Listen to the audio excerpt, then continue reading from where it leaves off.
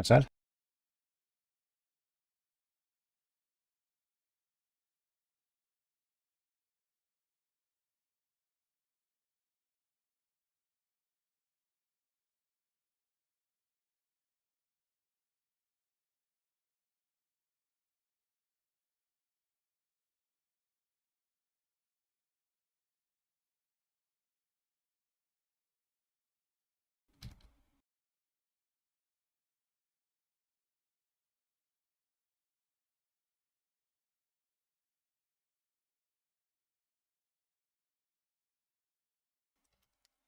Alright, let's go. How's everyone doing?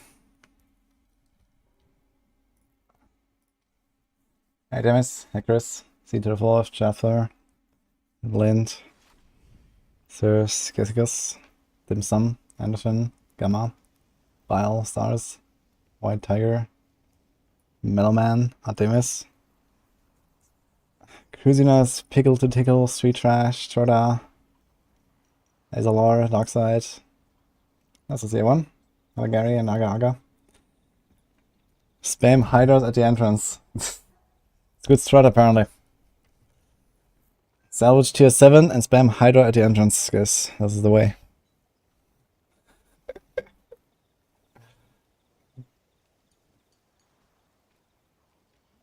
Kati, Pretty, and Jumping Joker. Are there any builds that I know of that make good use of Andarius, or is Shako just better for everything? Andarius is good for Poison Shred, that's what I know. But in general, I think Shako wins, basically. When D4 PTR? That's a good question. Many things could be solved with PTRs, I guess. Nice, okay. Okay, we're back into TP today, guys.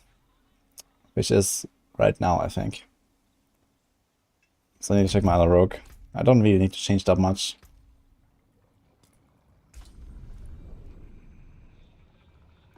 You're playing the PTR right now, yes.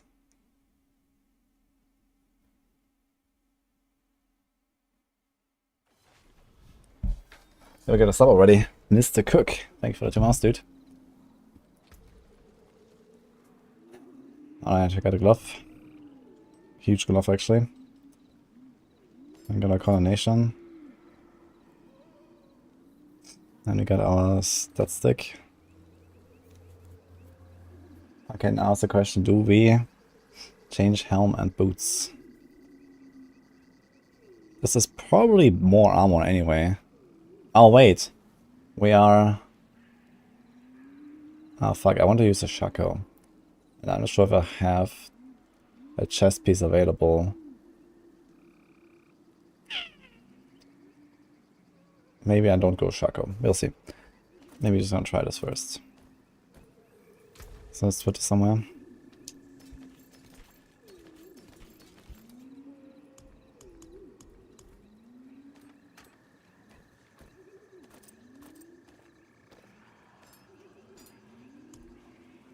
Also, do we have a...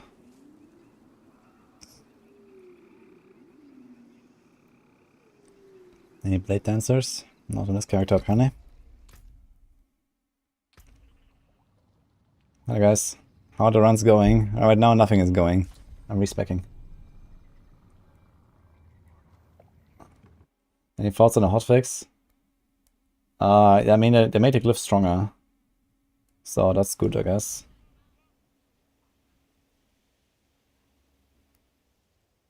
Uh-oh.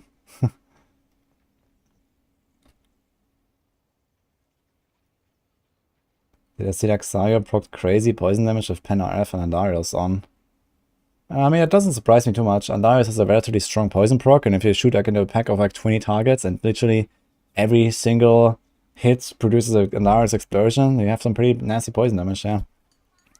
I just don't have an Andarius to try that. But I was talking about this a bunch of times, so I think this could be pretty good, yeah.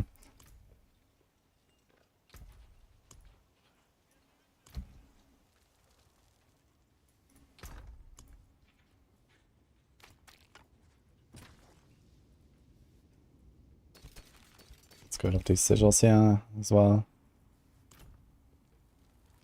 Best Diablo.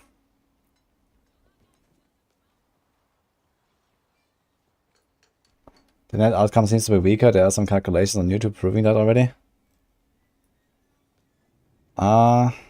Really?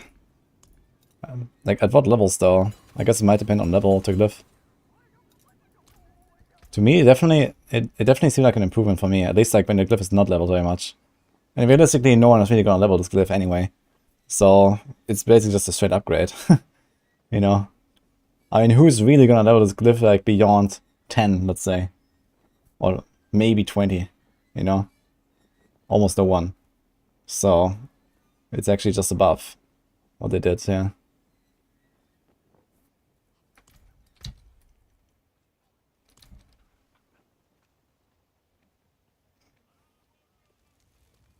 The PA2 crossbow showcase was awesome. Yeah, it looks very cool. Definitely gonna main mercenary and huntress, I think, in PA2.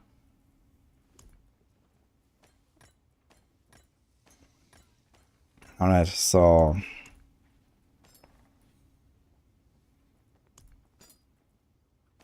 let's see how my armor is if I equip this. 40.3. That is really high. And we do this. And we do these boots, I guess. They have a bit less movement speed. But at least I have to do the right affix and everything, so... I do this. I even has more all stats. Yeah, we have like a lot of armor. Now, if I keep a shako, how is that looking? 12.1k. Okay, the problem is I would need a chest that has some different resists. Lightning and shadow.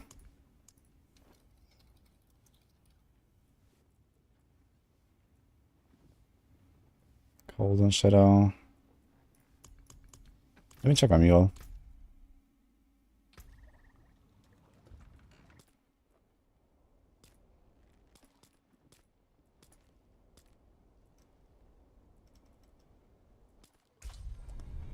The thing is, if I don't run a shako, I'm not sure what aspect to take defensively.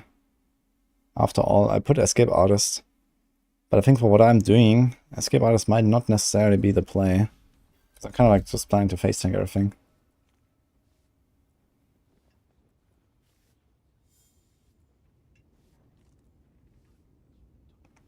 Okay, it's armor, distant, lightning. Boah, we have so much distant damage reduction, no close damage reduction. That sucks. I don't want to do this. I'm playing a melee build, I need close, man. I already have like distant on my amulet.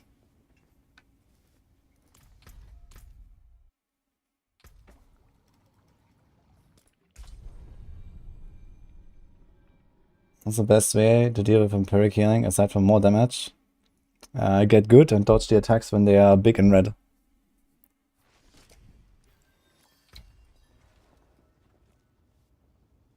This thing also has distant. Fuck.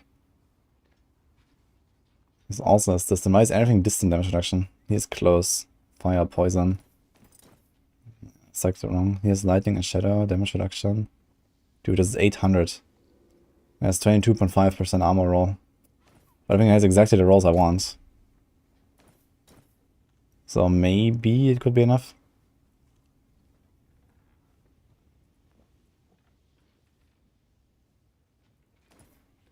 I guess we could check our boots. Maybe have like another shared misery.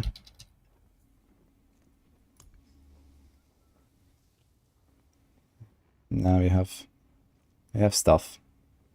So we could maybe make it work with like switching our res a bit. Adding poison. It's your birthday. Oh, happy birthday, BFGN.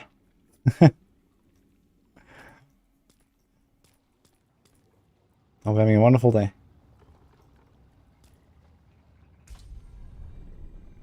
How do I rate AoZ? I'll probably give it like a 4 out of 10, I'd say.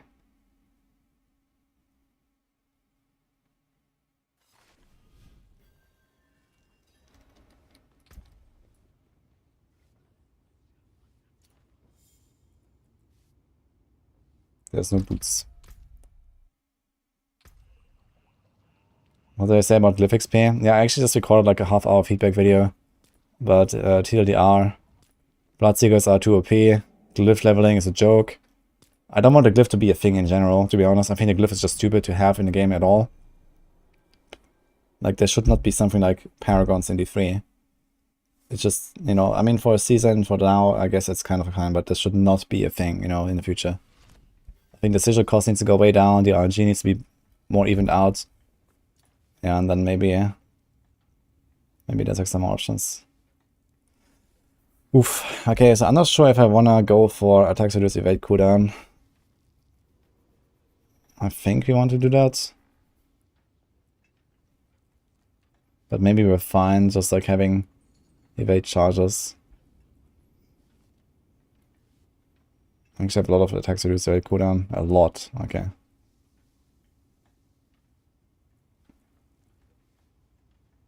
Okay, here's fire, cold, shadow. Let's put this here. Yes, movement, fire, cold, and something.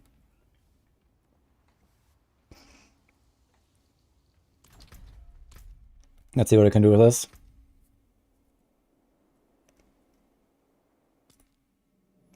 .02 out of 10. Yes, that's a good rating.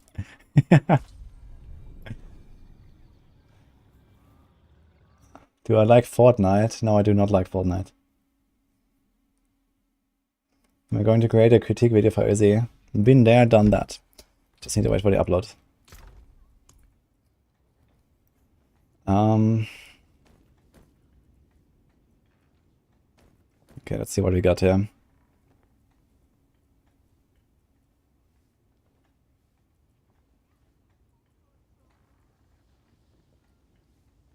Where did all those chest pieces go? He has cold and shadow. So this need fire, lightning, poison. This is fire, shadow, poison, cold. Cold and shadow.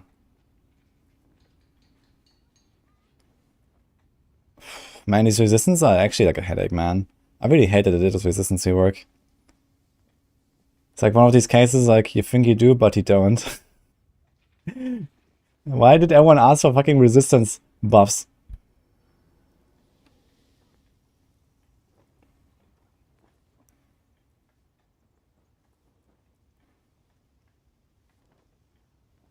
Fire, cold, lightning. Oh, the 3-bar, thank you for the deployment.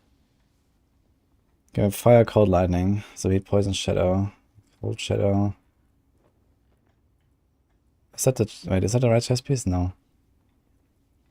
Where'd they go?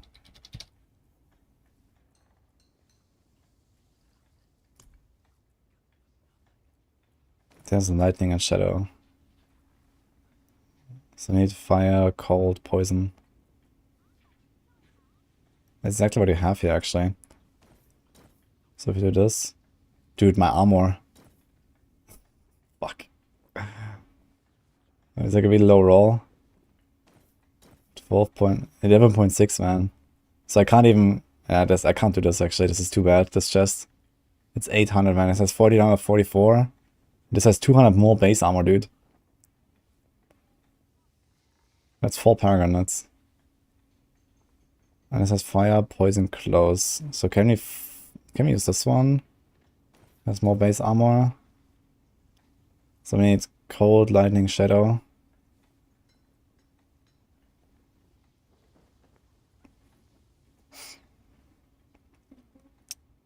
So we have these boots. Funny enough, they have the right affix with a high roll. That's actually kind of funny.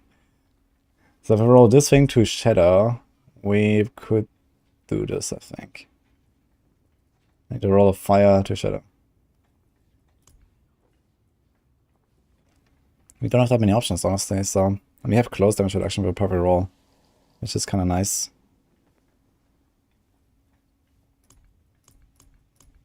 So I think we want to try the shako, because the alternative here is we have a normal helm, and then might, cheats, and then I don't know what I would put there. It's like a good utility mod that I could use instead of Escape Artist, I wonder. People are telling me Exploiters. Should we run Exploiters? Exploiters could be an option, honestly. I'm not sure if I actually have one. Exploit.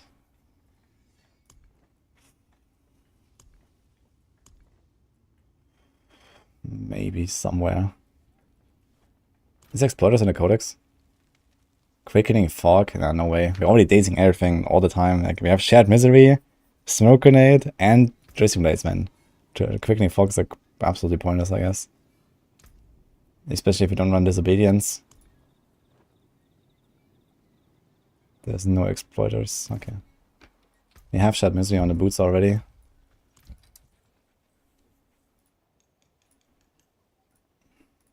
And just thinking if I can get away without a third defensive mod.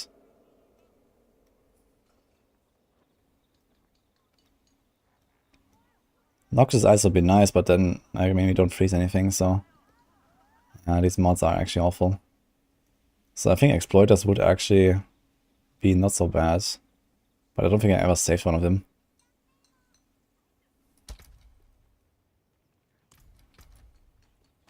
We could try to gamble. We have 250 overs. We have 188k shards actually. Wait, where's the gamble guy? They moved him.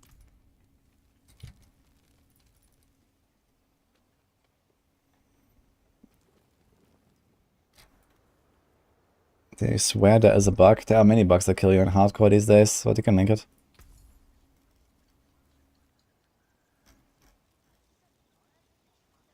Why are the boots above the pants in this list? Maybe you can sell it.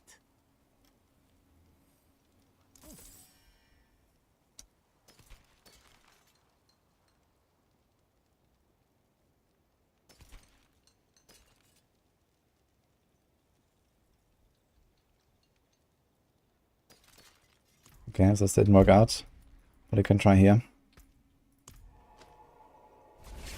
I'm trying to fit a shako right now, you know. But maybe before I do this, I should probably make the Paragon board. And I'll think about it before I do any of that. Because I might just not hit the armor required. Please check out the clip. I didn't see any clip.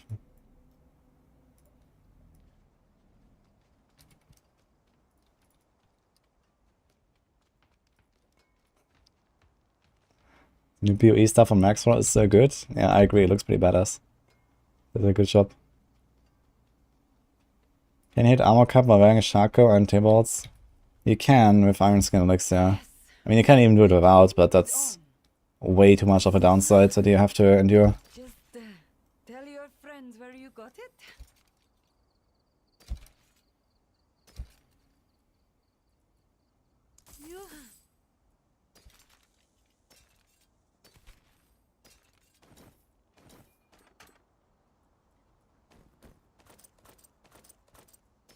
Okay, let's favorite these here just in case.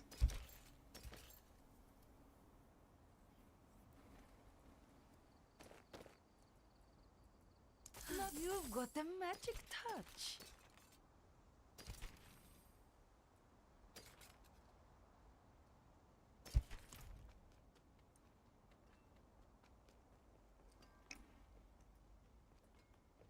Should look at the board that maybe cooked up. Yeah, I mean, like we were discussing this yesterday, but I don't think this is really reasonable to... Like, you lose so much by just picking up enough armor, and like, even if you have like 2 perfect armor rolls, and then like 925 armor in every slot, and like skulls in your jewelry, like you get to pick up basically all the armor everywhere on the tree. And I think it's just like way too much of a downside. Like, you have to pick up like Cunning Sergeant board, and then put like a rare buffing glyph there, and like one of the 2 rare notes doesn't even do anything for you. You know, all this kind of bullshit. To like even get anywhere close, I think, to 13.7k. So, I don't think so. Like in that case, you know, I just pick up no witness board, I get like, you know, I don't know what, 14% life there. And that is already like almost, you know, comparable to what I get from just running a 42 elixir. you know, that this setup would do instead of like an Iron Skin Elixir. I just pop an Iron Skin Elixir and I have like a lot of other really good choices on the Paragon board, and that's it. You have an update, Double Swing Barb. Yeah, the guide is already recorded, but I think it's not out yet. But the planner is updated, you can check the planner. Okay, let's do this. Thanks, Gawain, by the way, for the sub. How much more could you get out of a build if you use a type 1, 2, and 3 essence? You mean instance? I mean, it's just like maybe 10% EHP and basically no damage. So it's just a tiny bit tankier. Not bad, not good. Got a perfect Ghostwalker. It's not exactly what I was looking for, but I'll take it. Actually, a Ghostwalker might be somewhat reasonable to use instead of Exploiter. But I think I want a DPS. I don't know. If you have like such a large pool, it might be worth it. Maybe Ghostwalker is the way. We're also gonna get through the map faster. I could try Ghostwalker.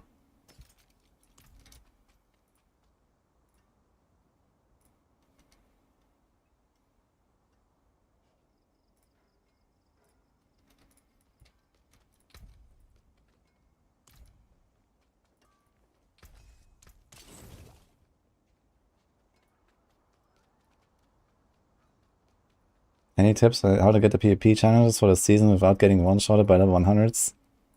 Yeah, I can just do it with a friend. Okay, so what's this clip here? Is this hardcore? No, it's not hardcore. Wait, then what are we looking at here?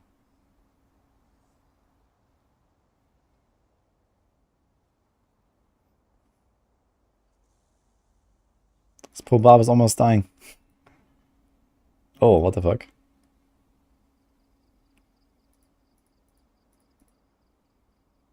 What? That looks weird. I don't know what is this.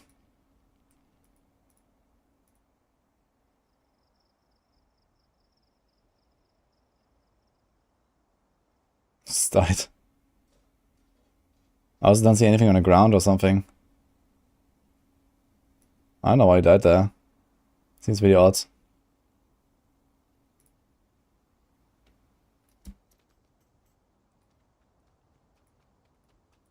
I see him running.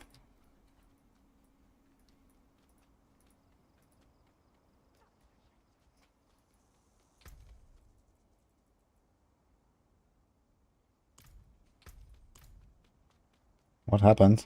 Nothing happened. I was trying to get boots that have exploiter aspect. I don't think I have an exploiter aspect. I'm running out of shards. You've got a magic touch.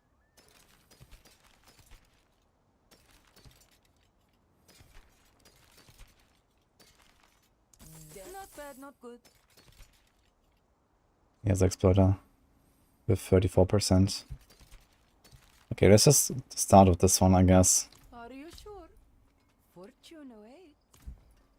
So this is like, I guess, backup. Okay, let's do this.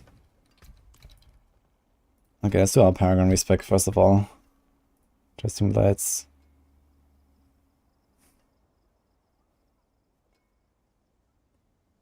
Maybe instead of dash, I might... I don't know if I want to go with Shadow Step. We have Metamorph already, so... But I might go Shadow Step, we'll see. Okay, so what do you have to change here? Probably not all too much.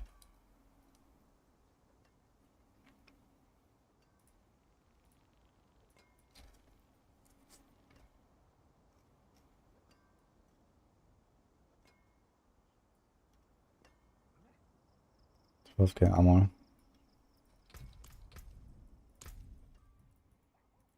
Why does it not say in the game, like, what is the board index? That would be great.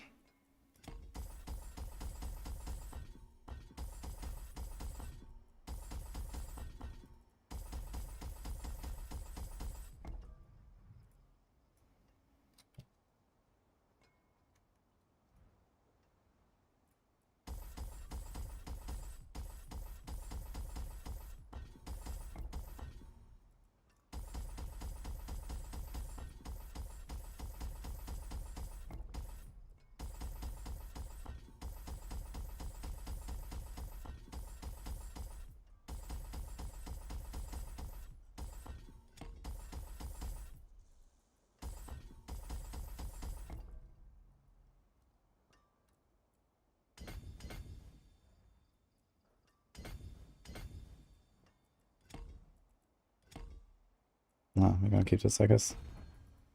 Okay, so 3, 4, 5. Pretty simple setup here.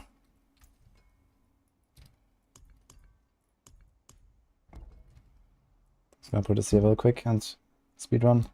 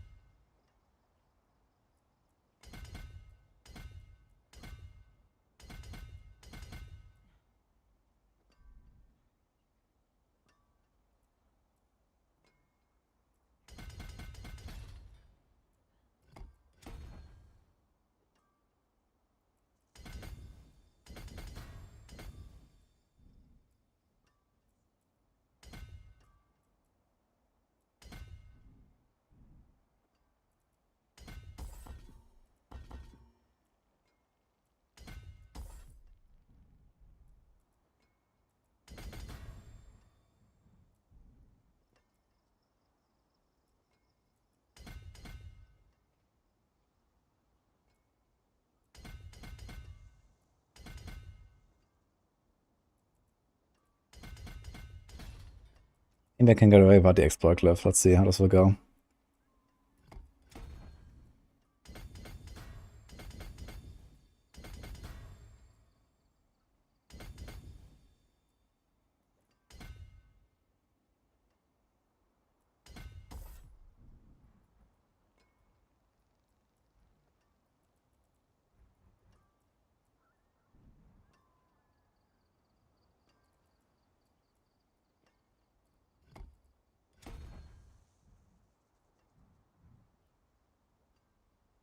Should be efficacy, I think.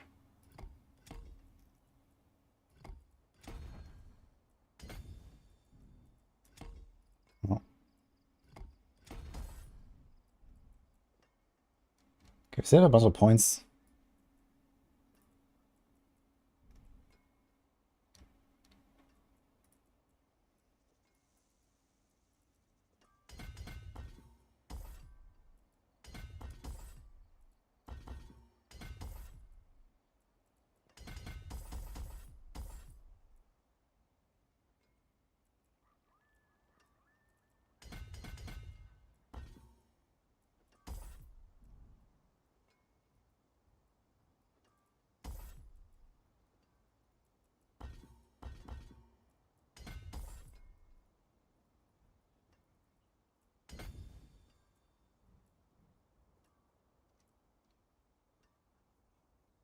Exhaust subluxon.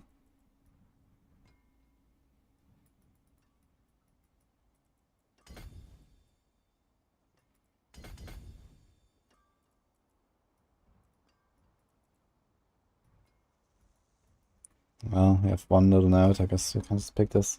I wonder if I need all this res actually. I might not need it. Since there's like no resistance breakers and stuff after all. Can just take this, I guess.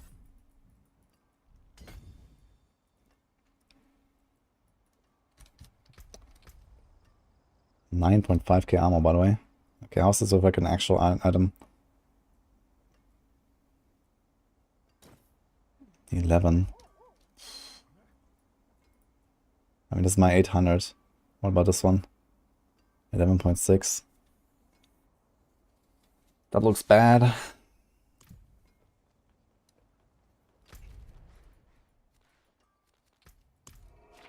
I guess the only way to kind of do this would be to replace a turf glyph with a diminished glyph. And then we trade 10% damage reduction against everything from close to 10% damage reduction only against physical.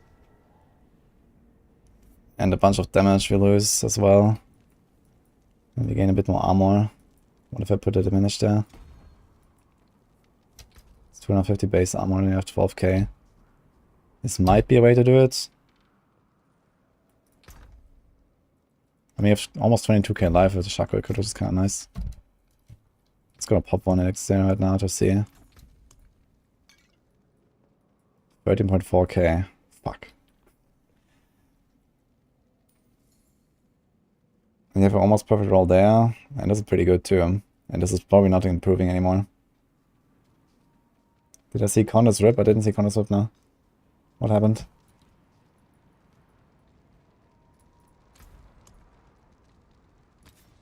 This thing is at 7.5 million per roll, man. We can try a few more rolls, I guess.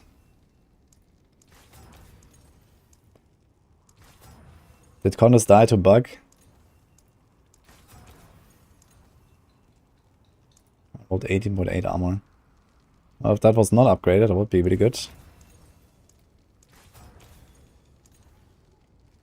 I rolled the same armor, man. Fuck.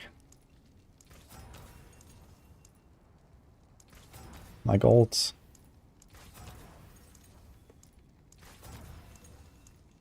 Yeah, let's not waste everything.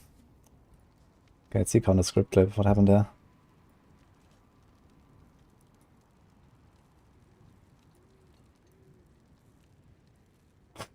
Wait, what the fuck? What the fuck happened? What? He's like so happy. And then fuck.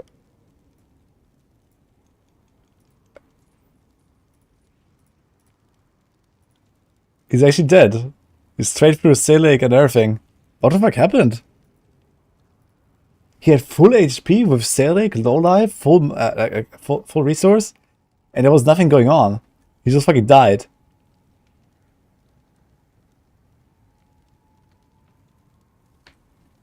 There's a Thorns that ignores cheat death. Thorns, you say? I mean, is it like a monster mod that ignores cheat death, or like what are you talking about? No, he didn't even proc, right? He just died. Like he was just standing there.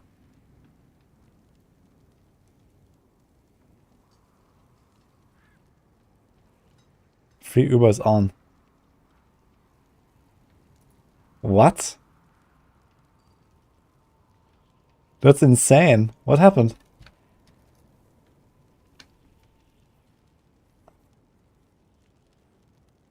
What about blue AoZ run? The blue rogue is dead.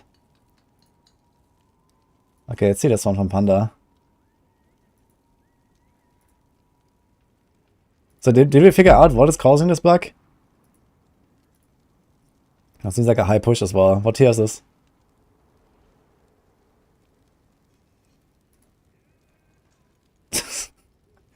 Wait, you didn't even proc, did you? Wait, did you proc? Wait, were you fighting with... Is this just the cheat death elixir? Like, you have only one elixir. What is going on? It was on 11. Yeah. What? Like, he didn't even proc. He just scrolled out just because. And then you die in the scroll. What? From nothing.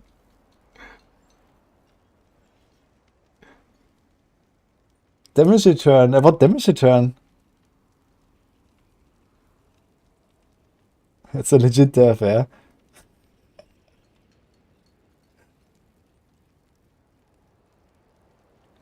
What the fuck, dude? Like, what is that? Did you run domination?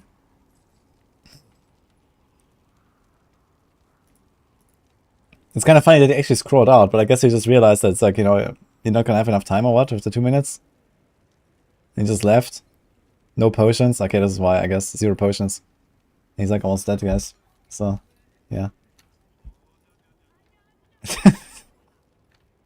Okay, this fucking blows my mind. There wasn't even anything hitting you. Cheat death still on. You're out of the dungeon and you just die. What?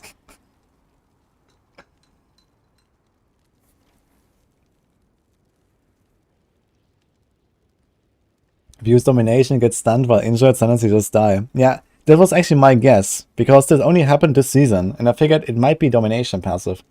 But you know, Is an Necro running Domination?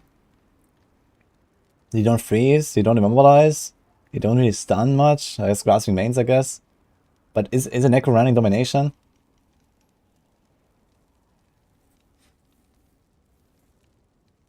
It is Domination. But he was not even stunned. Like, here. Does the scroll count as a stun? Like, he wasn't stunned, right? Yeah, there was nothing. He was out, you know? He was already gone for like a second. Nothing hit him. Like, where's the stun coming from?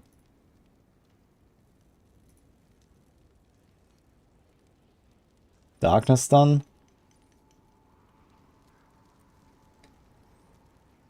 You're getting one shot on L3. Is it a bug where things one shot and kill you? That's not a bug. Monsters just hit really hard.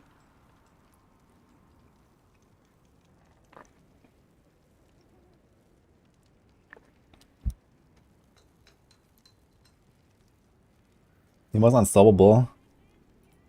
Like, did he have Metamorph? I guess. Yeah, he was unstoppable.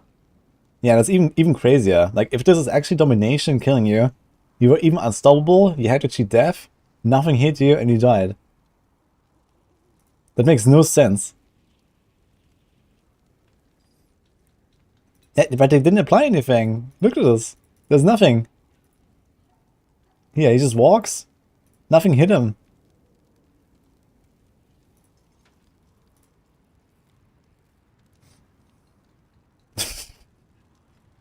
This is insane, man.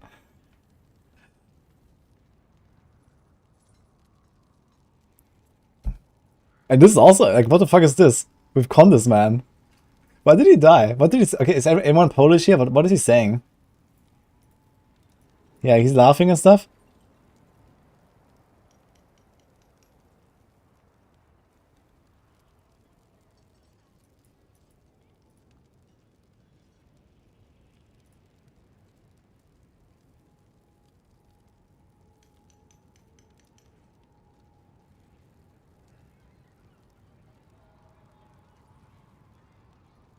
It's a Sanguine Brace power. And it knocks the cheat death back. But Sanguine Brace doesn't do anything. It just gives you Fortify.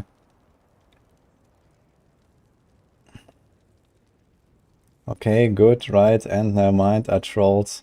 3 Uber Uniques gone. Okay.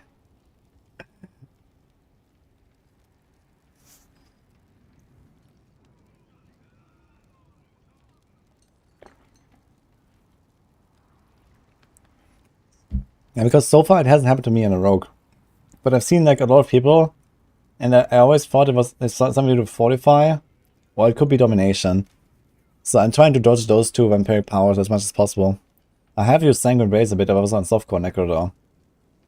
But I've been staying away from Domination and Sanguine Brace. For exactly this reason.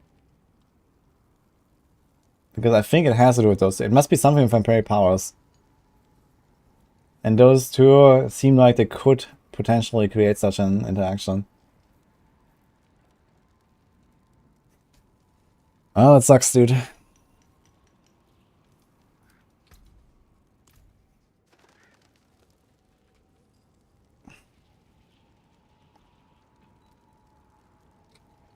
And we flash from laughing to dead inside in a couple of seconds.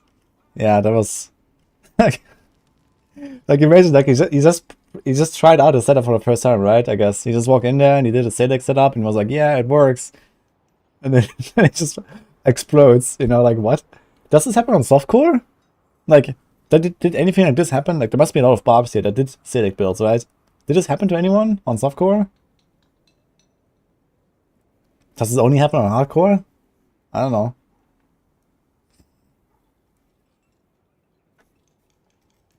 All the time, really. They just randomly die?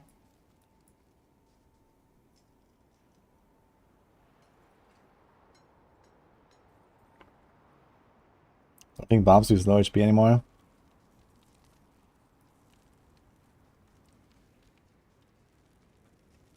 People on softcore don't investigate as much when dying, they just go next.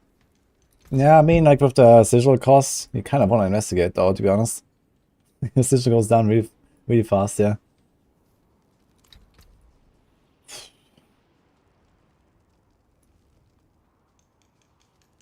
It's domination.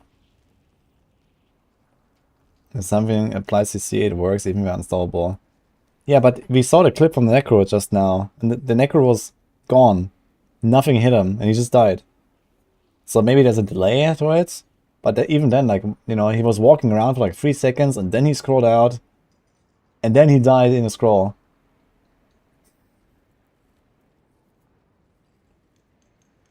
Also getting one shot of domination and jacked spikes. Okay. It's banned in PvP. Domination and jacked spikes. What does jacked spikes have to do with this? Is it a thorns thing, no? What does this do?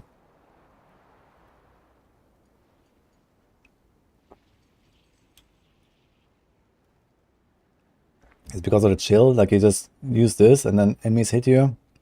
And if you like survive 12 hits, then they get frozen and then they die.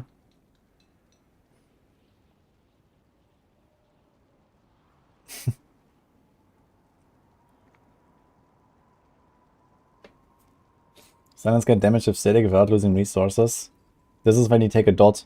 If you have a dot on you, it's just a visual bug though. Like your health glow goes down from the dot, but it's a bug. It doesn't actually deal damage to you.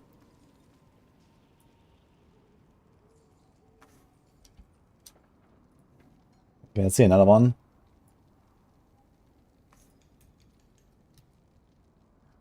This is hardcore as well. So this is a Necro. So again, we're using domination passive here. 9,000 tier 50.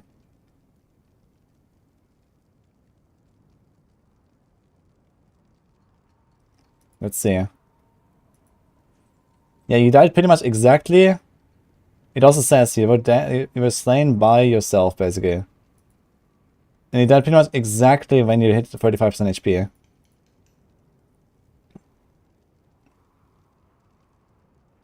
Look at the HP.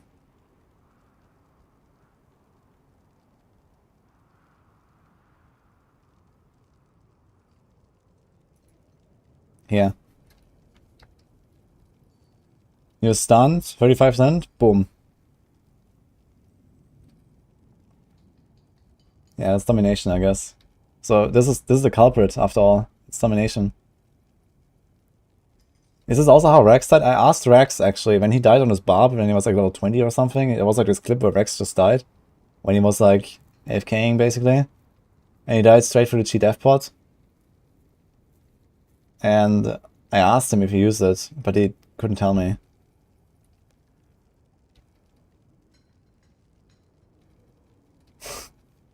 So if that actually also happens on softcore, that's actually hilarious. Like, because then a lot of people must have noticed it at some point, right? If you just die. Like, especially all these low dive builds.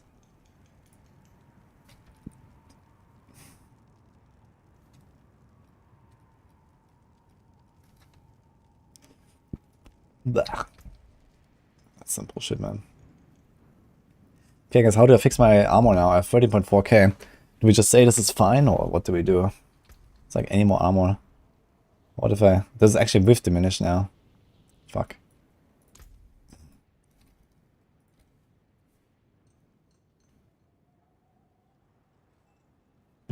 What's my build? I just respec to TB.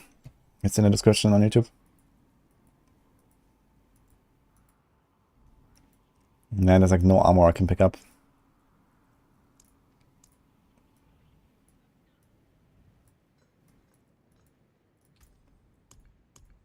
So how realistic is it for me to get something like this in here?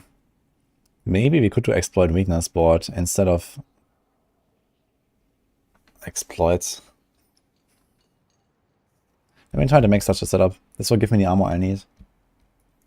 And I could get extra 12% damage reduction. This is like 12% life and then 12% damage reduction. This is kind of nice here though. For DPS. But I think exploit weakness should be stronger than... This is like 10, 20, 40, this is 60% additive though. It's like 105% additive because this all is like doubled. Percent damage is doubled. Oh, it's actually even more. 115% additive. That's a lot, actually. That's like roughly what exploit weakness gives me.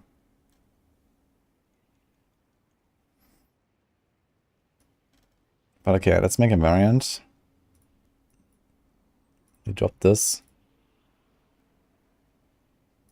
We do this. So basically exactly how we did it on the pen shot build.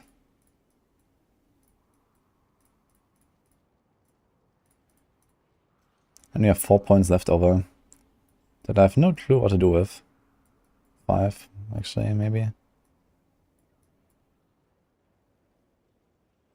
And we have even more points if we do diminish there.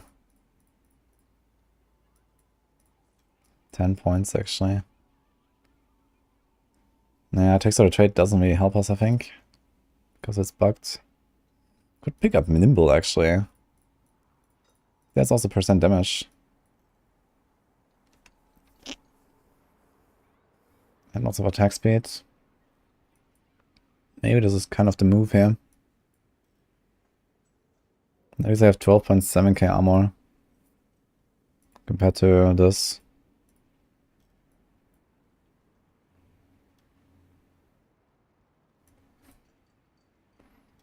How's my life? 21k. 23k. 0.3. So it's 2.2. It's like plus 10% life. But here we have the damage reduction. Actually, we don't even have the strength for this. Ah, wait.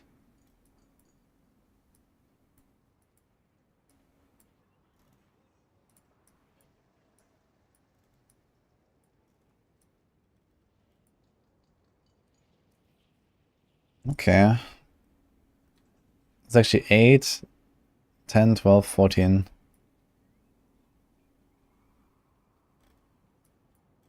Maybe I like this more, actually.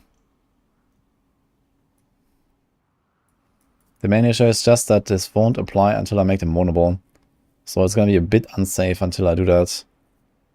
We don't have the exploit glyph. But maybe this is kind of the way. I might try this. We don't go exploit glyph and see how that goes.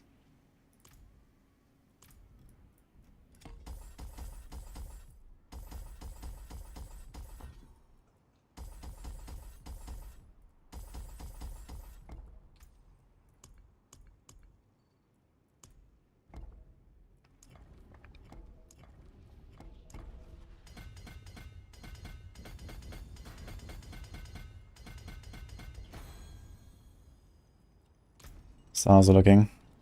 13.6.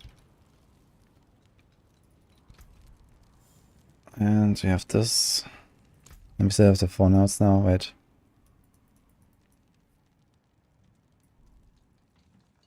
And we hit this too, actually.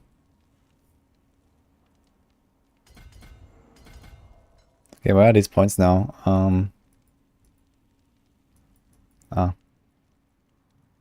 We give up a lot of additive, man. How much is turf? It's like 90. We give out like 200% additive. How much do we gain back?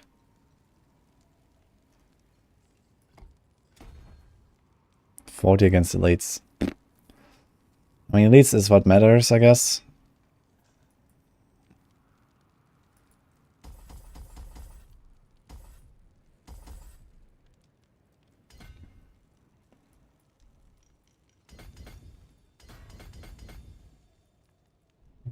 There's one left our point now.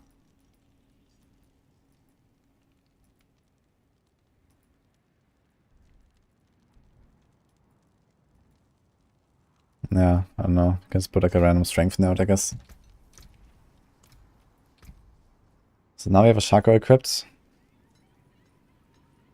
But we have the wrong chest equipped, wait a minute. So this one is pretty good here, cold and shadow. You may get like a pair of boots that has fire, lightning, poison.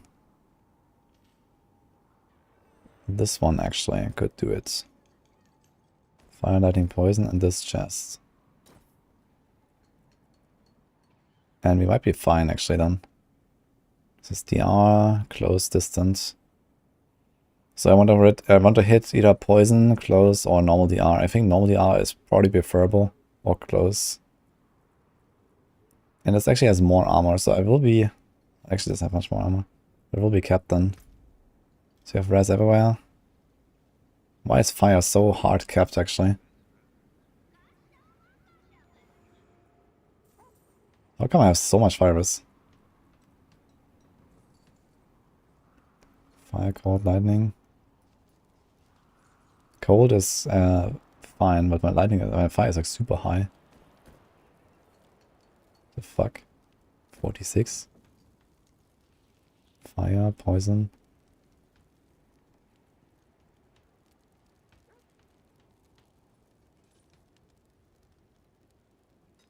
I have a surprisingly high amount of res.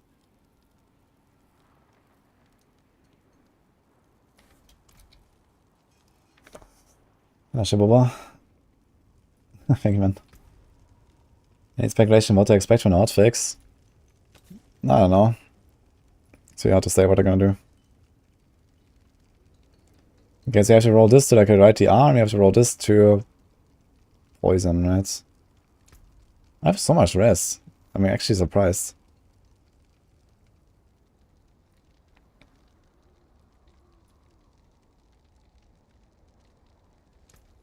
Let's see if I can roll.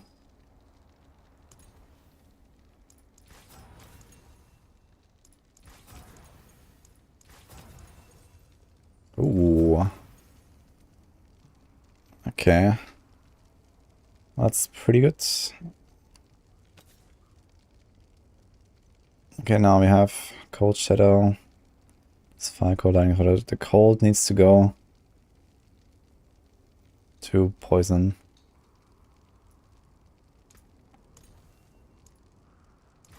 Can't be that hard. Cold Shadow.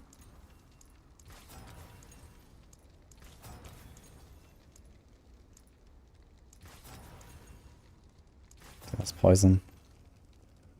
Now if you upgrade this thing, we're gonna get just barely enough lightning res. And the shadow will be fine. Let's see.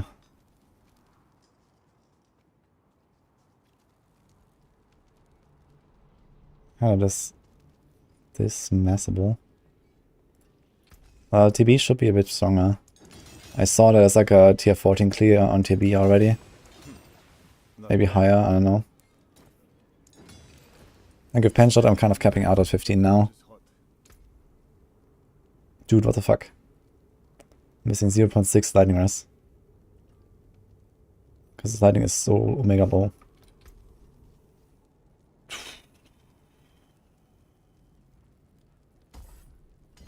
Okay. Dude, I'm overcut by 35% on fire. 27 on poison. Okay. Hi, Fiddy. Where's Blade Dancer printed? On the glove right now, but this ring needs to be removed. This is just left over from the previous builds.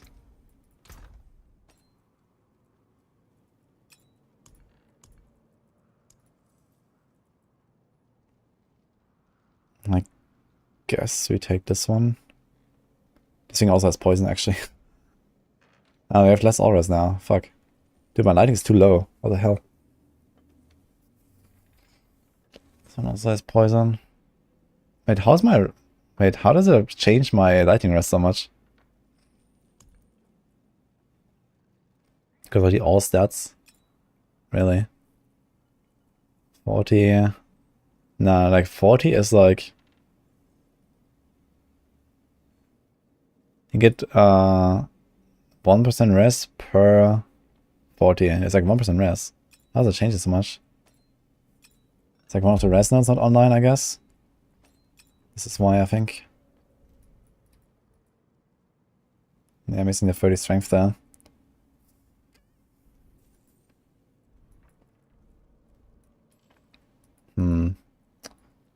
That is pretty awful.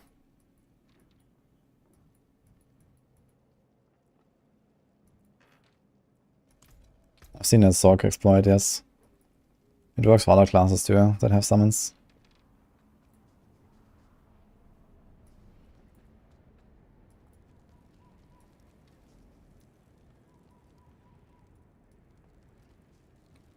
Okay, let's put a skull in there.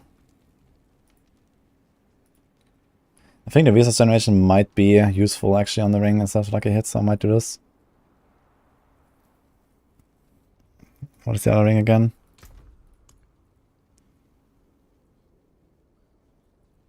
Let's see what else we have here actually. Resource, lucky hit.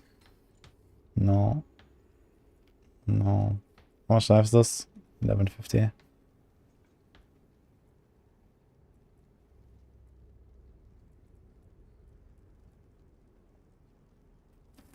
This is scuffed. Yeah, so basically you have the option to not run crit. Which is not really an option, I think. Or run this one. So I think this is the better ring here. The resource might help us a bit. I need to fix my lightning rest, I'm not sure how. Or we just say that, okay, we're gonna take 10% more lightning damage than we have to. Which I don't really want to, honestly, if you ask me. I've many fine pieces, rare and beautiful.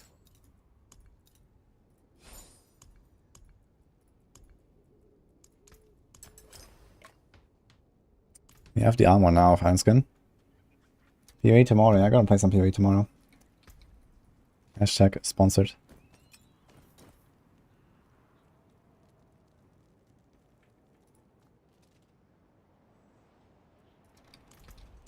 What is a Sork exploit? You can spam Hydras and get infinite progression. It just takes like a minute or something to spawn the Bloodseekers and then you just kill them.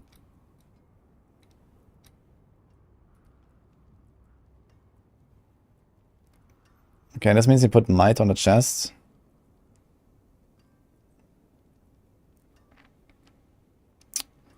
Also, I have only 90.6k life now. Which is not too bad, I guess. 90.6k is fine.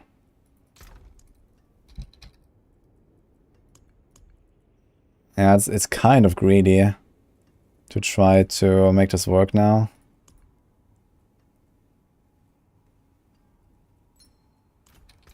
With only 66.9 lightning res. I don't think I have a good way of fixing this. Because I need to buff these rare nodes, because there's a diminish.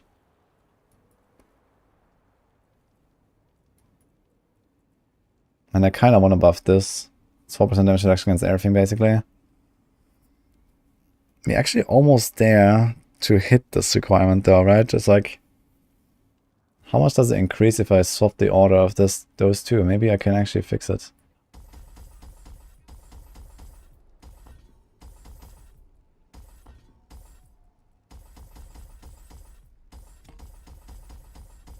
It should increase by either 90 or something like that, or 80.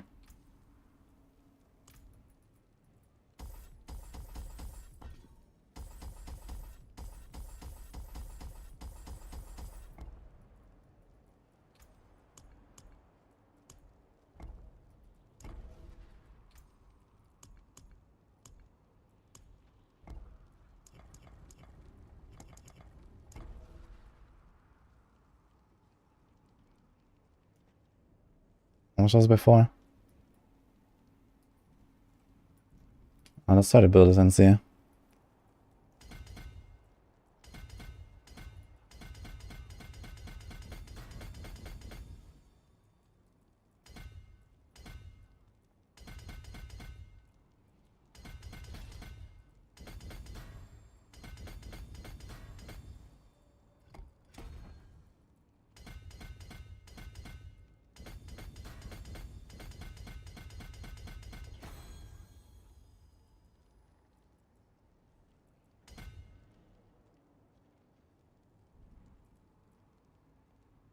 Fuck, I need 25 strength.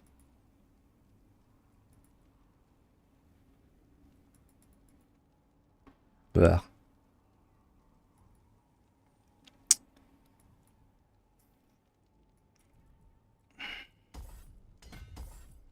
No, we can't do that.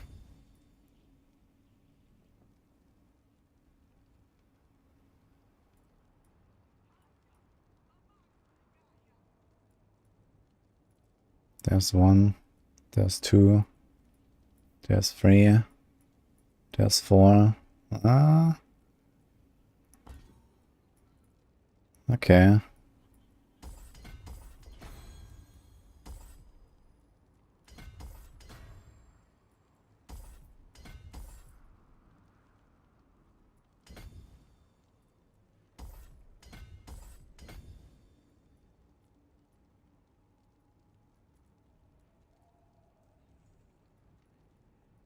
That was the last one. Yeah.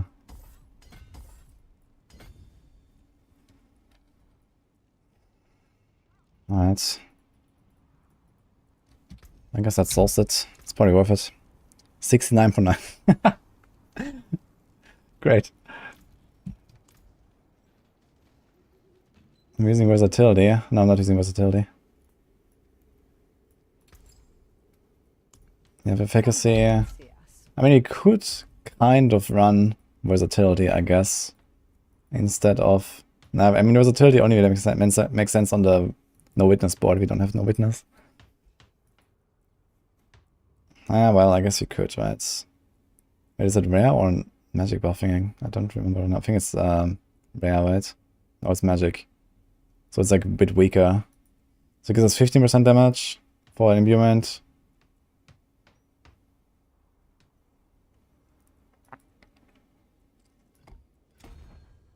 $225. And you lose 25 base armor. We also need to add like a few nodes. So I can remove those 2 strength nodes and then get this and then remove something. I guess it does help with these requirements if you wanted to do that.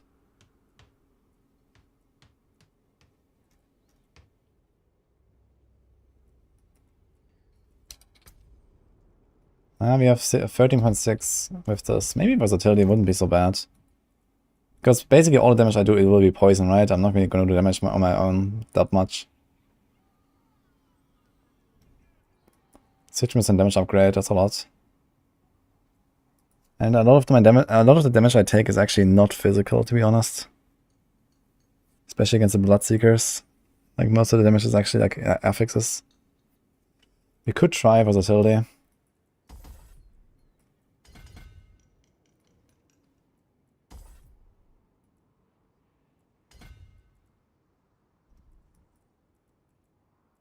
Don't buff the int there, I guess.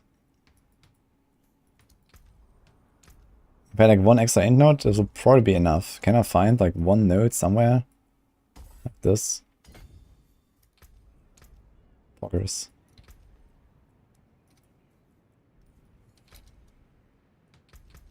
How much more stats do I have now? I'm like 11 over and 47 over on the int, so it's actually crazy. But I think I was like 30 over, right? We had like plus 17 or something. Yes. This would actually allow me to like swap 2 of the nodes again. This gives me back like a 1% damage or so. Ah, let's try versatility, I guess.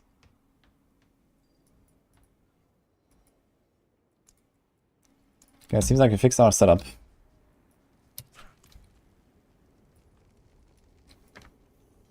Check the rare node again. What about the rare node? The rare node is not buffed now. This is a magic buffing one. So we went from 40% damage to elites to 36 and from 250 armor to 225. But you get a bunch of extra int and strength, but you lose a bit of dex, I guess. So it's like probably like a net loss of like 1-2% DPS. You gain a bunch of small stuff. You lose 25 base armor. But it looks like we're fine. Yeah, if this is enough, then we're fine. This might be enough. 30.65. I'd like to have like another 100 or so just to be on the safe side, but it's fine. I think the monsters I'm fighting are like 156 or 157 right now, which should be fine. Okay, so let's try Shako, guys.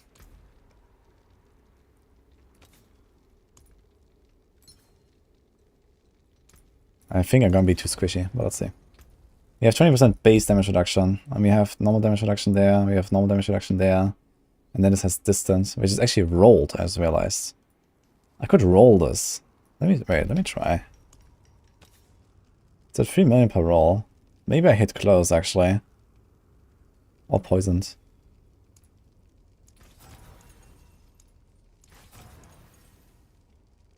$11.8 from close.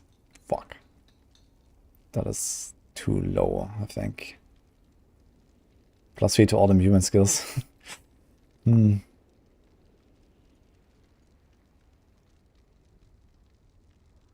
actually a tough choice. The glyph is level 8.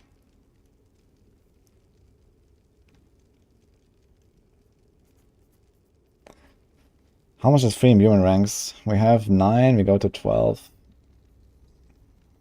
That's like 10% DPS or so. Not worth it, I think. I think I want a damage reduction.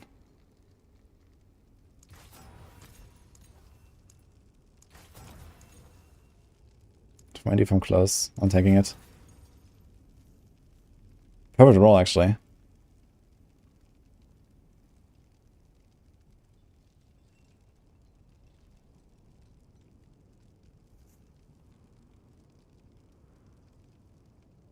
Yeah, if that cooldown reduction was like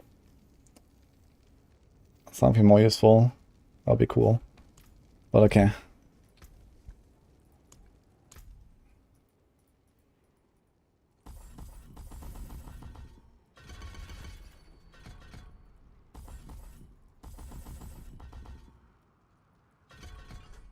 Yeah, I have to call this the stealth here for the vulnerable sometimes, so I think that will be kind of useful. I could do like 1 point there.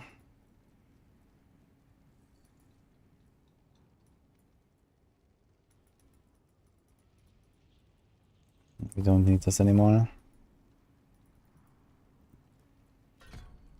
Oh, this doesn't work with Metamorph, right? They can do knockdown though.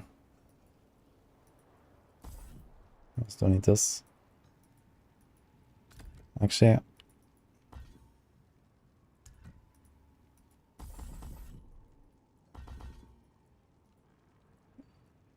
I guess we don't need Weapon Mastery really, right? So we could fill it up if we wanted. We could get more healing from Siphoning. Siphoning might be not so bad, actually. If you have like a really large pull. How much does it heal me? How much crit do we get? 43% crit, that's pretty good. So 42.8 times...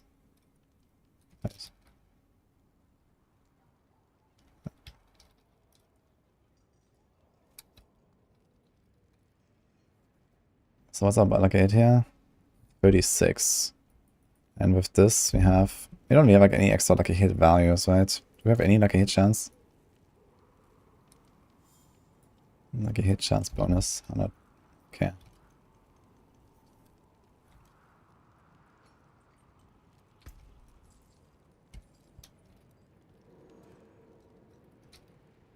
Just do like 1.14 for the passive. So 1 in 6.66 heals me for 3% of my life.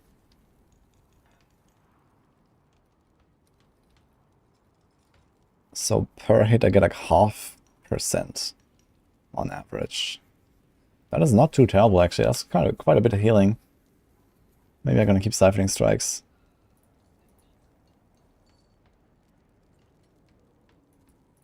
Like if I have a pull and I hit like 10 targets at a time, it's like 5% life. Although I do use Puncture a lot, to be fair.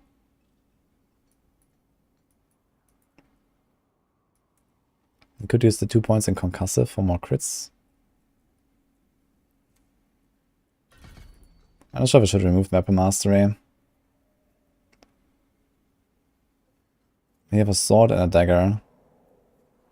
I'm not sure if like either of them works. I think neither of them works actually for Poison Imbue, so I could take these out and take Rugged, or I could take Agile. I wonder if Agile actually procs when I'm standing in Bursting Venoms. You also have to go blended poison imbue now.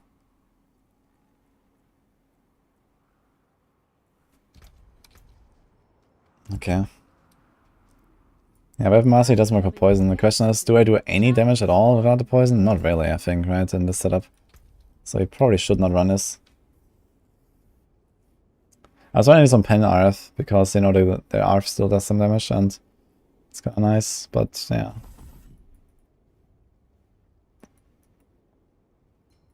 What do we take though? I guess he might just do Agile. It's quite a lot of damage reduction.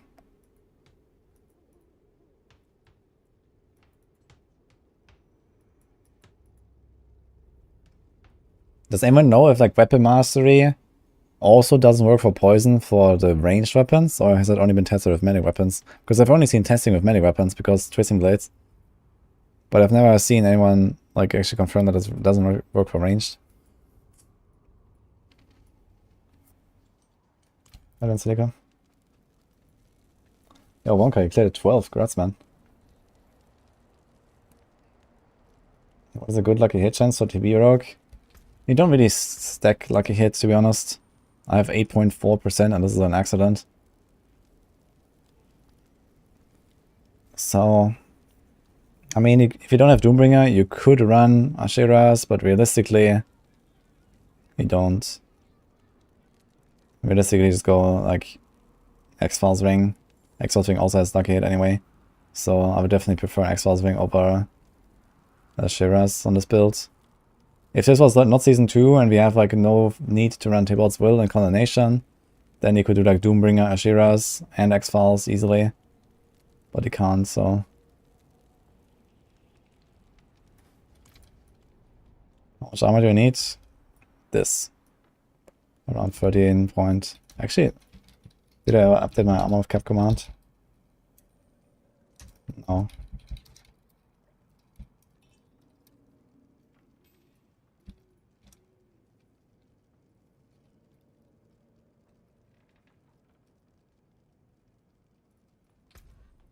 Okay. I guess we try it, guys. I have to fix the powers though. So we have Flowing Winds. We go Metamorph now. I guess we're gonna have better uptime on Tybalt's Will, which is kind of nice. We have Undying, Ravenous, Prey. So it's the same. We need +2, +1.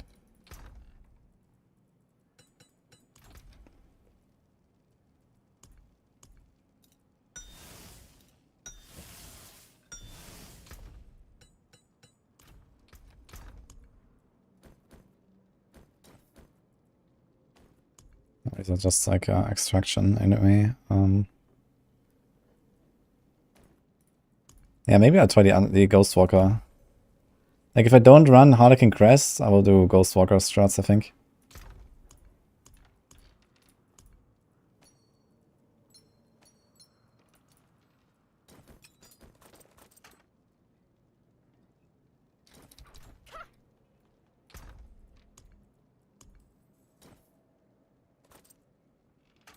Actually, I should not throw us in here. Yeah, maybe we should. There's just a random chest there, this can go there. That's like my actual like gear that I used, so let's just pop this here. Okay. Hey Koala. Tier 25 is 160 mobs. Yeah, maybe. That's what I expect at least. But yeah, it does mean like you need that much more armor. Maybe at tier 25 you need like around 14k, so if you can do that. We can up this to 14. I would go for 14k if you go for 25, but I mean, who's going for that high, I guess. So, no one's gonna hit that. Besides, like, maybe a handful of people or something.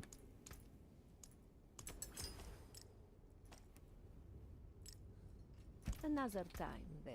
Okay, we have a setup, guys. I am thinking about not running Concealment and going Poison Trap instead. It gives me like more procs for Poison Imbuement in case I don't get Bursting Venoms. But I think Concealment could be really useful, especially against Bloodseekers later.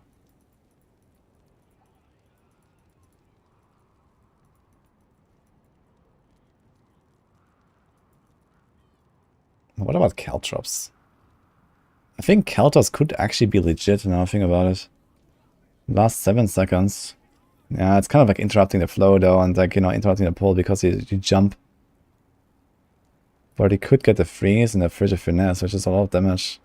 And this could even run Noxious Ice. So I could actually go Caltrops and you run Noxious Ice. So in 7 seconds this gets up to 35%, so on average this is like 18% extra damage. And then 15% from frigid finesse. Maybe if I don't go dash, but I go Shadow Step. Like we can Caltrops, Shadow Step. And like this, you know, the pull shouldn't really move very much if I do this really fast. This could be good. I might try it, if I can survive well. Level 10 Glyph before trying 15? Hell nah. Okay. Which build is the best for Necro? Infinimus is by far superior on Necro. Infinimus is actually like rogue level. We're gonna move it up to A. Actually, I just realized I forgot to update tier list. But let's see if I can really learn new things today. Something for the cold and dark. Did Caltops animation is dumb? Yeah, if Caltops was like Poison Trap, where you just like throw them on the ground, that would be so much better, man. Like Caltops would be a really good skill. If Caltops functioned like Poison Trap, it would be so good, man. But its jump ruins everything, man.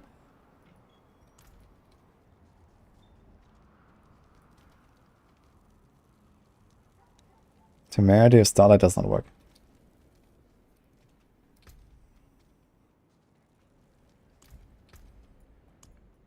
Okay, guys, let's try it.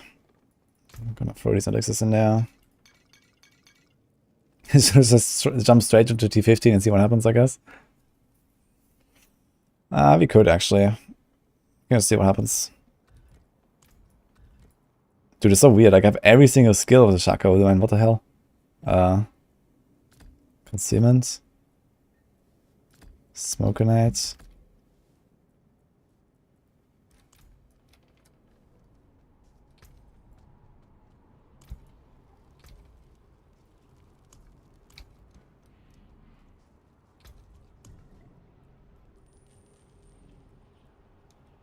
I need to make sure I don't run out of Metamorphosis charges too much, because Metamorphosis is my only unstoppable right now.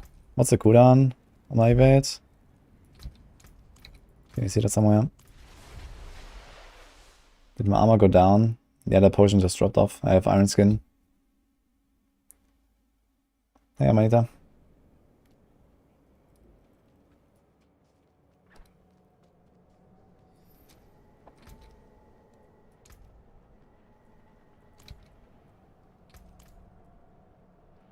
Like, it fucking doesn't tell you how long the cooldown is on evade.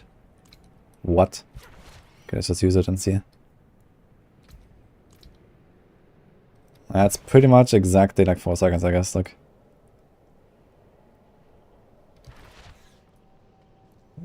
Alright. It's kind of funny how you lose your charges when you go in and out of town. What?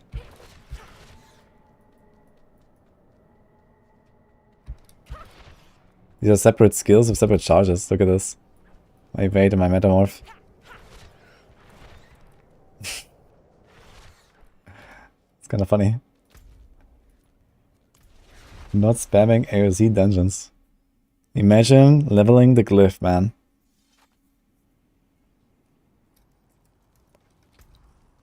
Yeah, let's spam tier 15. We do this. I have attack reduce evade boots, but I think evade charges might just be better. So we're gonna try this first.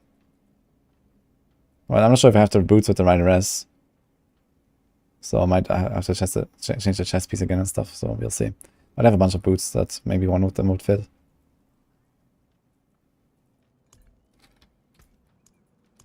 Just take 5 iron skins. You have a scroll.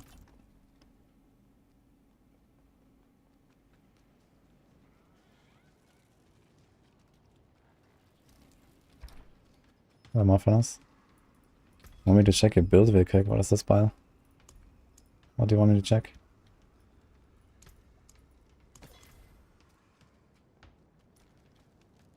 I see a fire res is not capped. Okay. Your armor seems very low. I guess with disobedience it might be fine. Yeah, I mean that's basically the build. I mean the life regen is like completely pointless here.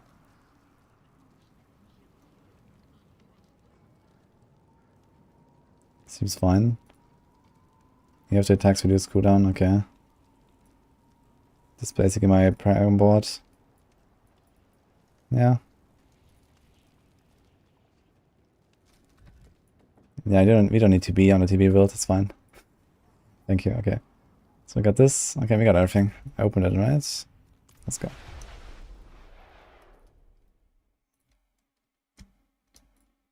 That took way too long to set up. We might have to change a lot of stuff. But the shako is in the build, guys. And we have armor cap with potion.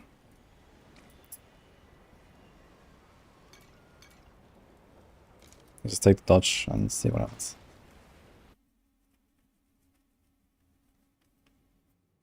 Please don't die, says the unsubbed viewer that could get one of the 50 sub gifts if I do. Thank you.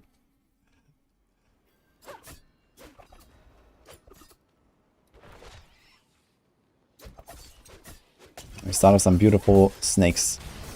It had to be snakes.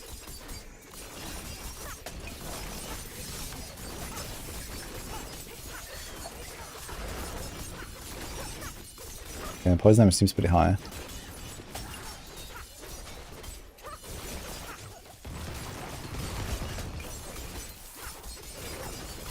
Okay, I think my concealment is not too useful actually.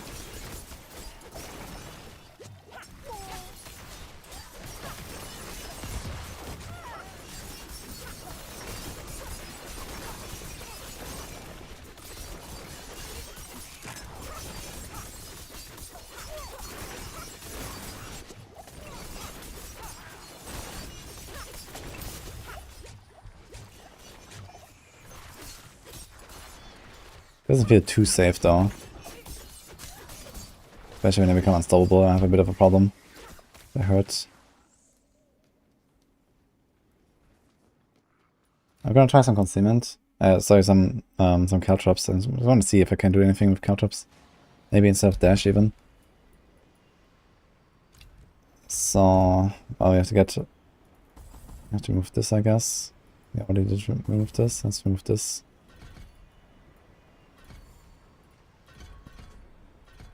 So let's do the chill.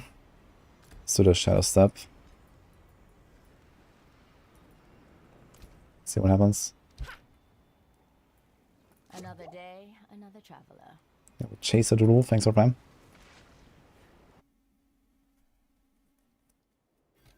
This is the 3 rifts. Yes.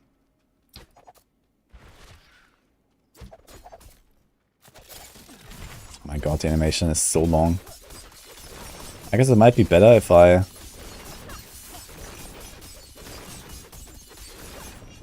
And the problem is, like, right now we don't have Noxious Ice in the build. Like, we'll have to replace this with a Noxious Ice, I guess, and then this would kind of make sense.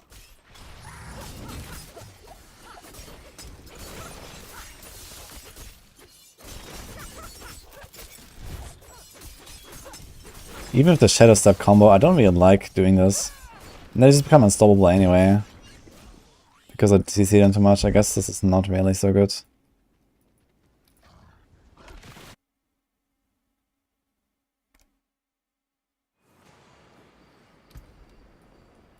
I don't like this at all.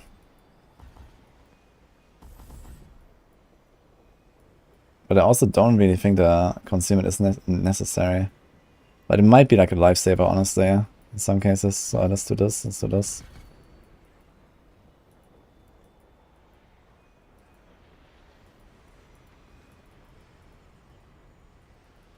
Yeah. I think I might keep the Shadow Step though, instead of the dash. Not sure what I prefer more. Dash is kind of nice, man, just like get out of danger sometimes.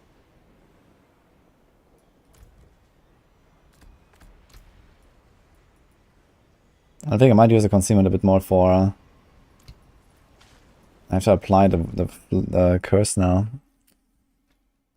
And they're vulnerable, so this can be kind of important. We have to use this concealment a lot, actually.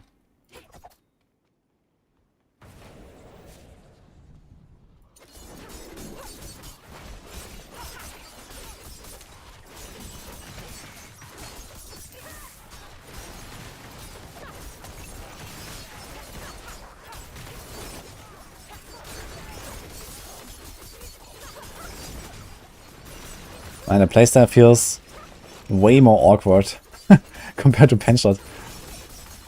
I enjoy Penshot a lot more, I think.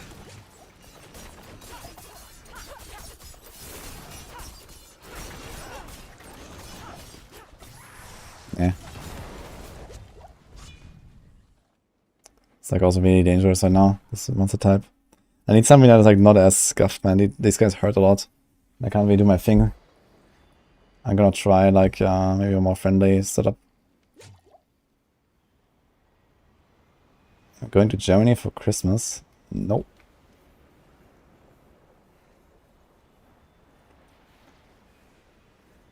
I'm applying to play PoE on Friday. I'll play a few hours on Friday for sponsorship. And then, I don't know, maybe I'm gonna log in again after. We'll see. So play to have damage numbers off. I mean, it does make it easier to see like stuff on the ground and stuff, but more importantly, apparently it reduces the lag. Like when you have like really large pulls on Penshot, I was doing like, 100 hits per second plus dot ticks everywhere. So it's all nothing basically. So maybe we should start with a bit of a lower tier and just see how we can progress through it. Let's do like a T10 for example.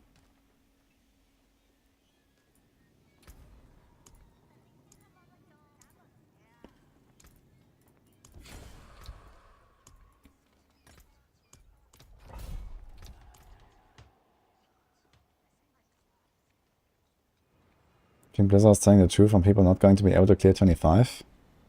Yeah, people are not going to clear 25 without major exploits. So maybe now we found major exploits, so maybe they will. But regularly, no.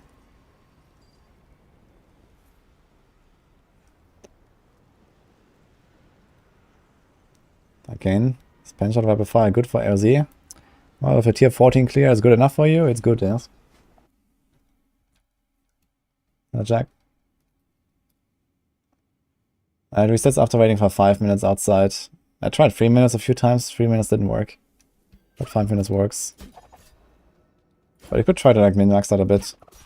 Maybe it does work with like less. Oh, we have this insane movement speed actually, I just realized that's kind of nice.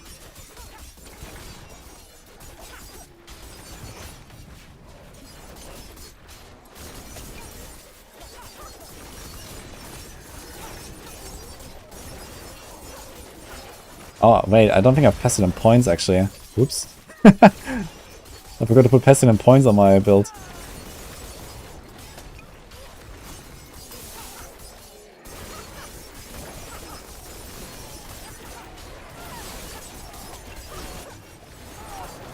Okay, when it's like a bit more friendly monster types and not these fucking snakes, it seems to work much better.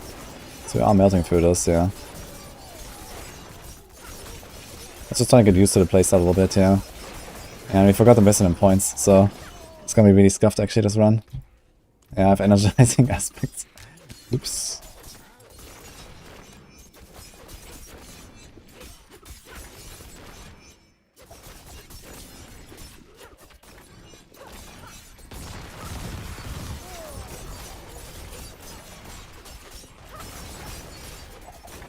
I gotta say, it's really awkward. This is like metamorph for the entire pull once so I can get the flowing veins buff. Ugh.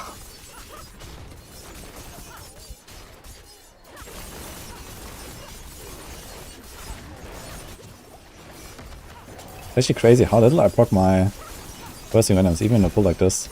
It's not a small pull. I mean, damage is really high when I poison them up. It's actually ridiculously high when they get like some common point procs.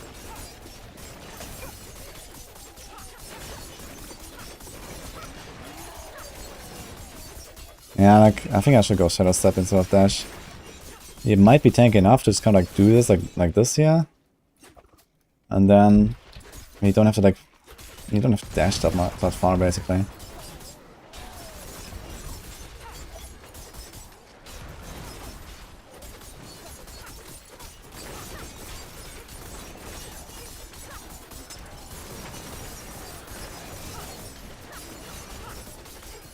Yeah, dude, I don't get my poison procs, it's crazy.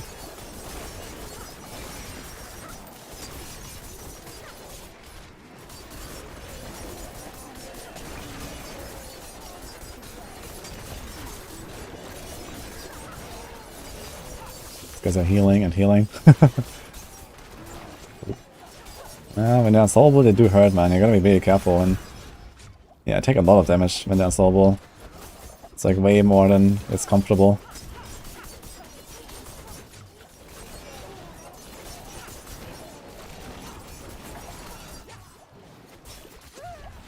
The damage is insane though on these poisons.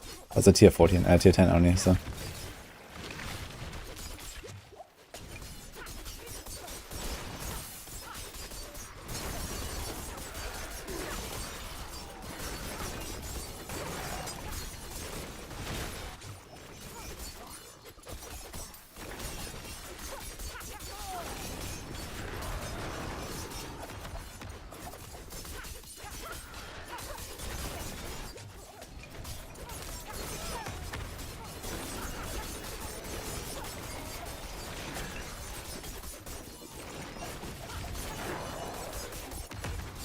I'm not really using my...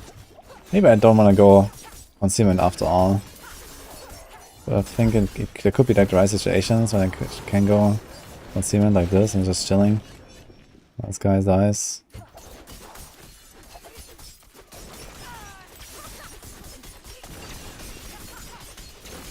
Giving bursting venom procs, man. It's crazy. I'm so used to getting bursting venoms all the time. No, I don't, dude. Could I just go out and imprint real quick? I think I could. Maybe that's a strat, guys. Wait a minute.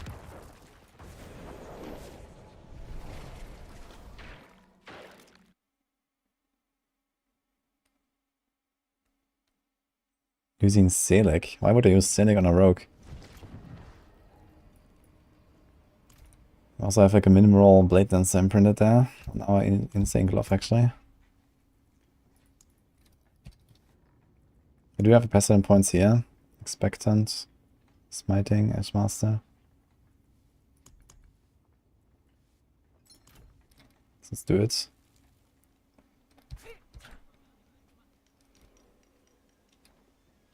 You're probably gonna clear it faster anyway, despite imprinting.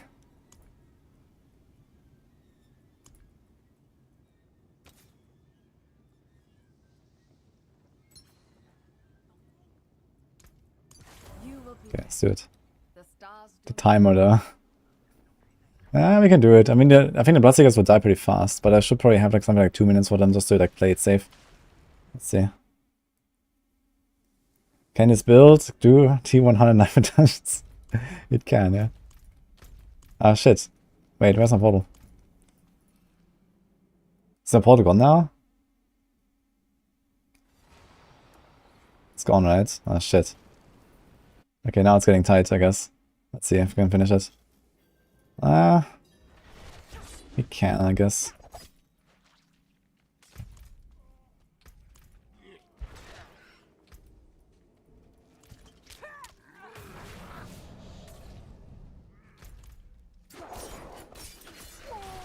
It's like a lot of running, man.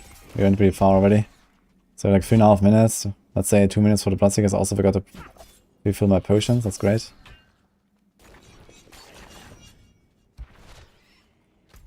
Maybe it wasn't exactly worth it. We wasted like 2 minutes here.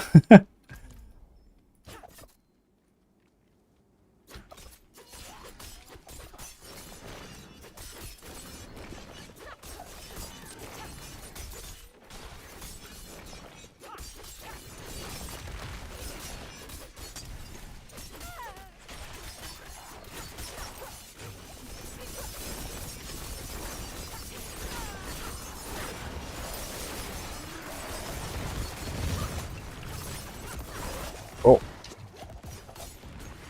There's a blast wave as well. Ah. That sucks. I proc from something. He would have actually done it in time. There was a blast wave. And I proc from something. Ah. I'm not sure what. Yeah, I need to get used to this. Like, I'm like squishier, man. Even though I have a shako, the cheats, but yeah, it's just like so much damage reduction I lose, I feel.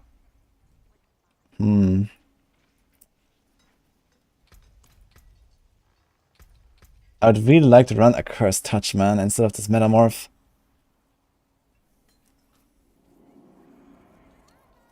But we don't have Ravager in the setup. We don't even have Shadow Step right now.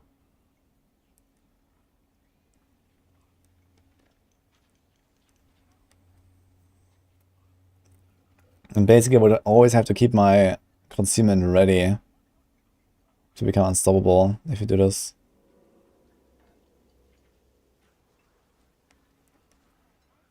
Squad of Escape at home. Yeah, man, we would have actually finished this run because it was like a pretty big pack, and then the Blast Wave, we would have done this. But okay, I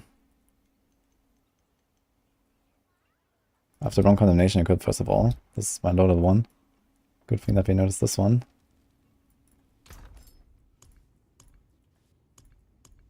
It really does not feel comfortable to play this build, I gotta say. Oh man, I have so little attack speed. It's my best combination, man. 6.6 basic attack speed. Wonderful. Was it 914 at least?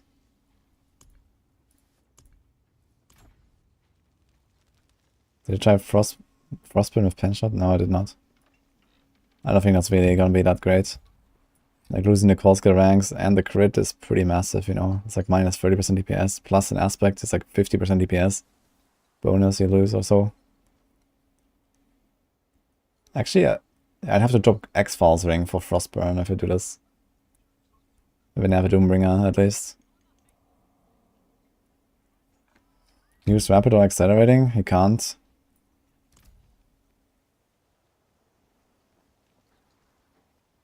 It's freezing all the time for 5 seconds, and then they're not frozen anymore for 8 seconds. So I don't think it's that great to win Frostburn. If you could also get Innoxious Ice, then maybe. What is this? You can keybind this. This doesn't help you. You can't use it while you CC it. Also, like, if you have to rely on this to use it and then, you know, get out of the CC in the right moment, like, it's also kind of scuffed. Also, I can't even use it because I need Iron Skin Elixir for the setup right now. I have Iron Skin. It's like my only chance here to do this. Is Prey after week fixed? Nope. I kind of doubt it will be fixed, but maybe. Okay, should we try another T10? This time we have Pest and points, so let's see how much better that feels.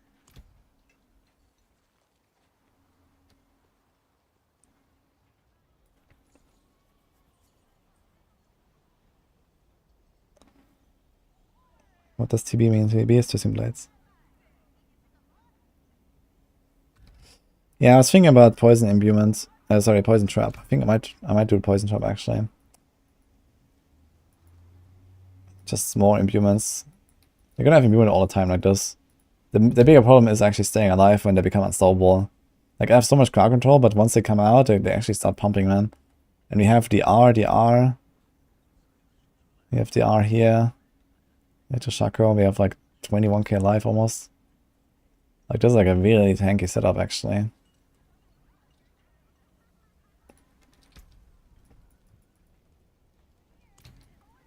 It's tough. This is also with Spirit Dance. And it was also like a relatively safe map I just did there, so I'm not sure what it was that killed me there. It was something from the elites. Or like a bunch of elites.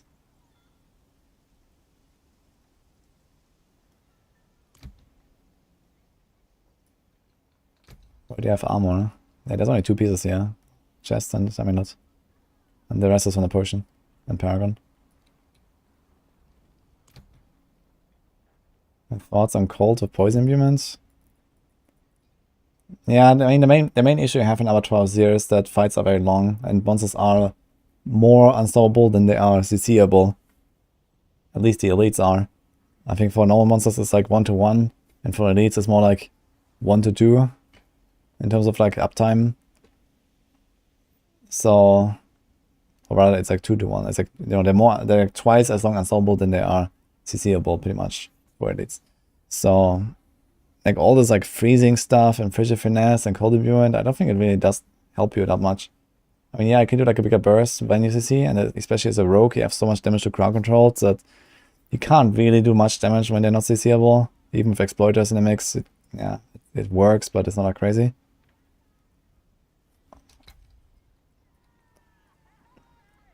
Okay, let's try another round, I guess. Let's do another instance. Yeah, TB is definitely squishier than Penshot. And Penshot has Umbrus, first of all. Okay, so we set.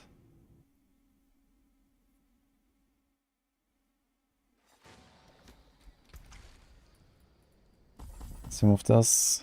Let's do this.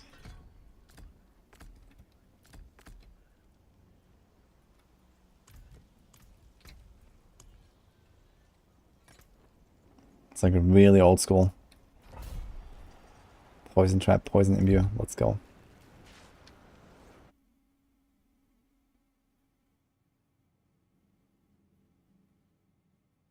The aspect does more damage to unstoppable enemies. Yeah, I was thinking about putting this in, but not when I have a shako, I think.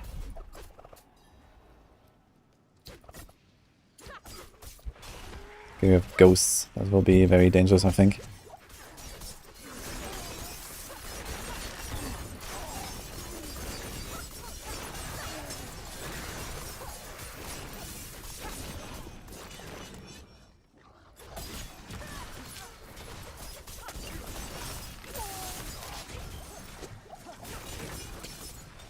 This guy's hurt, man.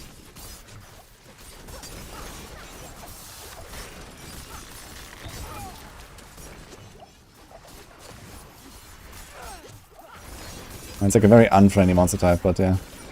There's also the explosions from the marksman guys. So there's that too.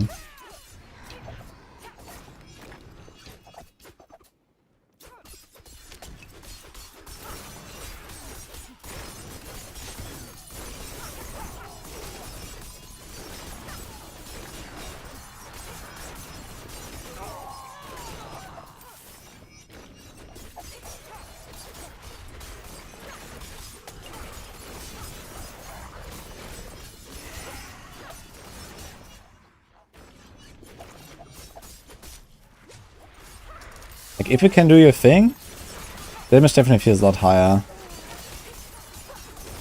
I think TB will definitely go like at least 1-2 tiers above pen shot. It already looks like it, you know. I've done like 14, I can do 15 with pen shot, and it's probably like where I'll pretty much cap out without like insane RNG. And I think this build is probably gonna go a bit beyond that. It's just that, you know, I have to kind of get used to the toughness and stuff. It feels like very different compared to before right now.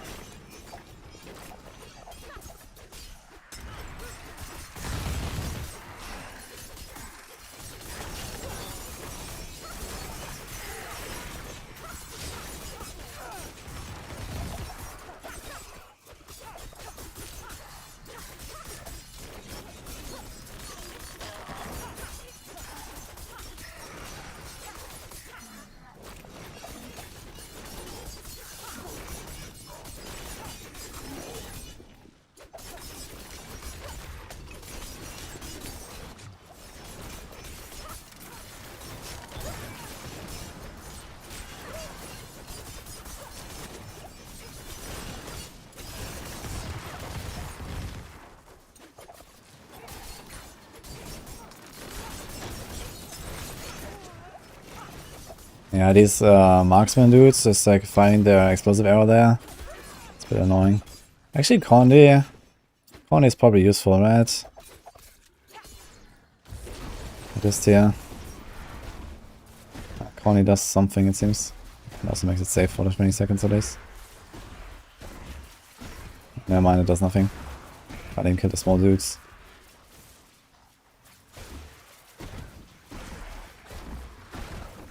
Holy.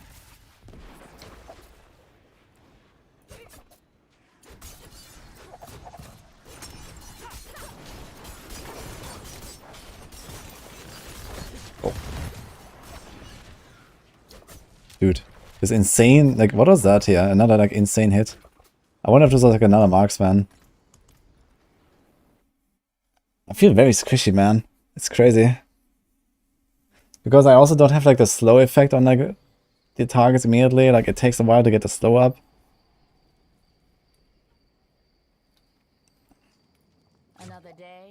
traveler. Use Selec. Nah, Selec is not an option.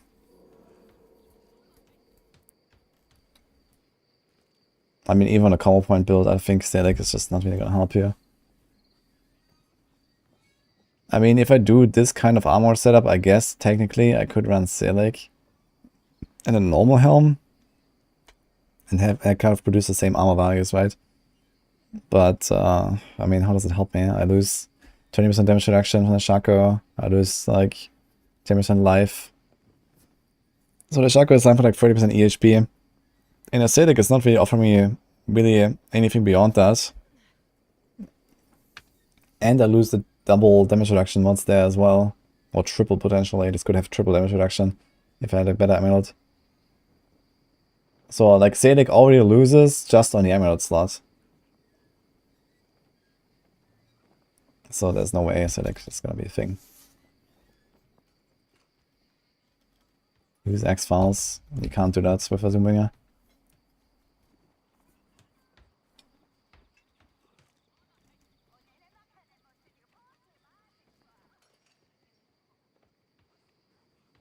Good luck, Asan.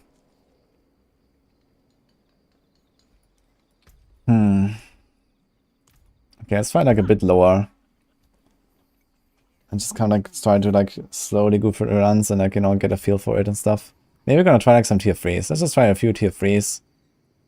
Like this is what I was farming last time on pen shots. You will be back. The stars do not lie.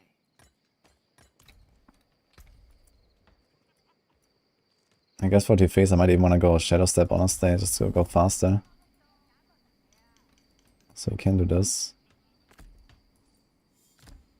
And we can do this. And where do we have Agile? What do we take now? I guess he can do Second Wind. This might help us a bit. I wonder if I should take the dash for the slow. If I dash through a pack, everything is slowed. That's actually gonna be pretty valuable. I mean, if I do this, yeah, like dashing into a pack, actually, if I have slow, I have like maybe like half damage reduction or so. It's quite big. It's 37.5.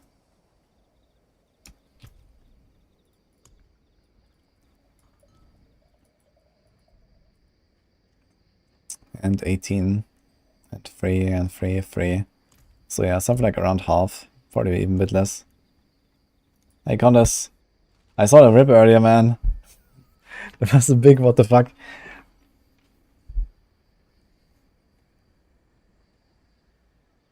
I'm playing PoE tomorrow. Yeah, for a bit. Does anyone beat a T15 in a hardcore? Yeah, I mean, I'm playing a rogue. I would be very surprised if there's no one higher than this. You know, rogue is like the 4th best class or 3rd best class. Well, it's kind of even with rogue and necro, it seems. I've seen like a 14 Infinimist. I've done a 14 pen shot. There's like another 14 TB. So it seems like there's like a bunch of builds pretty even. I mean, Barb is like way stronger. And Sorg is also stronger. Karma got me. It's not even karma, man. It's just bullshit. How does Poison Shred do in AoZ? It seems like really tough to succeed with Poison Shred. But if you do it right, I guess you have some damage for like T10 plus.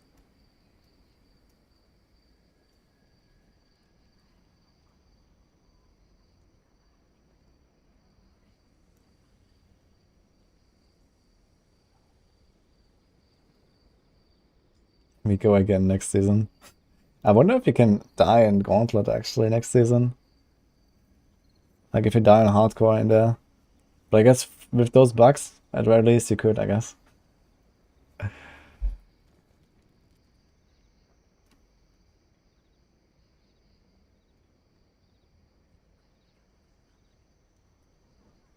I saw the coolest mount the other day. Actually, where's my cool mount?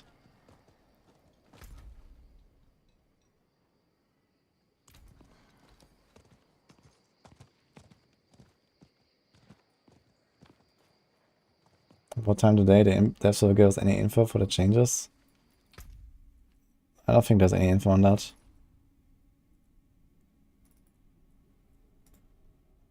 Wait, how do I use this? Ah. Okay, let's try again, guys. Let's just do some lower runs. Okay, I also forgot to cross on sigil.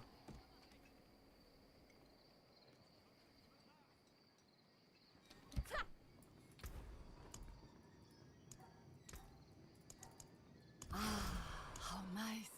Okay. Let's do this. That's BlizzCon mount.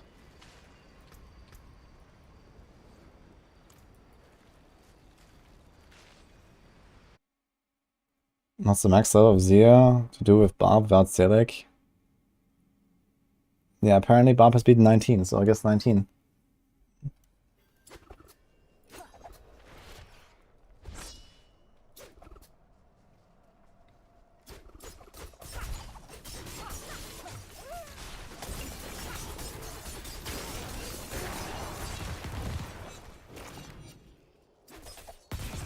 It's just a tier 3 right now, I guess. Actually, I'm not sure if I updated my text. I don't think I've updated it at all today. I'm not sure what it says. I guess it says you're doing 15, right? It's not correct.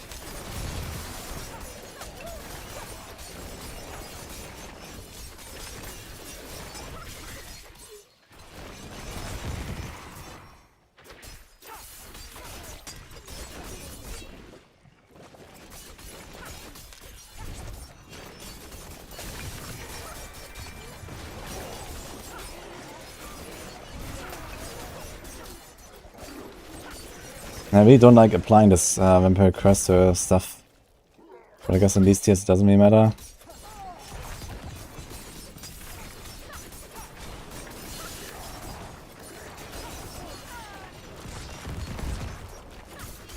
Seems really speedy actually. I wonder if it's faster than 10 shots.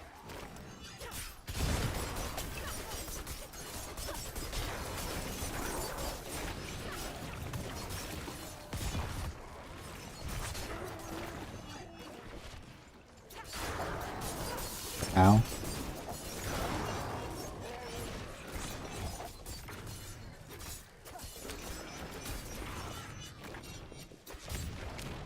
Good luck, Wonka, have the push.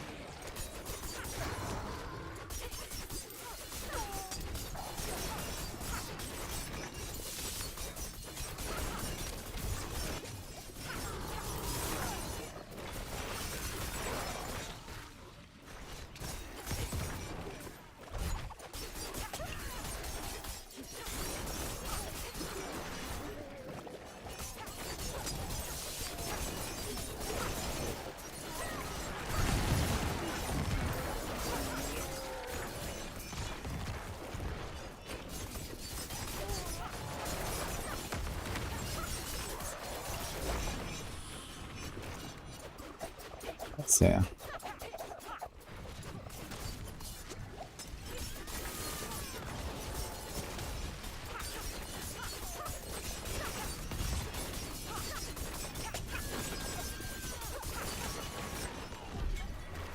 that seems way easier because I can just see them a lot more. Against the Bloodseekers. At least like in these short fights.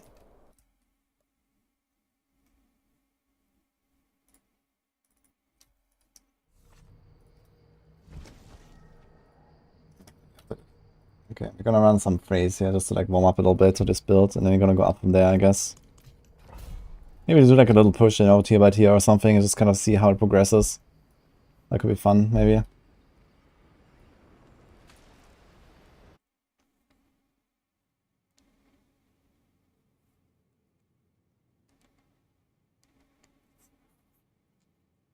There's a Sorc that beats 17 without Select. Yeah, Sorcs don't need Select actually.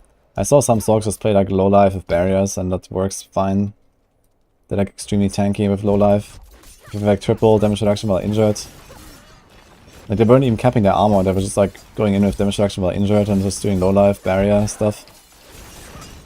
So that seems to be the way actually. But it's like, you know, extremely annoying actually, like, because you have to like keep your barriers up every 3 seconds, you have to like have a cooldown ready basically. Or else you just die. It's like a very like difficult playstyle.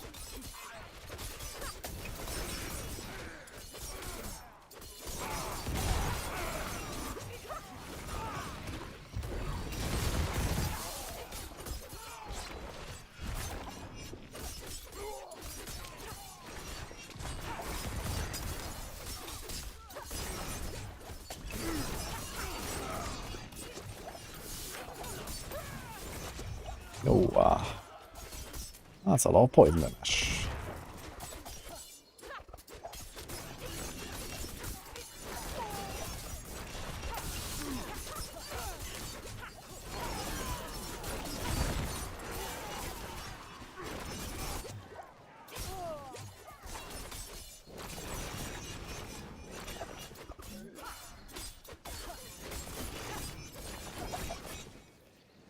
A lot of his bonkers, where we think it in 40. Yeah, apparently Condas.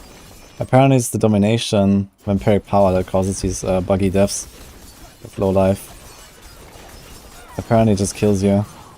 Did it say in your chat that you got killed by yourself? Because in that case it's probably domination vampiric power.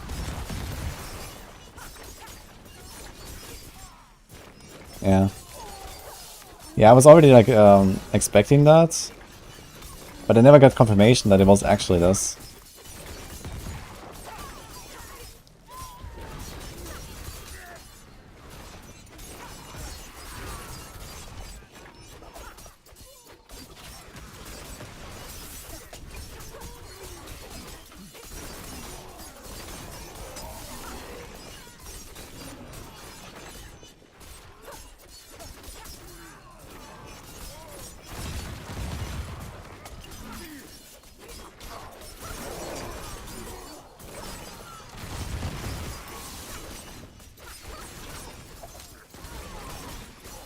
Okay, it's gonna like, finish those other two sigils or something that I have. Or maybe it's gonna salvage this one. Let's go like up tier by tier and see what happens, guys.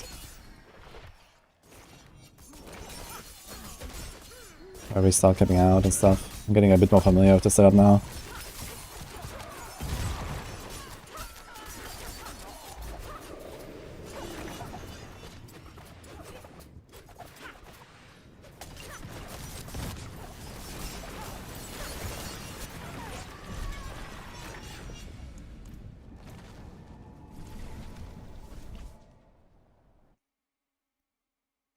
Yeah, turning off damage numbers apparently helps a lot a bit.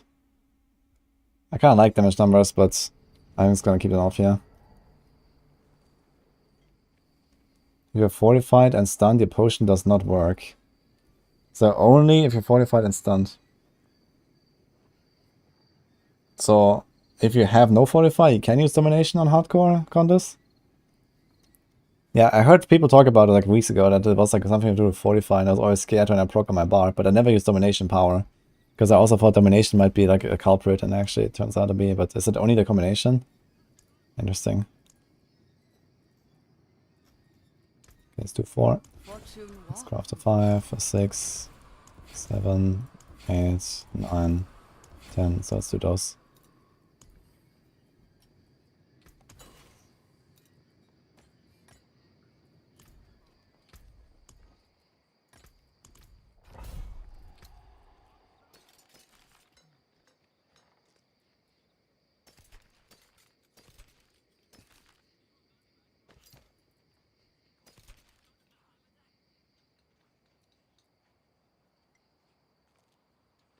I wonder if something like Toxic Alchemist could actually be decent. But it does so little damage, man. Look at this. It's like an almost max rolled, max item power, doubled power aspect. And it does a whole 2.6k damage. Andariel does like 20k, right? How much does Andariel do? It's actually a joke, right? 2.6k on a two-handed weapon. And only after you shadow imbue the guy. Yep. Okay, I guess not.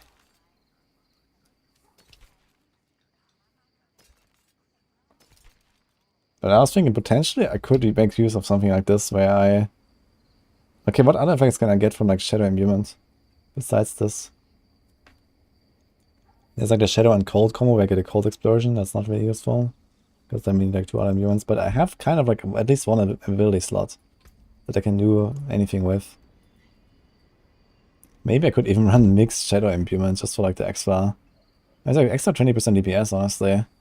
It's kind of decent. And a bunch of crit. I'm wondering if I should do this. Just go mixed shadow.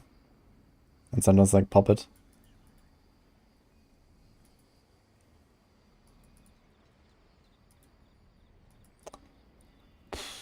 Might be kind of greedy though.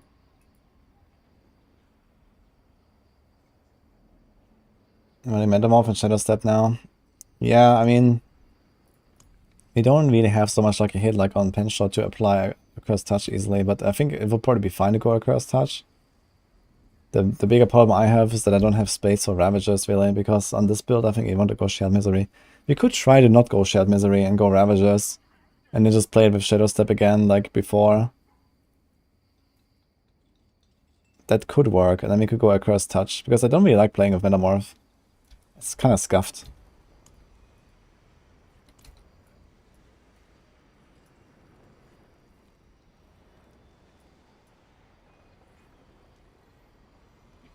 Oh, they click so fast. That is mouse wheel. Force move.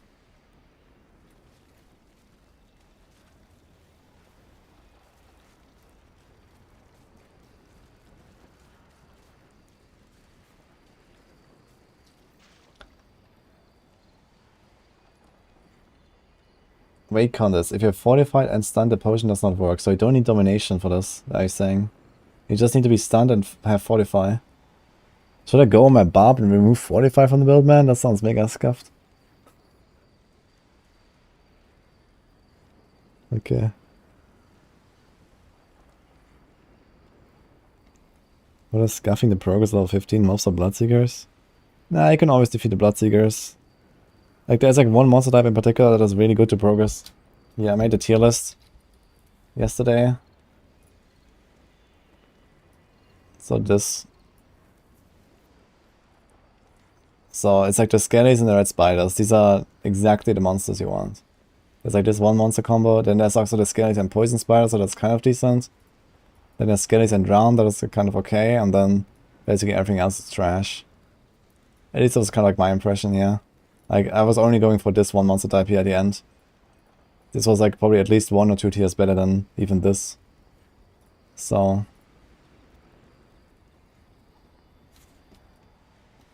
Yeah, it's not just fishing, but it's fishing at the cost of like, you know, 50 minutes of grinding per attempt, you know.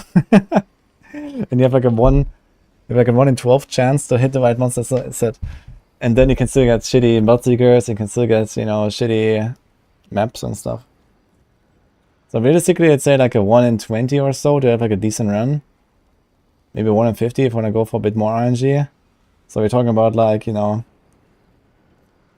20 to 100k sigil powder to get like a good run.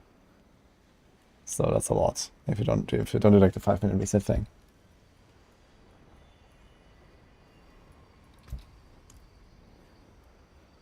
Did I open a tier 4 already? I think so.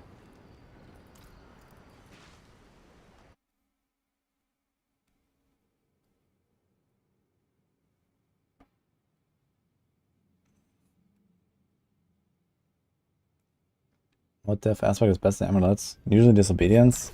But if you have enough armor, I have cheats right now. Okay, let's do like a run, guys.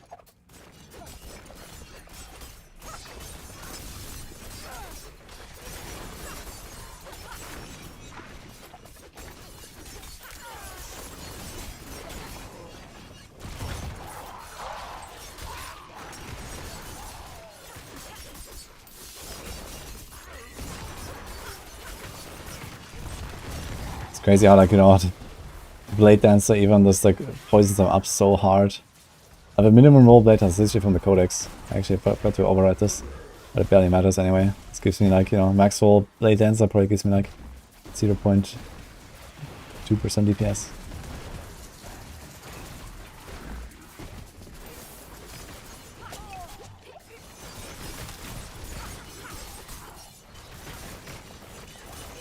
It does feel a lot more smooth to play Shadow Step, honestly, because I just have more mobility. I can like more closely like position myself where I want to be. It does help a bit. And I can also use more Metamorphs, I guess. Because it's like more assaultable than I wanted.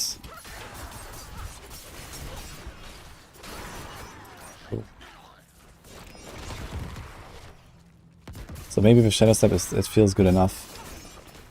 But let's see how this will be on the higher tiers again.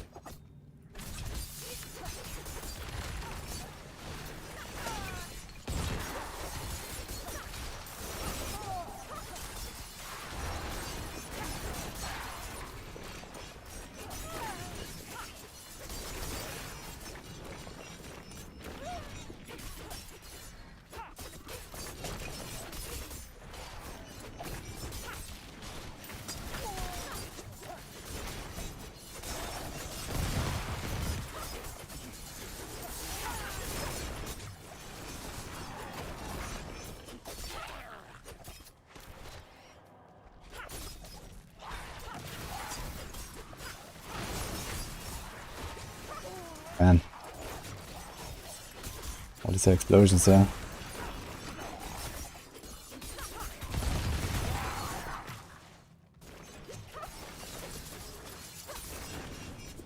Artillery shrine.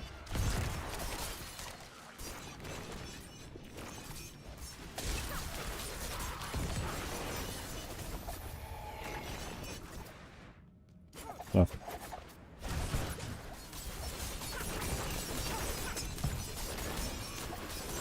Yeah, the CC is nice though, man, against these Bloodseekers. This is like super chill against Bloodseekers because you just CC them. If you kill them in like 4 seconds, 5 seconds, there's nothing to worry about. Hey, Colleague, nice to see you, man. You did 140 on God, man. That's pretty sick, dude. Do you have to run somewhere? I want to see that.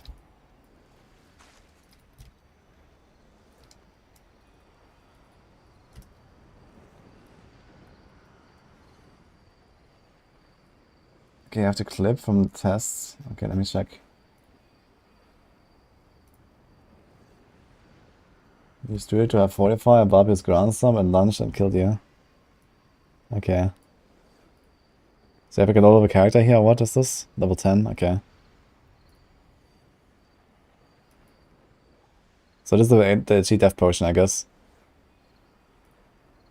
So stun. What happened here? He just didn't hit you? What is this? No, he did hit you. And then boom. So why did it not die on the first hit?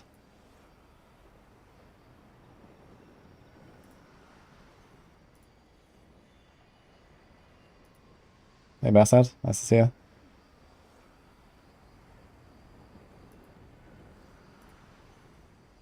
Okay.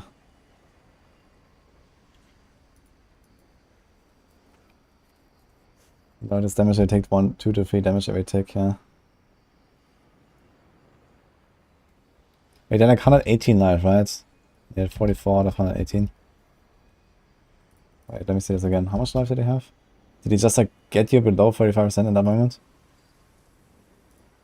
45, 44.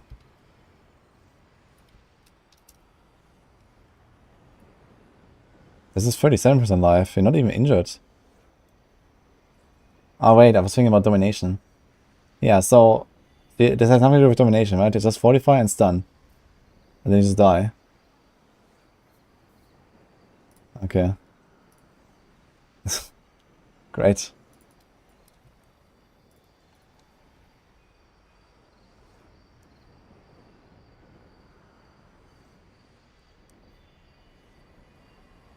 Maybe not. Yeah, I'm early today because I'll leave early today. Nini is coming back today. In like 3 hours we're gonna stop and get her from the airport. Just don't get 45, yeah.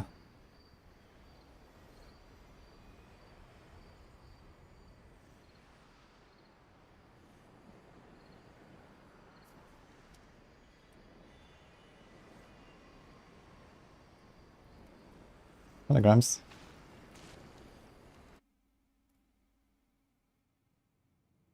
What's my experience of uploading multiple videos in one day? Yeah, I mean, the more videos you upload, the more you spam your viewers, of course. But sometimes you have to. I mean, I sometimes do like 3 videos on a day even. Just how it is, you know.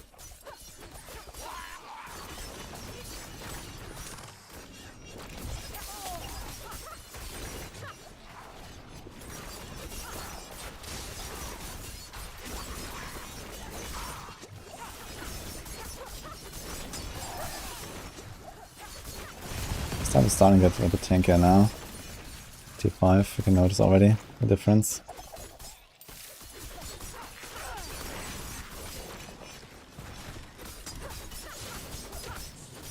Yeah, I'm gonna make a video about this as well, just to create some awareness for the hardcore players, I think, with the G-Death not working.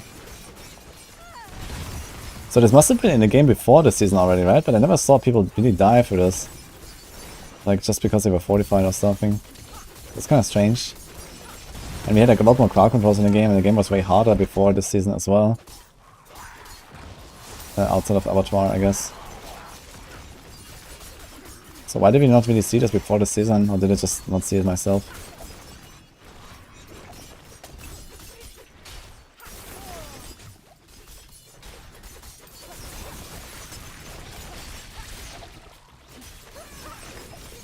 Default post, yeah, exactly. Maybe they changed something and, you know, that bugged it out or whatever.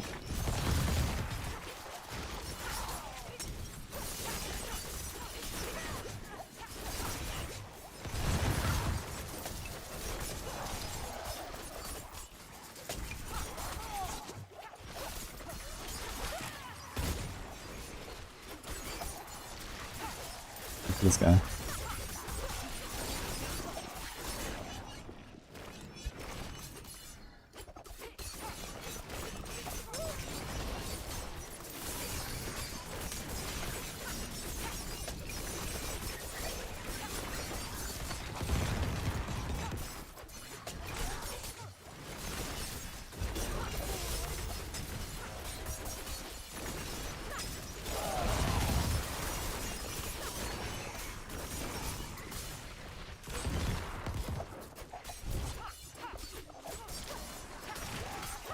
Like Sanguine Embrace. How many characters? Yeah, on hardcore I wouldn't do a Sanguine Embrace, man. Turns out. Fortify, you can just die. So you don't need to be low life, right? Contest. If you're just full, can you die if you're like full life? And get stunned with Fortify? Or like, how does that weapon exactly? Or you need to be low life?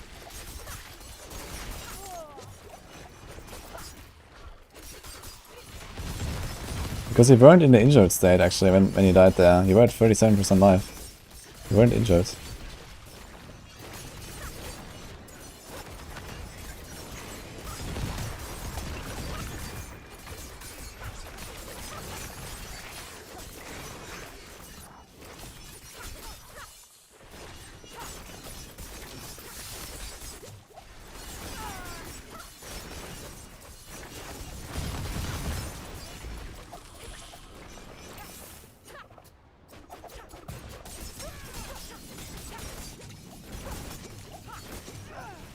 Let's see how can I survive these guys here.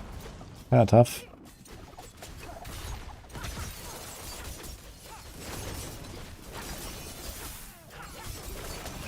So I don't really want to fight them when they're unsolvable, I guess. I'll probably run when just run when they're unsolvable.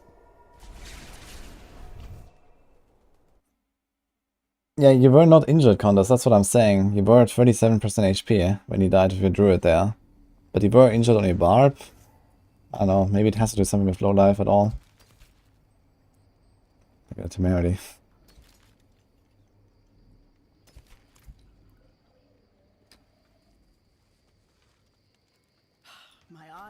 T-bolts doesn't mean much if you're dead. You wanna run Twisting Blades without T-bolts? That's not a good idea, I think. I mean, okay, if you can't survive at all, but realistically, it's just too good of an item to give up.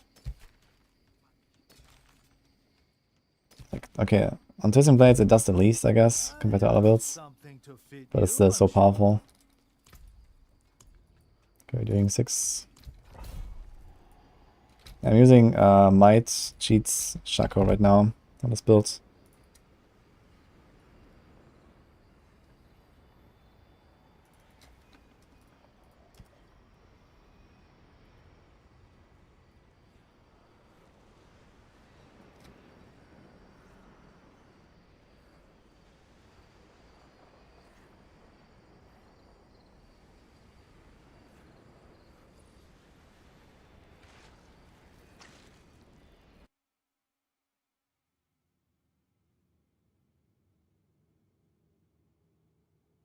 To me is better than pen shots. Yeah, I'm much more squishy. It definitely felt way more comfy with pen shots. But I think TB has a higher ceiling. Like you just have, you know, you have more bugs, so it's a better build, you know. More bugs, better build. So that's how it works. Like the squishiness ultimately doesn't really hurt you that much, I guess, if you get a good run. Especially like, you know, the best monster type is also like one of the easiest. So you're not really gonna be that much in danger when you fight Skellies plus the red spiders anyway. But yeah, I definitely felt way safer with pen shot, I'd say.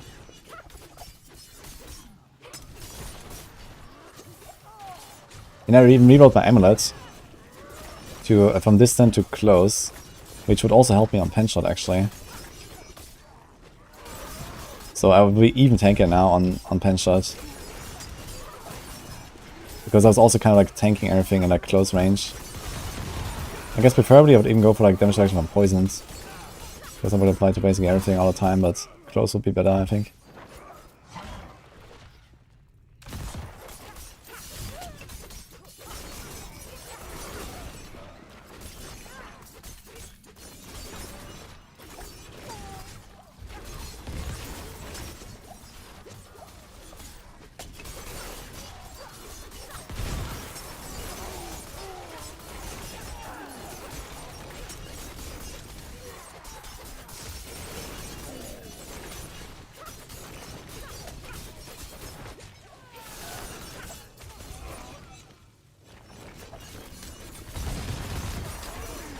I'd really like to see like a skelly and spider combo map. Just to like see also like you're gonna get bursting venom procs all the time and everything. That's gonna be pretty crazy. I think.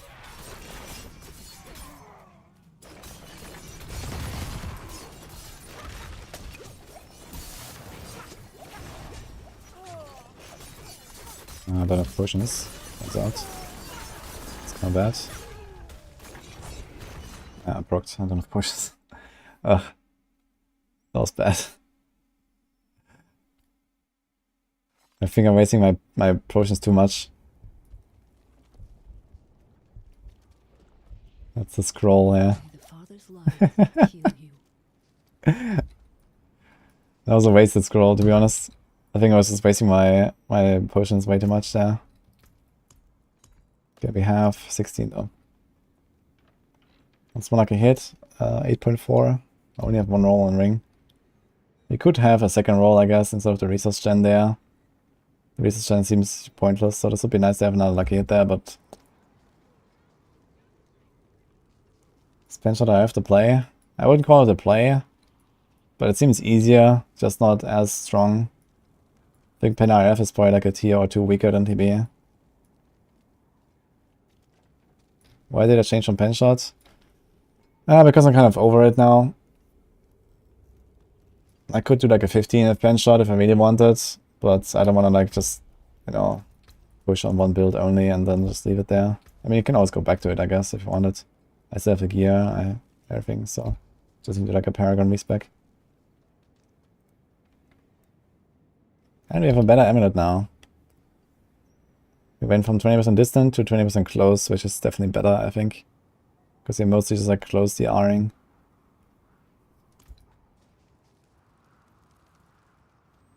Yeah, I saw the bug of Hydra.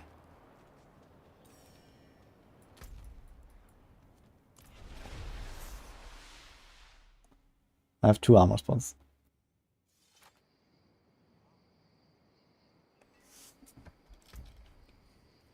I have 2 armor rolls and iron skin elixir. Rest is from Paragon.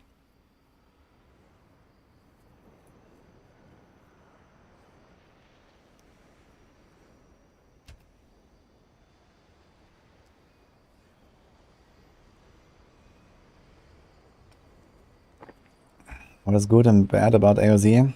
I recorded like a video about this as well. There's like a lot of negative feedback I put in there. Should be live soon, yes.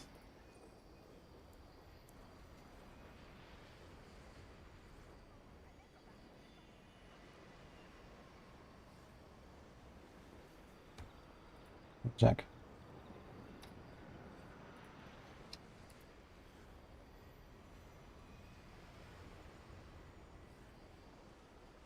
Oh, it's actually live already. My feedback.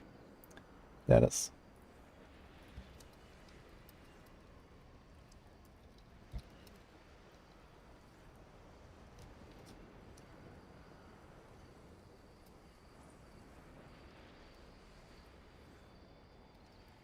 Quite long though. But TLDR, I mean, Bloodseekers are in need of nerfing. I think the glyph is bad. I think there should just be like purely for like benchmarking builds and leaderboards purposes. You could like throw in maybe like a chance to drop Uber uniques or something, sure. But the glyph grind itself is just awful. And yeah, like, you know, some basics are missing, like, you know, timer, or like a tier is not showing, and, you know, timer after the run is over, and, you know, these kind of things. So yeah, I have Might Aspect here instead of Disobedience.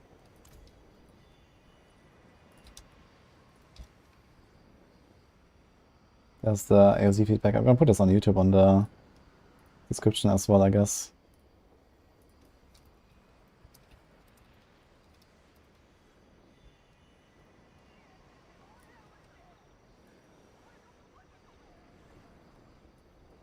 Yeah, the glyph XP is like really bleh.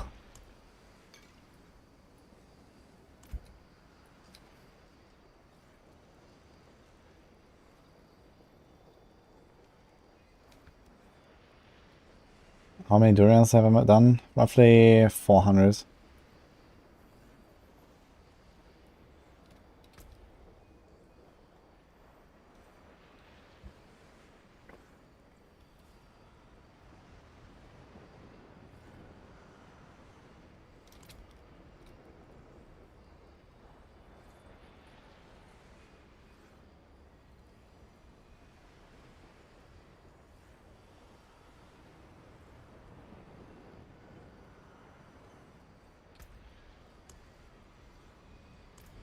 Okay, let's go.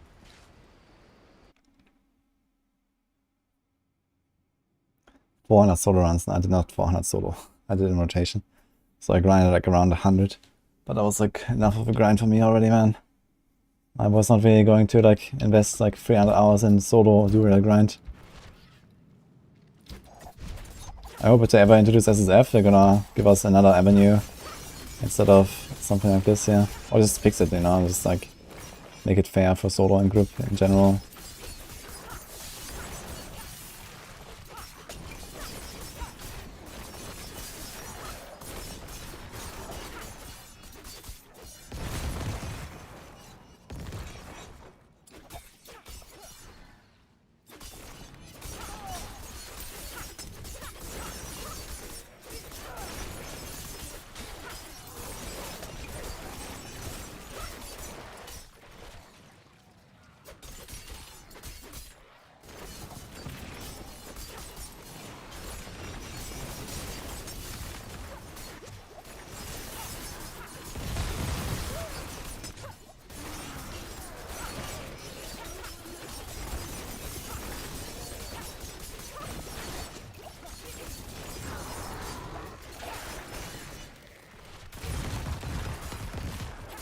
Protection. Dude, protection is like best shrine for this build, man. It's crazy. I can actually do what I want, you know.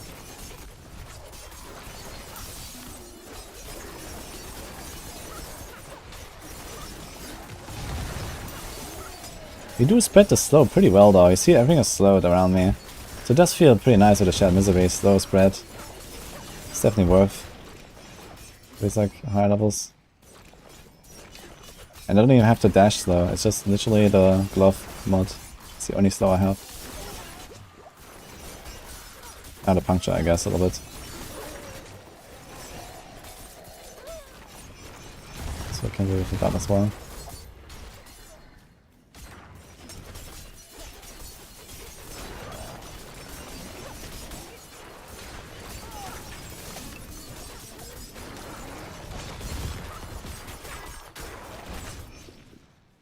Pretty hard to use the Blaster Shrine. You know, it's like so fast. You have to like find a pack and jump in.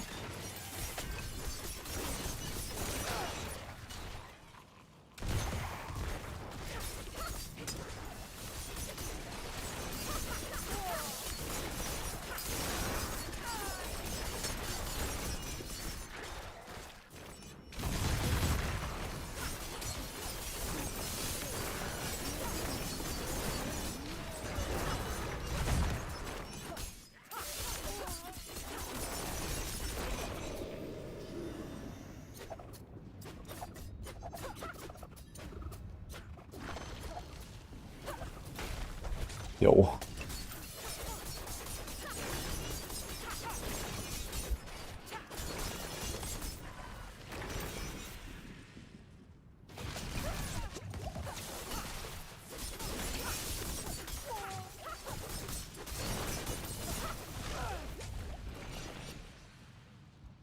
get hurt.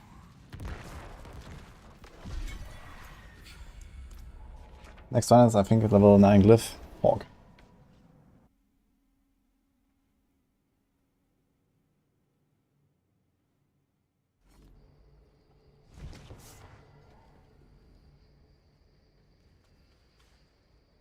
Diminishing returns kick in for the days and knockdown. And there's no diminishing returns on crowd control in this game. The way this works is you can CC monsters for 5 seconds when they elite, and then they become unstoppable for 8 seconds. That's it. Then repeat. I'll save this chest piece actually. It's not terrible. Yeah, the Bloodseekers are dangerous. Since bandits blocked the I think I have to start 1v1ing them babbling merchants have been haunting my ears. slowly.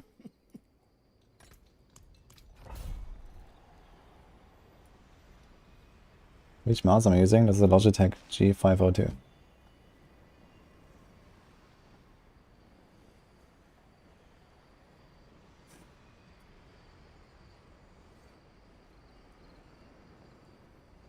At which point can a rogue make it to T25? Yeah, I mean, if you have like a Tears of Blood glyph level 2000, you could try. Yo, Tile Knife. 25 subgifts, holy shit, dude. Are you prepping a chat for the rip or what? Thank you, man. Appreciate it very much. T25 has not been cleared unless someone has been like exploiting really hard. Apparently the HP doubles roughly every 4 tiers. So if people are legitimately clearing 20, then they can easily exploit their way to 25. But yeah, like legit clears, I don't think that's gonna happen at all actually for tier 25.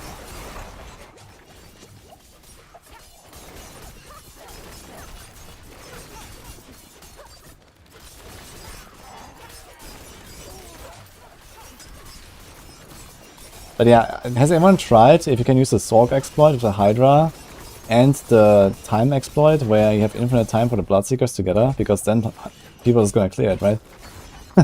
Even if you fight the Bloodseekers for like 20 minutes, doesn't matter.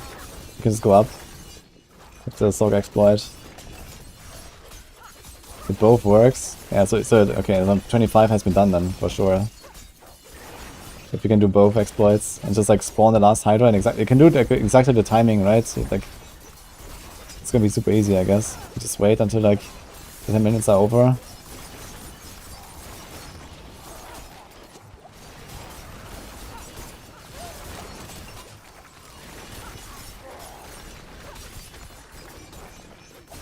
And trying to get people banned.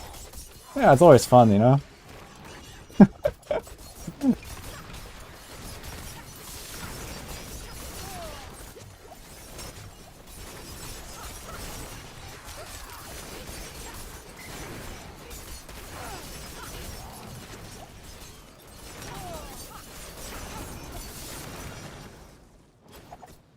Yes.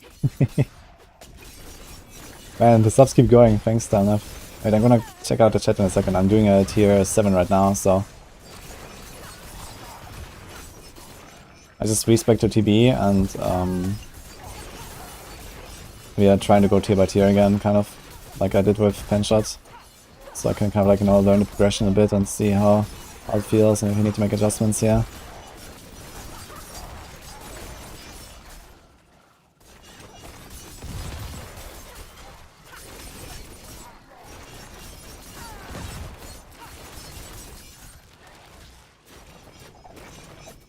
Surprised I didn't put any tier number on the screen.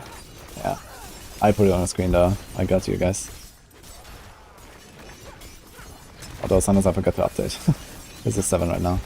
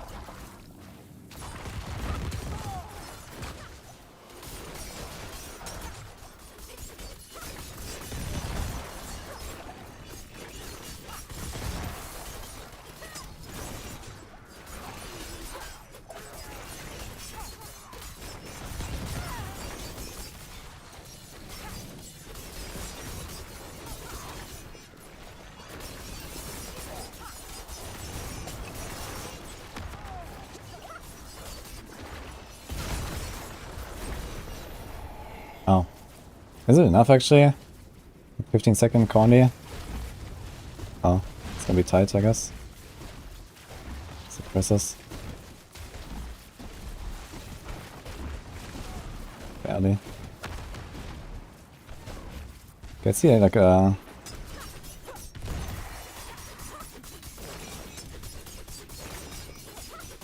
good damage? What? Got to put the flowing veins, but okay.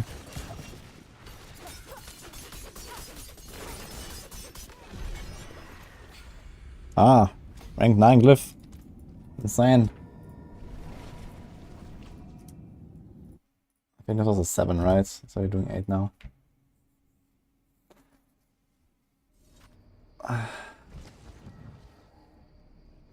So let me catch up on chat here.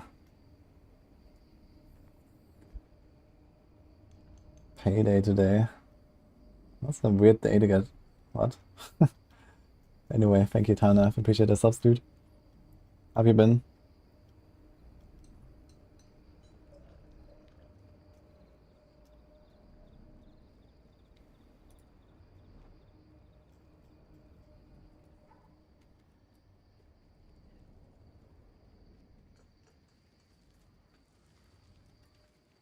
Yeah, SSF comes from PoE. It's called Solo Self-Hunt in PoE, and this is how it got established, basically. It means no trade, no grouping. And you can still, like, not group, but also trade. In Diablo 4, for example. So...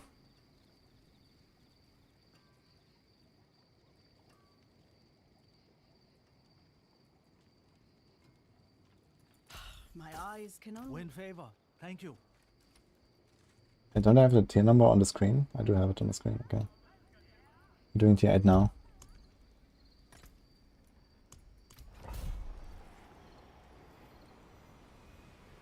You stuck at tier 8 with you scuffed your build. I mean, tier 8 is really good. So don't worry.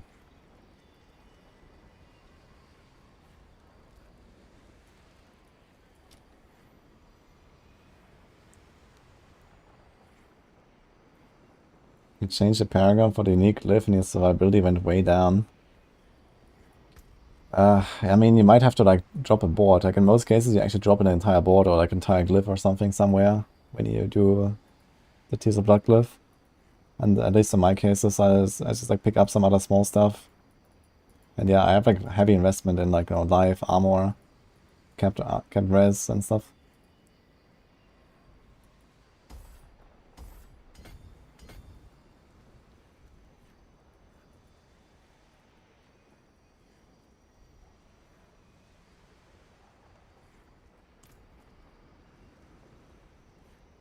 Oh, the stats on my crossbow? They are bis. All stats, stacks, close, crowd.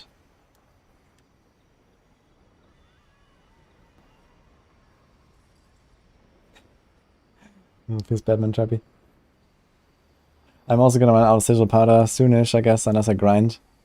We have 41k. You know, I can spend 40k sigil powder if I want in like half an hour, probably. So when I go push, yeah, probably faster. Seems different in Paragon. I'm using a planner. Yeah, I made did I actually save this? I don't think I saved this. Yeah, I changed the no witness board to exploit weakness, and I removed the one glyph. I also like fine-tuned a little bit to get the armor cap. I moved the turf glyph. Actually, I wonder if I should just go and try a no shako setup and see if it feels like significantly better than what I'm doing here. It might. And then you could actually put the exploiter aspect there and get some not the damage back that we lose from not having a shako. Then we can also use our other chest again. We get 2 damage reduction mods, so you kind of get the damage reduction back from the shako. You lose life though, the life is kind of nice. I think ultimately I should be like somewhat in a similar spot. Actually better, I think. I think no witness board of like 40% life is probably better than this 2 something killer life. And some other perks. I think the shako might just not be worth it for me. If I don't want to run disobedience. So I might just go back to the old setup, basically. The old helm, the old boots.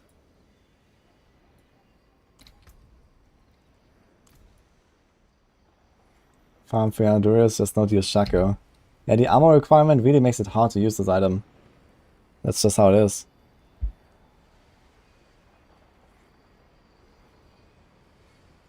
Player in the week is still bugged, yes.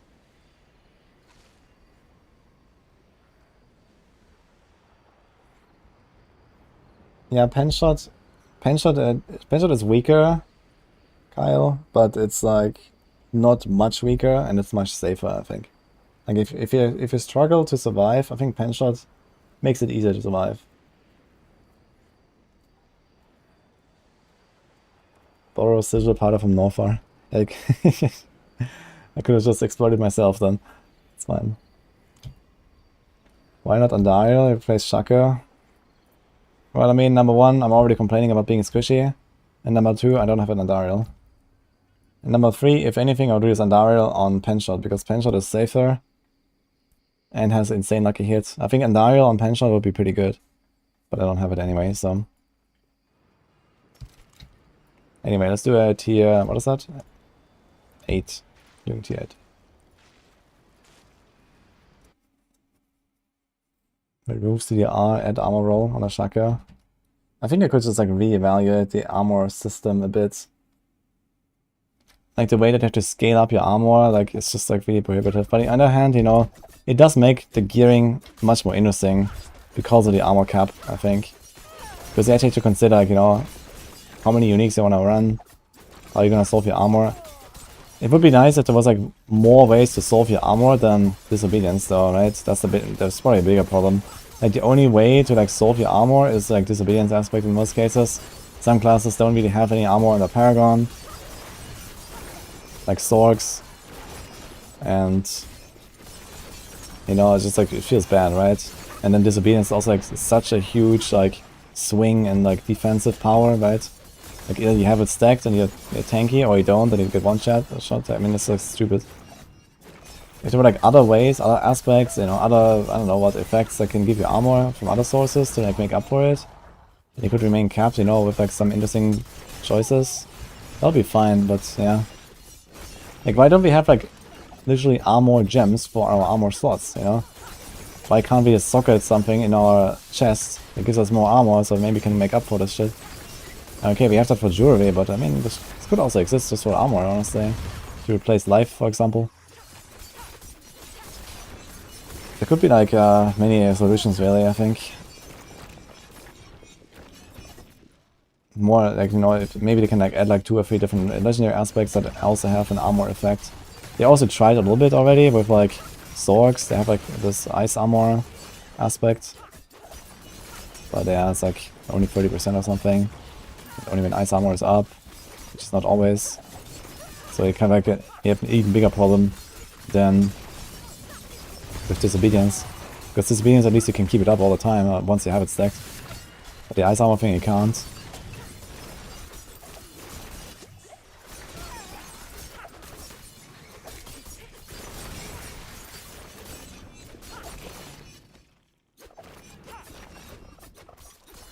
It's so bad on Sword, you have to flame shield it. Yeah. Exactly, you have to flame shield in, and then you get the disobedience up, and it kind of works, I guess, but you know, it just seems scuffed, man. It's just how it is.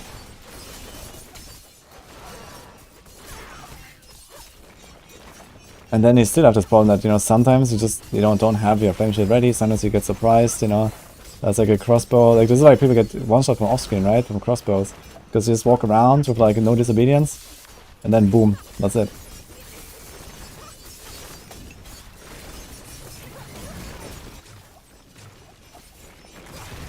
My god, man, why are there 3 lightning beams from these snakes? Are you serious?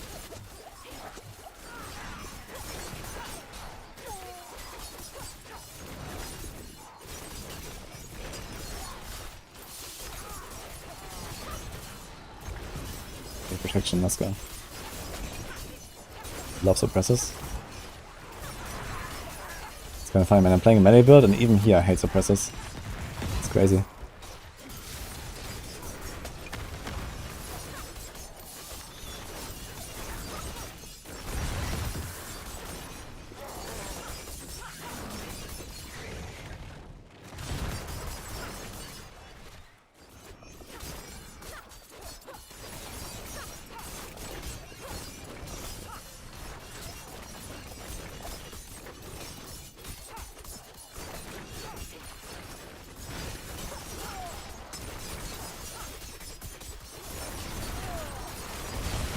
Ooh.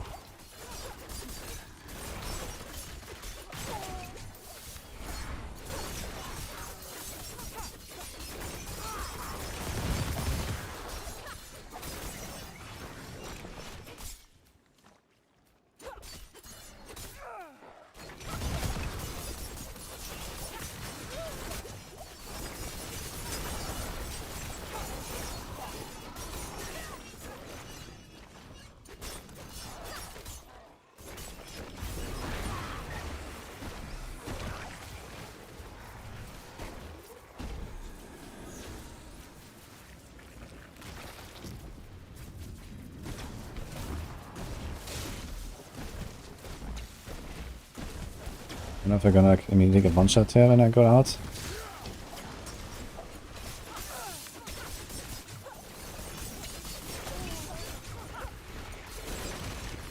There's one pretty actually.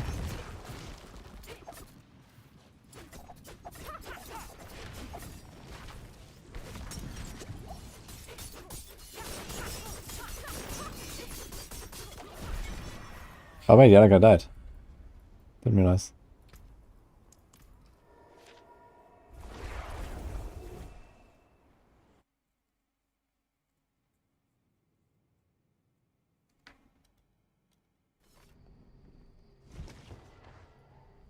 Should I update it for planners after the stream? I mean, I can just do it now, honestly. So...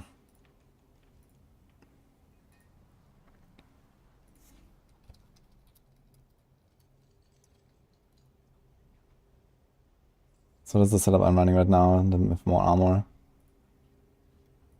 That's really it, I guess.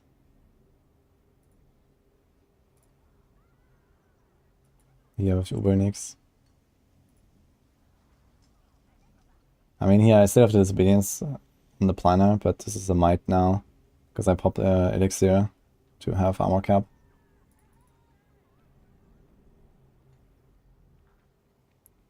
I've seen the Whirlwind Hoda stuff. Seems really scuffed, honestly. Like, the playstyle of it seems horrible, if you ask me. I don't know. It's basically... It's kind of funny, because this is literally a Diablo 3 build, actually. It's literally Diablo 3 build, right? You word around, pull everything together, and then you Hoda done. That's literally the best build on... Or the second best build on Barbarian D3. It's kind of hilarious.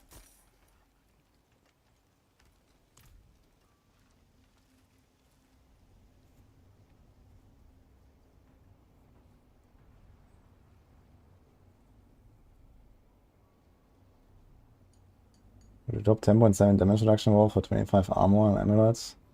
If it allowed you to drop disobedience. Probably.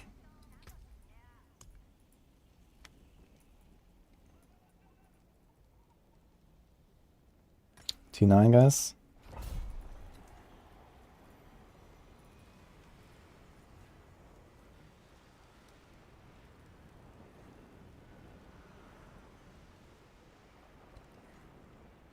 Switch Hoda for Rand and stay free.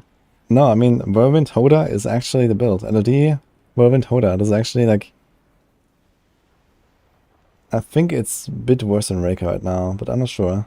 I think they're nerfing Raker in season 20, in season 30, right? So I think LOD Hoda is probably the best bar build now. With Whirlwind. Use Whirlwind to pull stuff and to move around.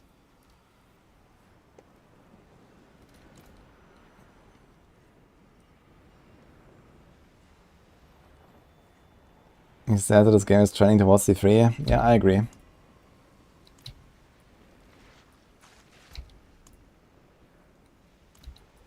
Okay, we're doing T9.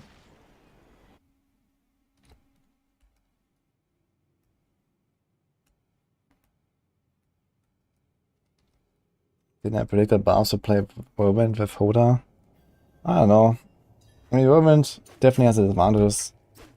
But I didn't predict that that would happen. I guess the main thing is the combination of Red Fury Ring and that you can use Earth Striker together with that, and then the Banisher's Talisman, so you have like almost always a crit and overpower together, and then you have like insane damage. So yeah, this combo is just pretty nutty. But the playstyle of it seems horrible if you ask me, so I think this should be not the meta at least, I think. And apparently console players have some weird advantage because they can animation cancel with Whirlwind, so that was apparently never really properly fixed. I remember back in open beta, people were able to like shout without interrupting their Whirlwind. So they could like snapshot all of the multipliers into their Whirlwind, and then just start Whirlwinding and just shout, and without losing the multipliers. And PC players could not do that, for example, because there's like some weird shit going on with console. So that's also stupid. And apparently there's like something else going on now with this Whirlwind Hoda build, where you have like fast animations if you like animation cancel with controller. It's kind of hilarious how that works actually, because we have the same game client, right? It's the same game, just different controls. I guess you could do it on a PC with a controller as well, but then you have to play controller. Sounds kinda... ugh.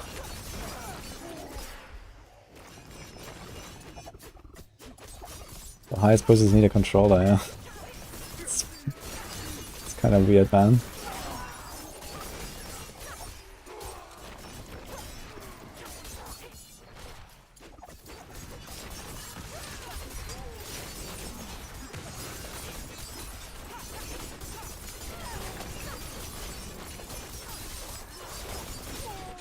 Whoa,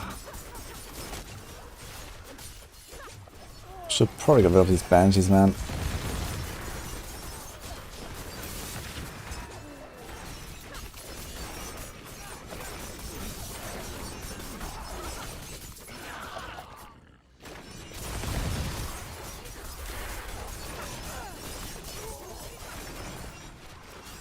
I'm still doubling the timer or more right now. This is a T9 with a relatively bad layout, and not layout, but monsters are pretty bad.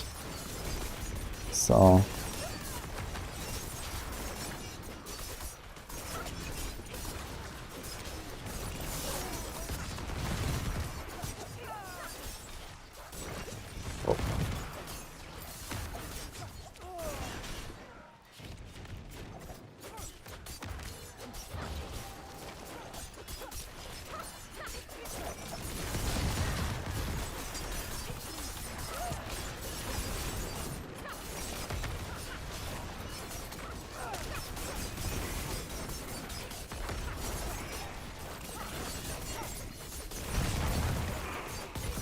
like the difference between like doing like a good nuke and a bad nuke is insane though on this build. It's like I felt like the damage was way more consistent on PanRF as well. Like here sometimes I actually just play so defensively. Sometimes I don't get my bursting venom procs, etc. If you don't have bursting venoms I do 0 damage. At least on PanRF. Kinda interesting because PanRF has like this insane density scaling with trickshot. But I felt like the damage was way more consistent there. Because I also had the RF to deal with single target, even when I didn't have poison and stuff. But here, when poison is down, I do nothing. Like in T100 Nightmare you can still kill stuff with just like your physical attacks easily. Just a bit longer. But here, there's no way I do nothing.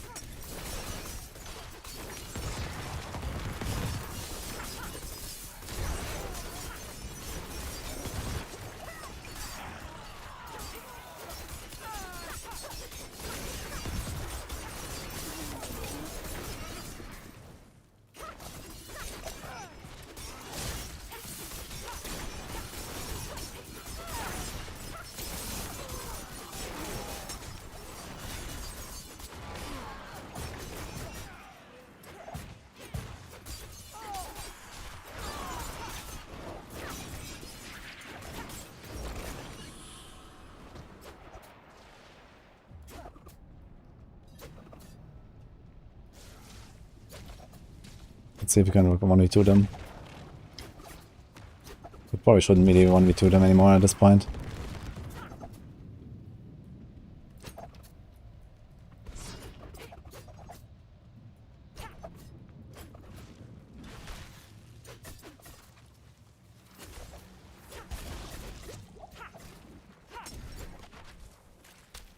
What? Oh, he can teleport out. Dude! He just teleports out, man. What a guy.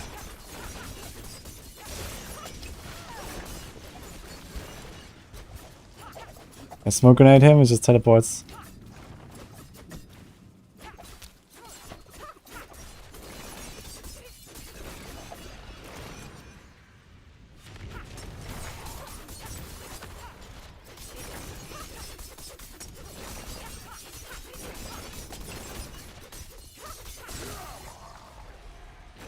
Yeah, the Bloodseeker damage is solid though.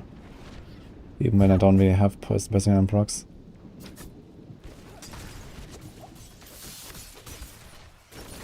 This is a cleric. I want to test actually if he heals some. Oh, he's dying. Fuck. I want to see if he heals when I hit him with Lightning Enchanted when he has my Paragon. Or if it's just like his attacks.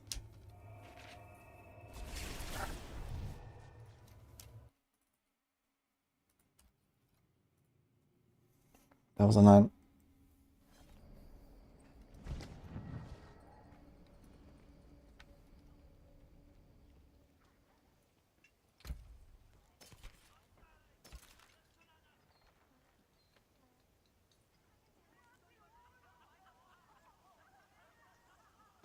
Pretty good glove actually. If you play pure rapid fire, you have to slow on this thing.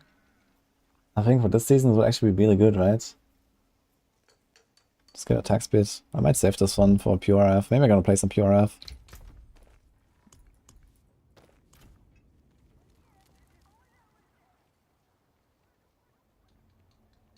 What's the effective damage reduction difference? So going from 6.5k armor to fully stacked disobedience and amulet.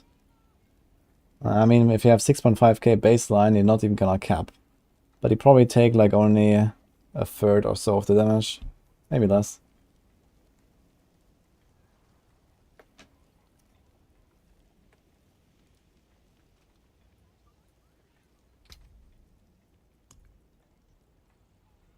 Okay, T10, let's go.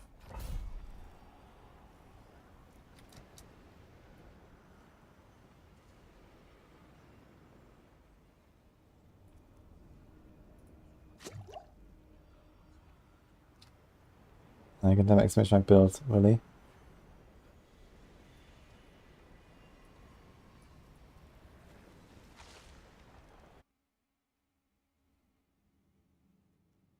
Does leveling glyph help me move forward to the levels of the dungeon? Not at all. Like, it's so minuscule. You probably need like, I don't know, 20 glyph levels for like 1 tier or something. Or like, I don't know, 40 glyph levels. So you need a lot. Like a level 50 glyph, I don't know, maybe if a level 50 glyph I would have like plus 2 tiers of damage or so, I'd guess. Something like that.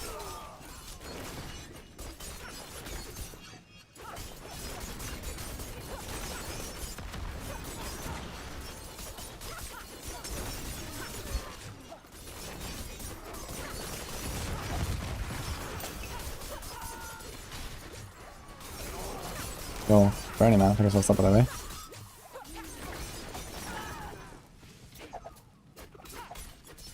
Why do you get one shot in T1?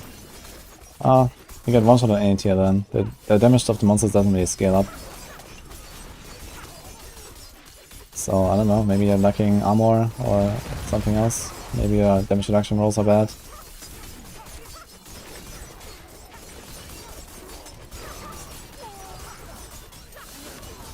Look at the shared misery spreading this slower, but it's kinda funny. These guys weren't even like in the radius anywhere close to me. It just keeps spreading. So we are slowing down now a bit here on T10s. But I guess that makes sense because I cleared like, what, 12, 13, 14? I think all with the good monster type. But we're doing like some kind of mediocre stuff here and it's still working relatively well on T10, so...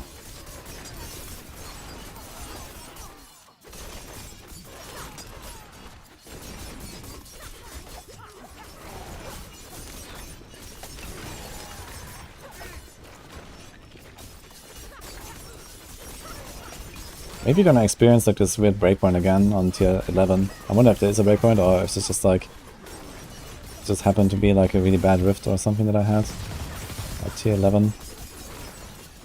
Because like, cracking a tier 11 took me a while, and then 12, 13 I did pretty easily. And even 14.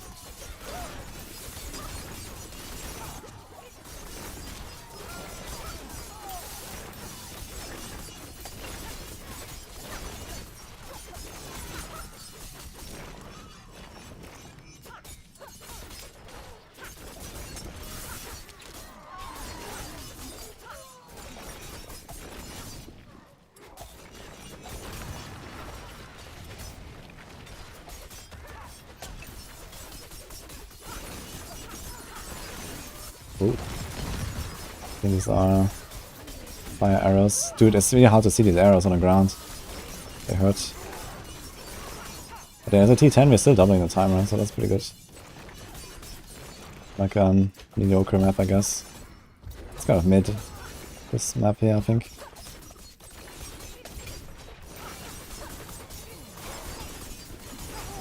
Oh! I procced actually, damn. Ah, that sucks.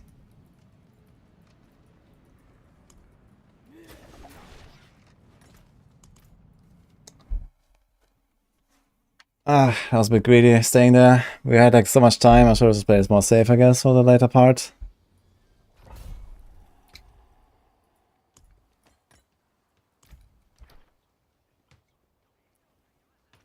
I'm trying to push the limits a little bit as we go. But I think on this one side in particular, I gotta be a bit more careful with the ground explosions because they do these explosive arrows. They probably like nearly one-shot me at least.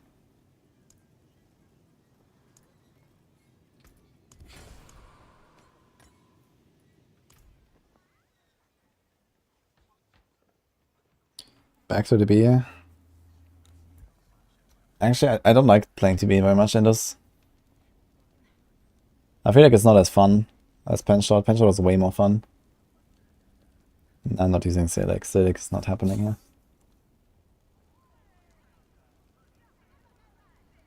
Do you have the inside scoop on AoZ update that's supposed to be coming soon?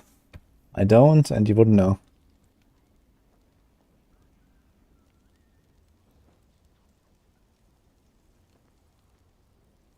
Elon just answered me. Yo. Yeah, he's been like answering some of my posts on X.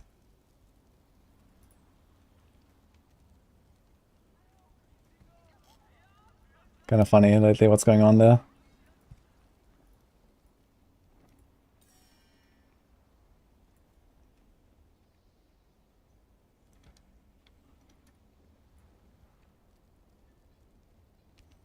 How's hardcore scroll of escape different from softcore?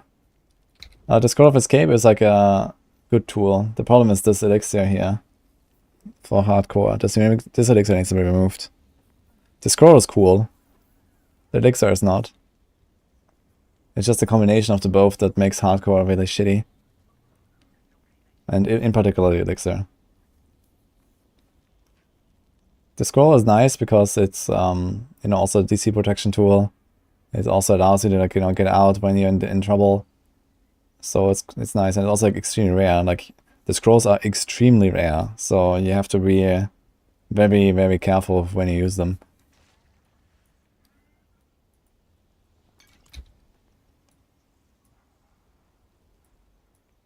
Yeah, the scroll, exactly. The scroll can get you out of like bullshit situations. Like for example, like back in preseason when I was playing hardcore, and back then you basically had like no elixirs because they were like really costly to craft, and now they just made it so that you can like craft infinite of them.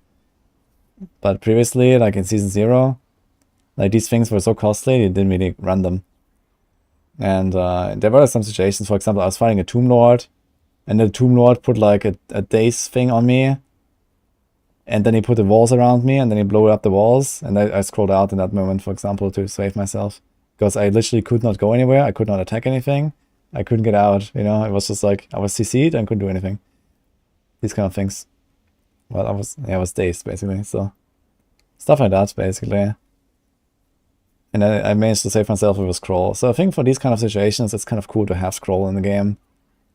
And also for like, you know, sometimes you just bug out, right? Like people get stuck somewhere in a wall or some bullshit like this that happens. So the scroll is fine, especially with the low drop rate it has right now. Another day, another traveler. Got a grasp of shadow.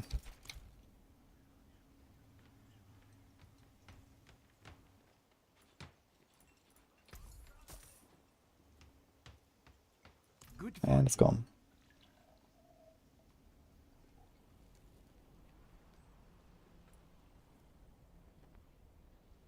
Remember during beta, Blizzard would post stats on devs and butcher kills, etc.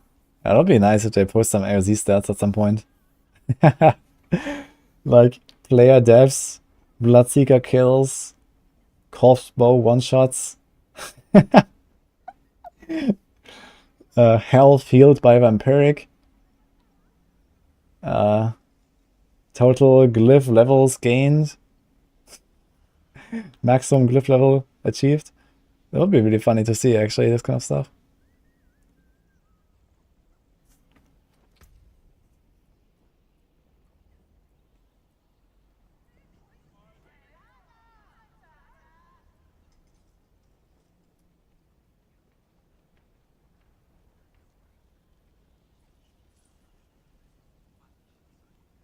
Okay, I guess we go again, T10. Did it open this already? No. Okay. Maybe it's time to use some of these, by the way. Sure. Plus 500 HP.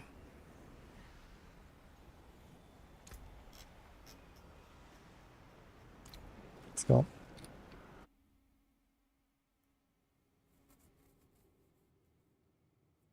I'm playing TV because it's better than PS. Yeah, it does have a slightly higher ceiling, I think. The DPS is just a bit higher. But not by too much. I just wanted to see how TP fares. And if I can like maybe push higher than pen shot, but honestly I don't enjoy it as much. So I don't know. Maybe I'm just gonna do like a day or so of TP, maybe some more tomorrow, you know, gonna try to like maybe beat at least tier 15, there's like an achievement and stuff. Like tier 15 is probably quite doable, and then I don't know, I might go on the barb and try some stuff. Or whatever. Like I don't want to grind out the glyph. And we'll see, apparently we're gonna get some update on Abattoir this year, so maybe they're gonna like, you know, show us something cool and whatever. And maybe they're gonna do like some patch soon. Maybe the Midwinter Blight has like some insane elixirs that would really help you. Dude, I blocked. I walked into the lunatic, I think. F. Oh man. It's getting real bad right now. I wonder if I would be better off just not running the shako. Maybe I should try this without shako. I've done pen shot without shako. Maybe I should do this without shako too. I'm gonna take a look. Dude, I literally just popped my instance as well.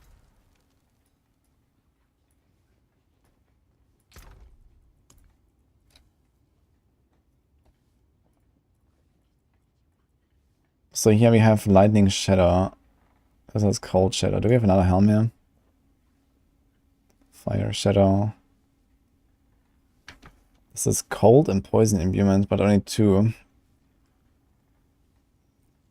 It has the right res. We need Cold and Shadow. If you keep those boots.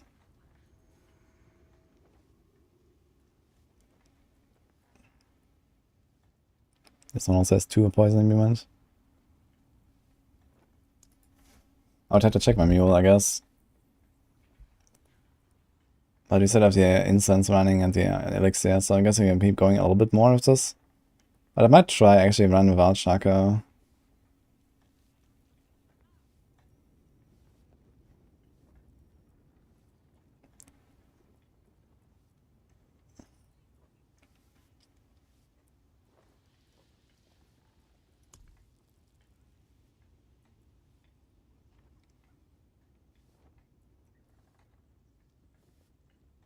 Wait a minute.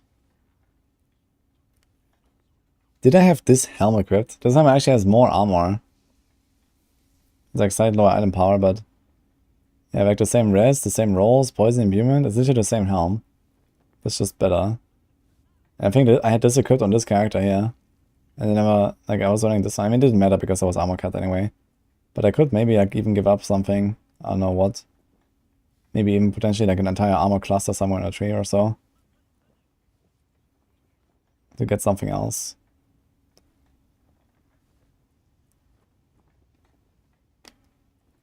Just a print of Umbris.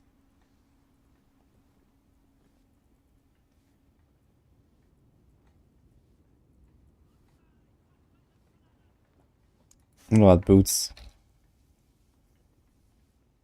We could use the other boots on pen shots.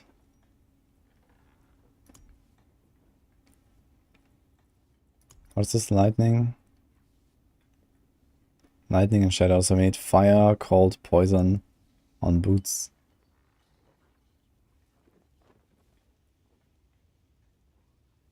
So it's fire, lightning.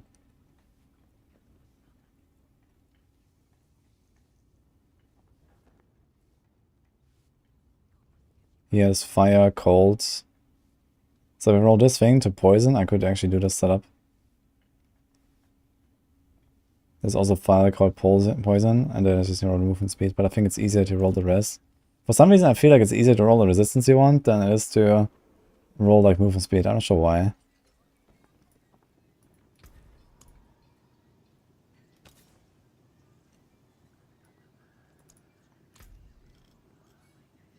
There's many stats though. Damage reduction by injured.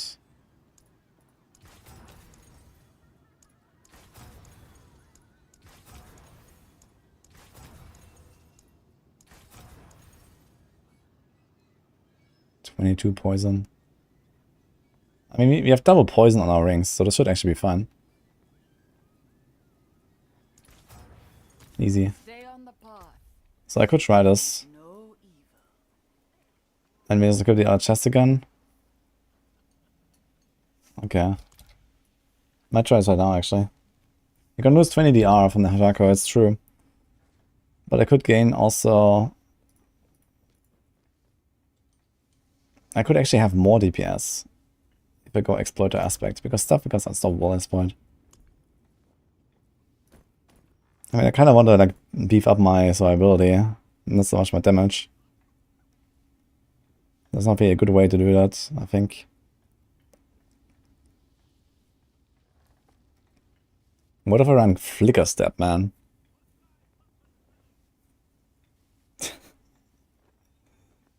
And we run a Death Trap.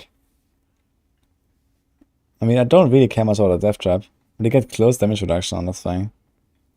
It's extra damage DR.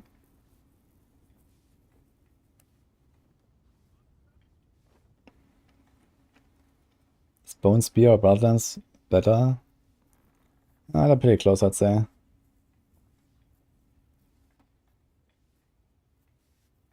Like when you stack 2 instants, you can stack 3 of them. If you have different types, they have type 1, type 2, type 3. You can have one of each. Okay, let's take Shared Misery. Do we have one here? This is Noxious Ice. We have those boots that are already imprinted. Okay, here's a 50 and here's a 50. So let's take this. We put this on these boots. And we take our big chest, which has might. Perfect. And we take our helm, which is here. Also, we have like way too much armor now. As we have so much armor, we could actually like easily get away with not having these skulls. They have 16,000 armor. Wait a minute.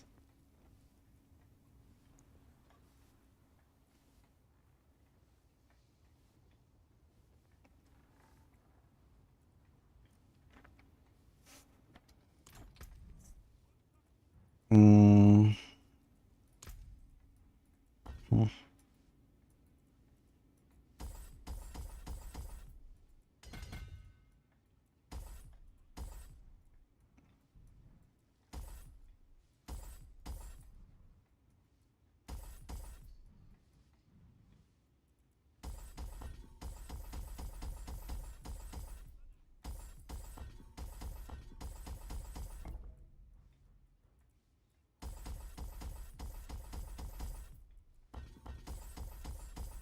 I'm doing this to stop the order of the boards again.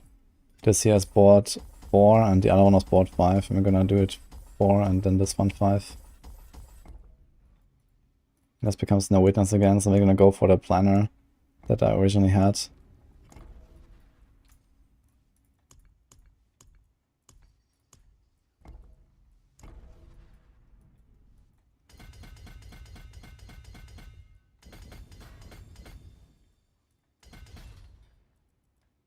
Now, do we want to run? Maybe we don't want to run exploit actually. But it does help a lot. I wonder if I should run Ravagers. If I go Ravagers, I can do a Cursed Touch. And that is kind of nice.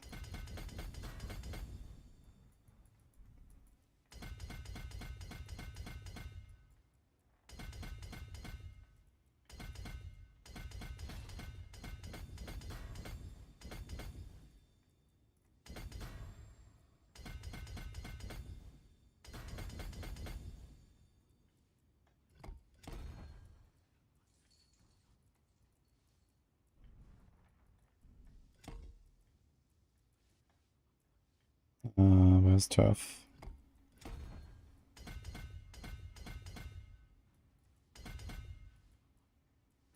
Okay.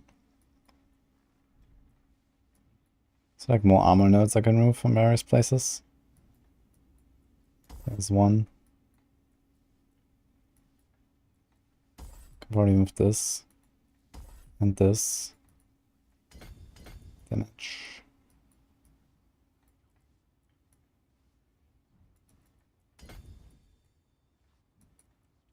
I wonder if I can move this here. This is 2, 4, 6 points. What could I do with 6 points?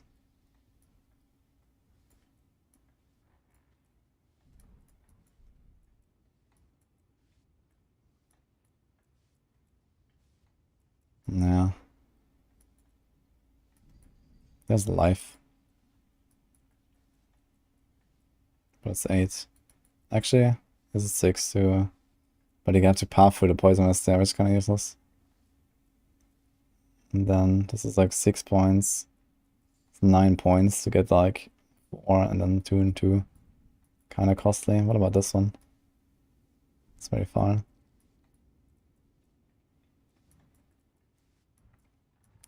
I can't really find much better, to be honest.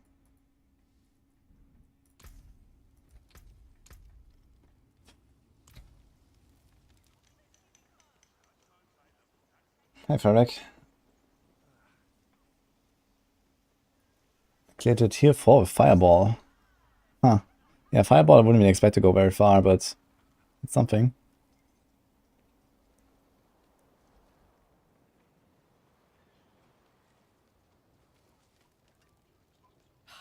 Friday PoE. Yeah, I'll do a bit of PoE on Friday for sponsorship. Maybe I'll do a bit more after that too, but I haven't really decided yet how much I'm gonna do in PoE. I'm not like super like hyped to like jump in PoE right now. But it will be fun regardless, I think. Okay, my armor and my res is just barely capped. This looks fine. My armor is like way overcapped. I can literally just remove my skulls if I want.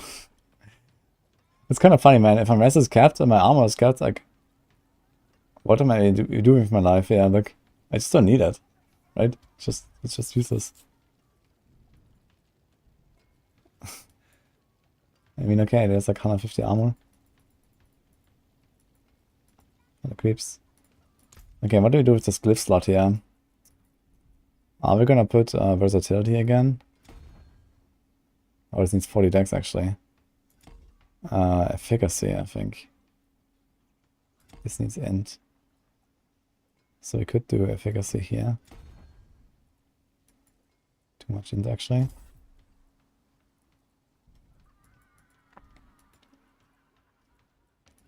And then diminish here. No versatility. This is like 50% DPS.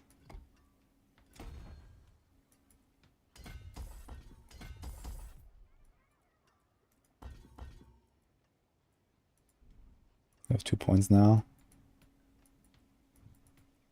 It's like another glyph actually. Since I don't need the armor.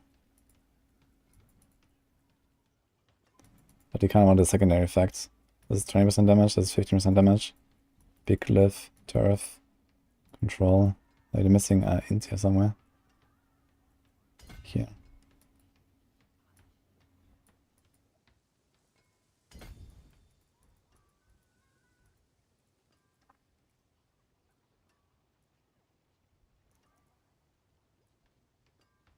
Yeah, there's a Kearney.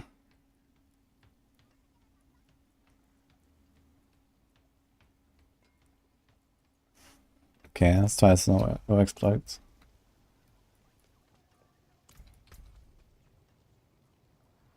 So you have cheats there.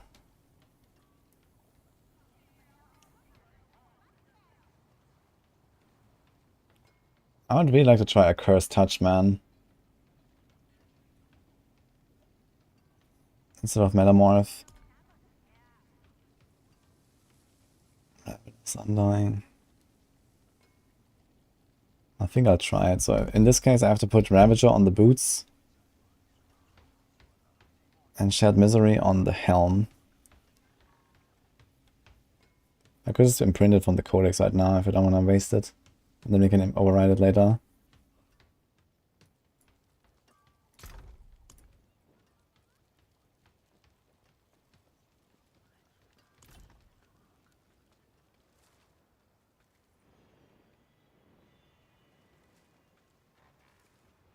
With Death Trap, Ice in the Dark, we work. That keeps it until it kills. It would work pretty well here, I think. But then you don't have T-Bots well equipped, and if you don't have T-Bots well equipped, then you're another rogue. So... okay, we have to start adding some points here on the skill tree.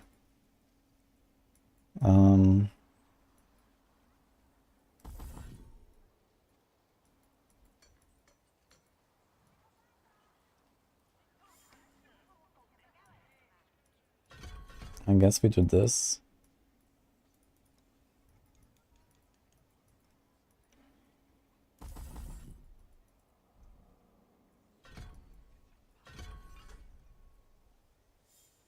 I think it might be worth to pick up the slow there.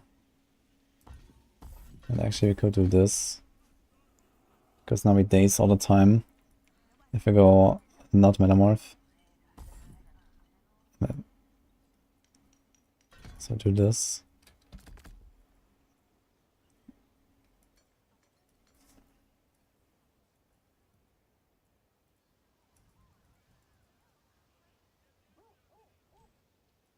Let's see how this feels.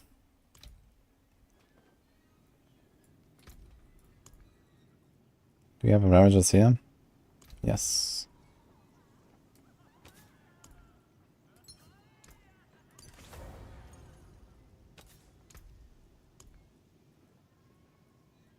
Let's go to Share Misery here right now.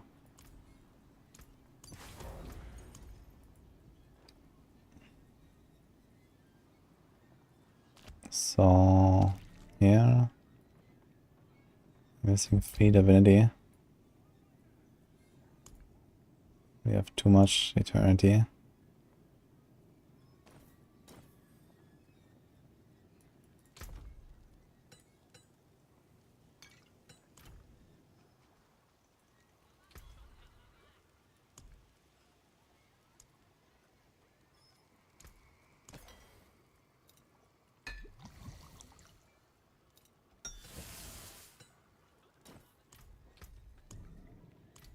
Okay.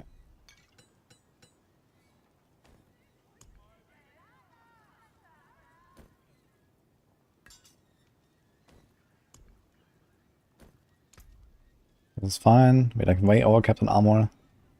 Oh, wait a minute. I just realized I still have the elixir, right? Armor increase. So maybe we actually want to have a bit of extra armor so we can run another elixir. I totally forgot about the elixir. Let me log out. Wait, did I have... I completed a run, right? No, I scrolled out earlier. Or I went out. So the run is still open, I think. This is complete, tier 10. No, we're right at the start, right?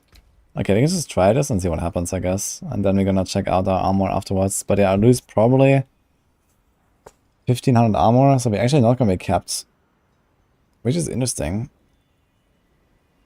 So we probably have to put back a bunch of extra armor on the tree, but this is not too bad. I can just remove Nimble worst case and just pick up all the armor nodes again.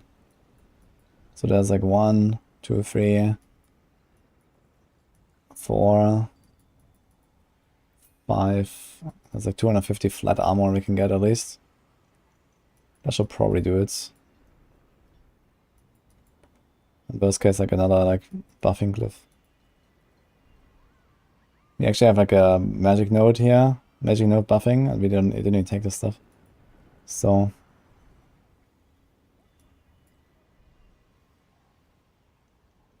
it's probably a really bad choice.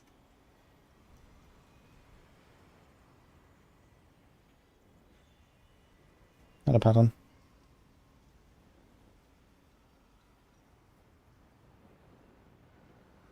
Hey, Lobo. Appreciate it anyway, man. Hope to see you again. I didn't rip with a rogue, guys. It's the same rogue. It's not pension rogue. I just respect it. I've been trying like some TB today. We're doing no shako now. Ravager. So running a Cursed Touch, no Metamorph. Ray, Ravenous. And I'd really like to get Resilience in here sometimes. I don't know. Hello. What's the cap for armor? 13.7k. So what are you looking for?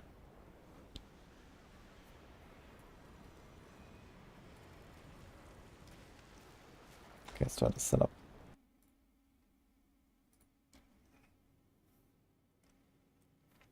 I can definitely see like when people play TB Rogue and you're not armor capped and you have to run Disobedience, and also you don't have a Doombringer, like this is gonna be really squishy, man. So for everyone who's like dying too much of Rogue, maybe Penshot is kind of like a good answer. It felt way better on survival.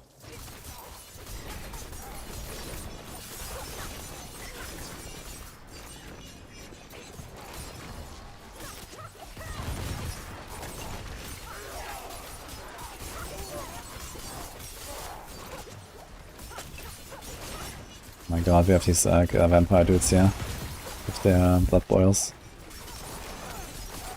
Look, there's constantly spawning this, and there's also a suppressor. Wonderful.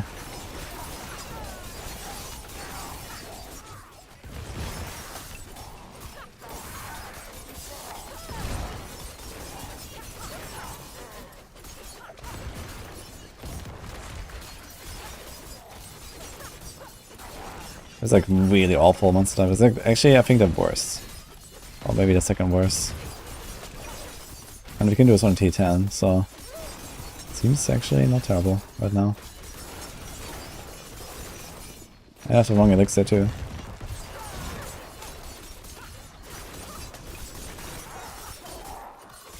And the fact that I don't have to metamorph for like every single monster to get like my flowing veins up is actually kind of helpful, man.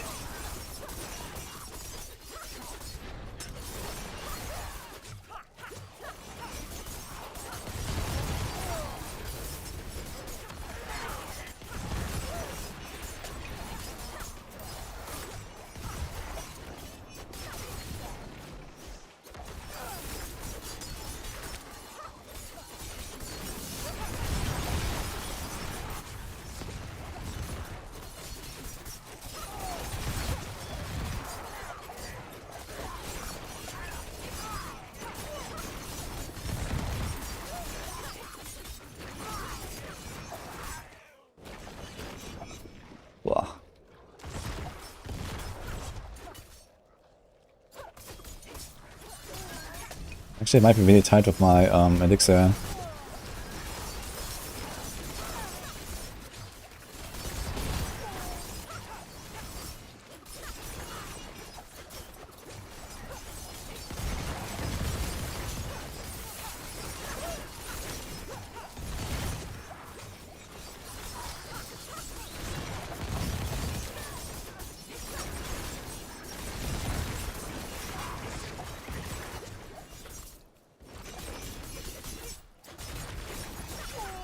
Only one potion left, by the way. I really ran out of potions. Should I do a Siphon victuals? Maybe I should do Siphon victuals and just spam potions, man. Maybe that's the strat, guys. It might actually be legit. Like, I just run out of potions on this build sometimes because I just press them too much. But it could be like way safer, it's just like spam my potions, I think.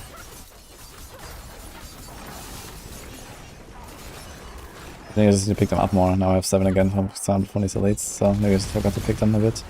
I'm not sure if I actually refreshed my potions when I went in. Could be. But I missed that.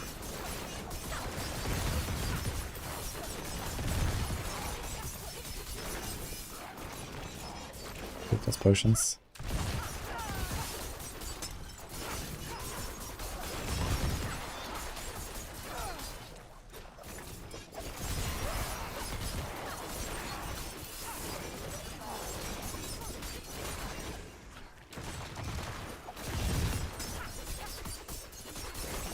Interestingly, I feel quite tanky, yeah. I'm not sure why, honestly. I think I just haven't been hit by anything big yet.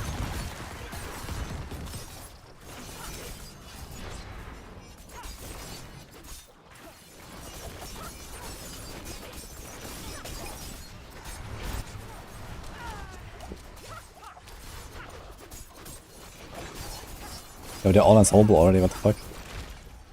Can I get like a protection shrine? That would be cool. Dude, I can't kill these blood boils, man. I can't kill these blood boils. It's insane.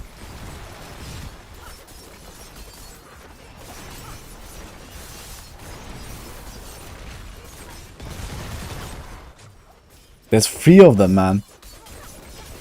Look at this.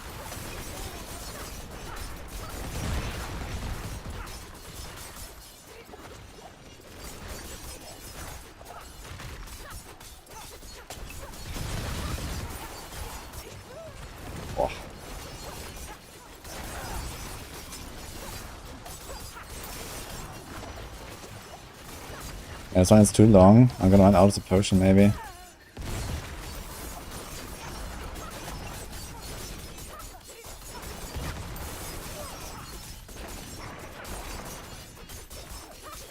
Maybe not, actually. That's good progression, yeah. And there's a protection. I'm gonna use protection for the Bloodseekers. We don't die before.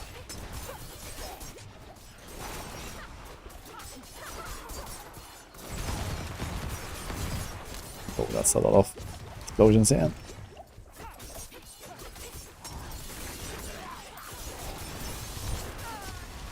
Oh. Did I proc? Wait. I did not. Okay.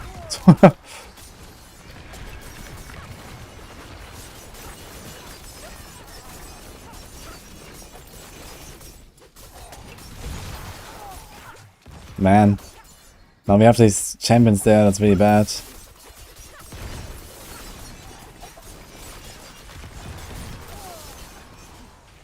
God, this monster map is so awful.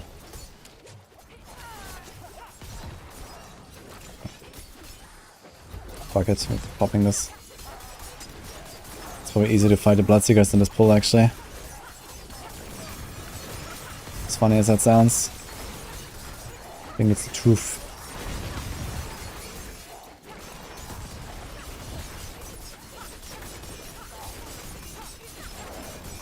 It's actually not enough.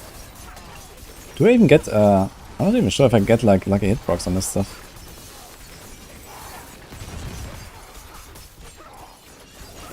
Dude, it's not enough, it's crazy.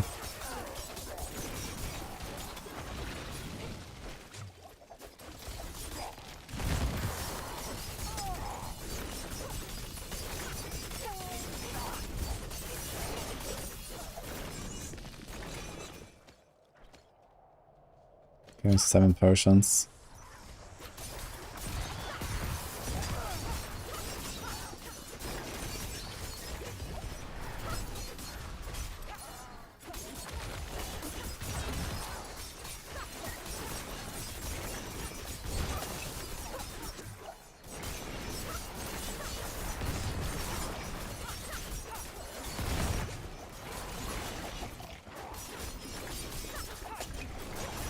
This thing just disappeared.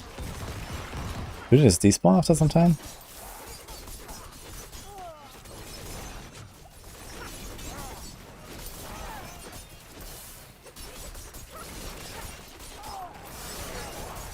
Okay, we only have 2 minutes now, so we're kind of tight. 5 potions.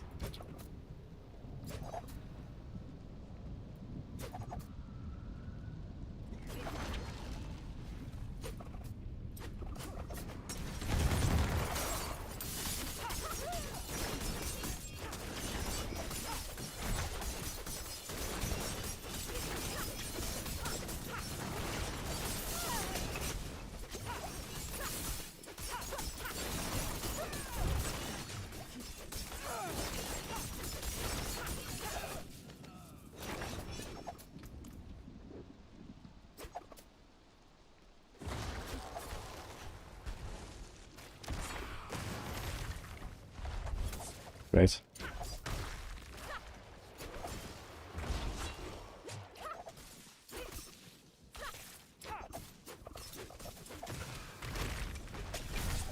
Yeah, we can just fight them. Maybe this was kind of... Never mind. I don't think this is doable anymore. It's like 45 seconds. Can't split them. My potion is off. We're missing 700, 800 armor. It might be fixable with the Paragon. It's kind of interesting how my armor is so much lower than before. But I guess it's because of the missing exploit weakness board. Dude, fucking vampires. They're so bad, dude. Thanks, Callion Gaming, by the way. Appreciate it, Thomas. Yeah, pensional build is not more powerful, I think. I was just like trying to like min-max this a bit to like, you know, figure out like how can I play more offensively. I'm not really sure if it's really the way what I'm doing here. I think exploiters would be pretty helpful. Sometimes these guys become unstoppable and I would... Like with exploiters I would probably have like an average extra DPS of like 10% or so maybe. It's not that much. But I'm actually unironically considering Siphon victuals aspect for the potion drops. I think this would actually give me a lot of potions. I can just spam potions. We don't do Ravagers. We do Metamorph again. Metamorph also has like more consistent T-Bots build up time for 28% damage. So maybe this is the way after all. I can try and see how that works.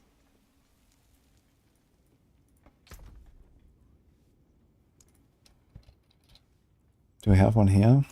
No. Also need to check what we can do for our armor, so let's do this.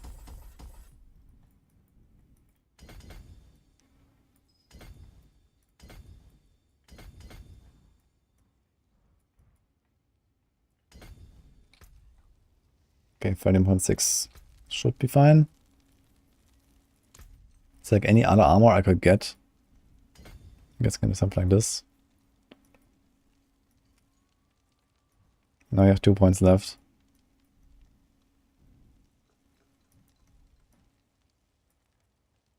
That I don't know where to put.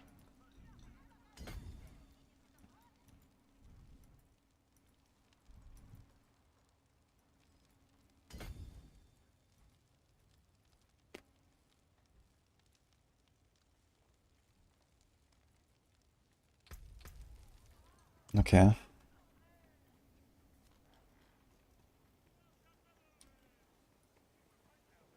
Hey, boiler. Yeah, immune monsters, man. That's very fun.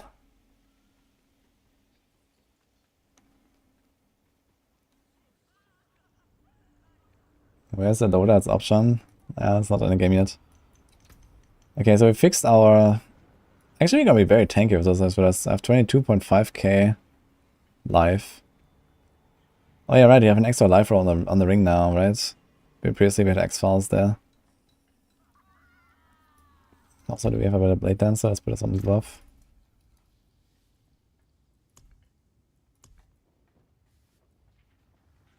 This is 15%, let's just do this.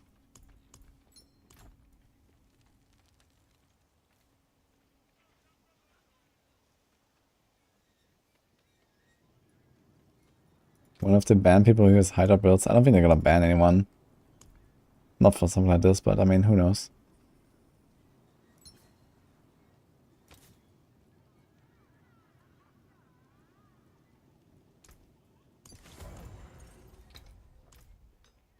Yeah, there's like an exploit where you can just like spam Hydras and get infinite progression, just spawn the Bloodseekers. And then if with good timing, you can even have like infinite amount of time for the Bloodseekers. So you can literally just kind of like go tier by tier and kill the Bloodseekers. It's kind of funny.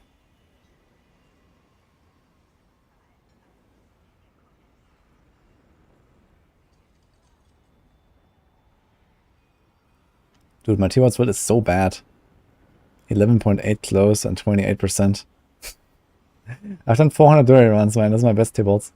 It's actually ridiculous. It's the only one that rolls like 20 max on resource, or like even close to that.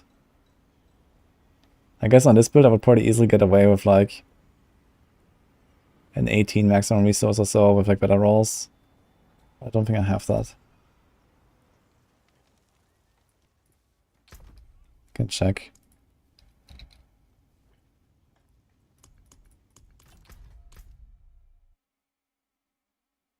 You have 3 T-Bolts at 20 and 40. How many runs have you done? What the hell?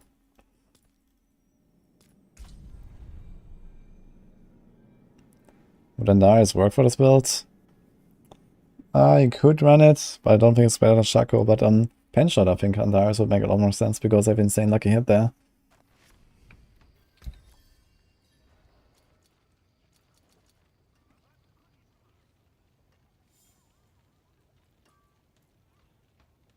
That's the temerity. It's actually no T-Bolts build on this character.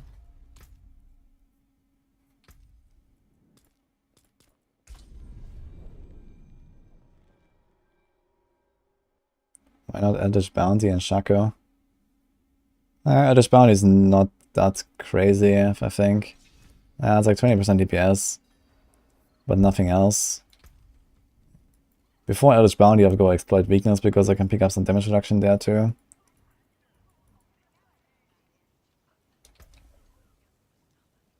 I think it's 50 max on resource, 40%, 15.3%. Yeah, I don't think I want to go 15 max on resource.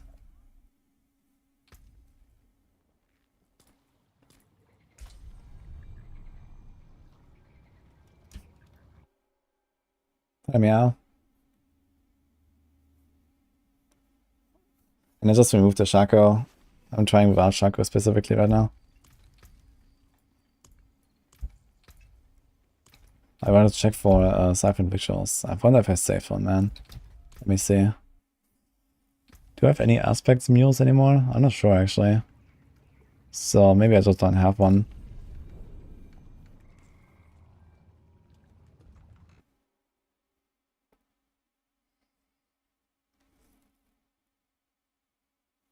Spare to have 20% damage reduction. Or Dark Shot generation on crit for Rapid Flurry build.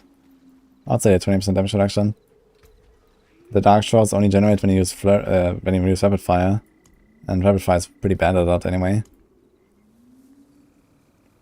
Okay, we have a Lethal Dusk aspect.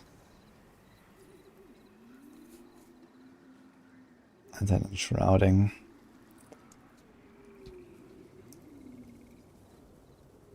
Yeah, I don't think I have one of these things.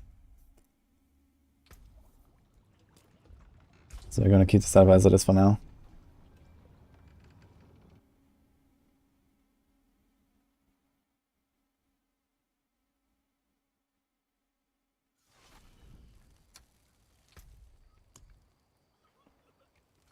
Okay, but let's try a 42 elixir. That's gonna make things a bit easier.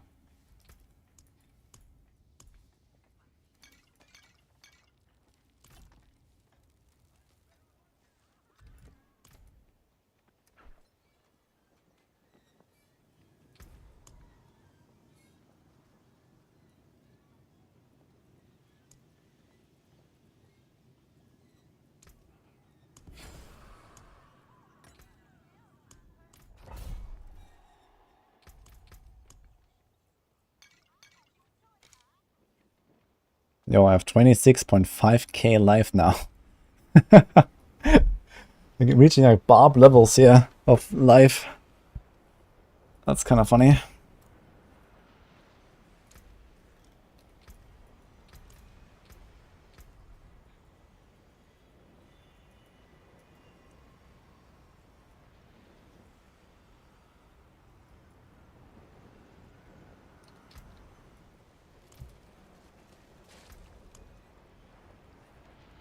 Okay.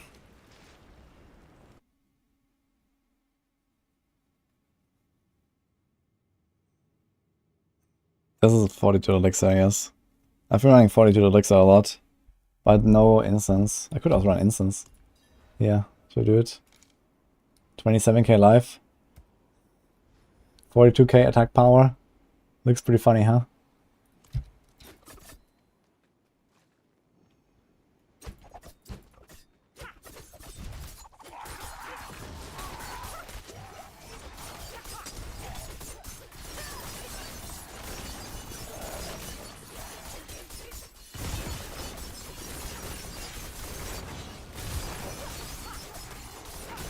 Yeah. I didn't get a single like bursting on proc here.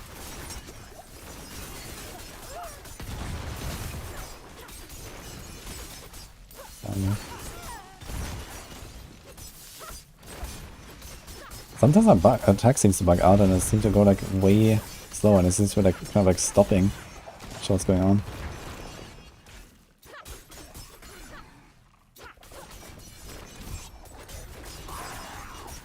I misclicked on the shrine. Also, it's like an awful monster type here, by the way, and an awful map too. So let's see if we can do this. That'd be kind of impressive if I can do a 10 on this.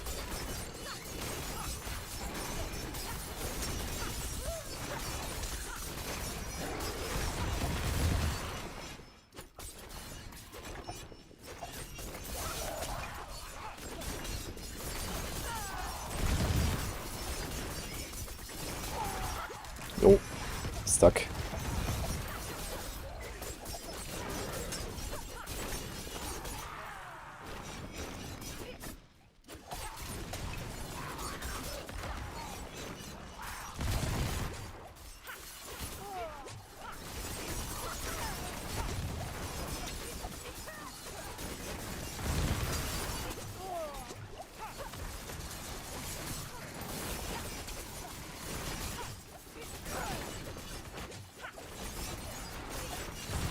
I think I would really prefer to have Siphon victuals, man.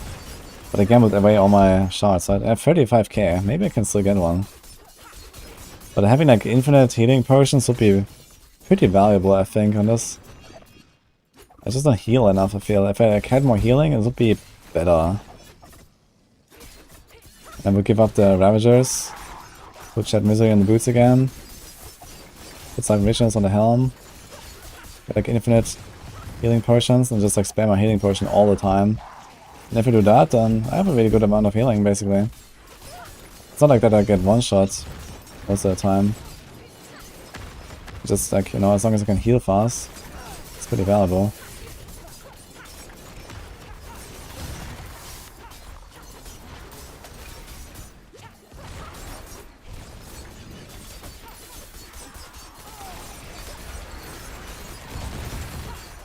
I think there's no chance we're gonna clear this in time, but who knows. Maybe get a nice pack here and some shrine or something.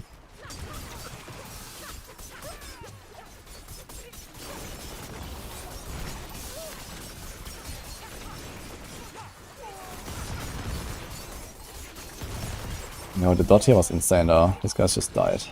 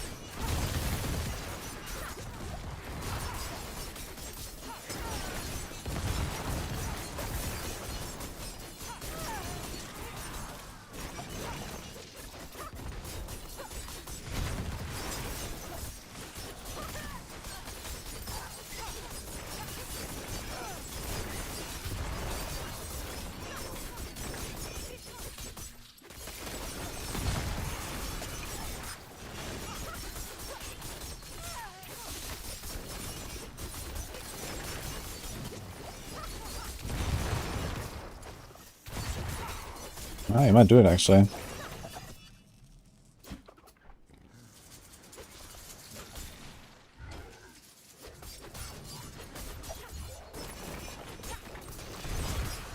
I'll try to save this.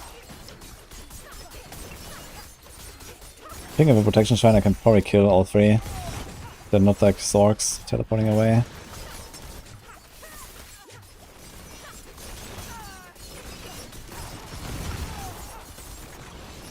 Man, these snakes stunning and it's crazy. They like evade all the time. I think I might run out of potions in this pool.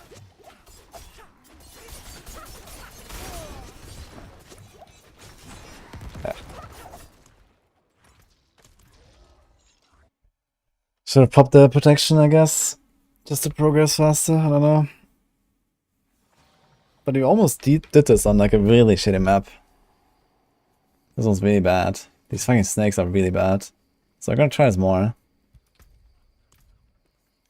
But maybe I'll do the strats, just go Metamorph again. And Siphon Victuals. I think Siphon Victuals could be really useful for this. Cesium Blade smoother than Penshot? Absolutely not, man. Penshot was feeling better. Like, from a feeling. TB is probably a bit stronger. Like, the damage feels a bit better when I do like a proper nuke, but I'm just like squishier and I'm like in melee range and I don't really get Umber stacks and you know all that stuff, so. I wonder if I could actually run Umbers. But realistically I take way too many hits, I think.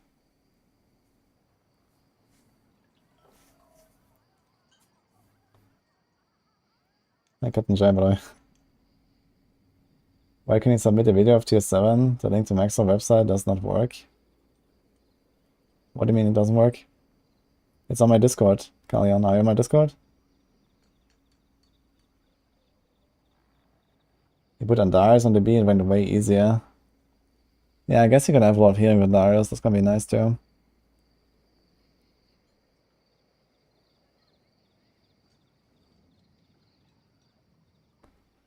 Without G-Dev, people would be stuck farming a glyph for hundreds of hours on T1. Nah, you wouldn't do that. If there was no G-Dev, you would just like never try to rank up the glyph. You would just like push very carefully until you die and that's it. Because even by farming in T1 you can just die easily. So you're just gonna put your character at risk for almost no gain. So the strat is just you don't play. You only push until you die. That will be the strat. That's basically what I'm doing right now, so.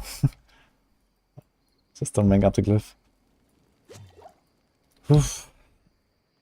I mean, realistically, this was a really shitty map, and then we have like the fallen analytics every time, and the snakes everywhere.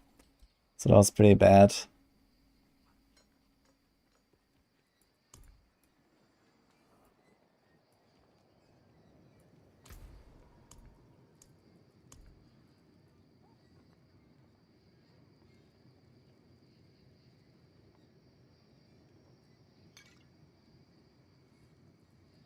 T10, I guess.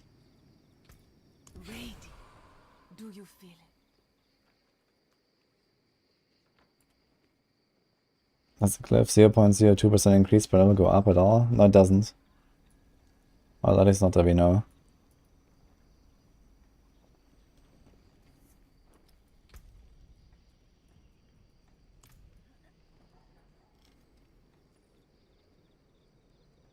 Have a pattern. Nobody free PTR. I mean, there's nothing to see on the PTR. The only thing that needs testing is like condemn, I guess. And worst case, I can ask someone who has actually tried it.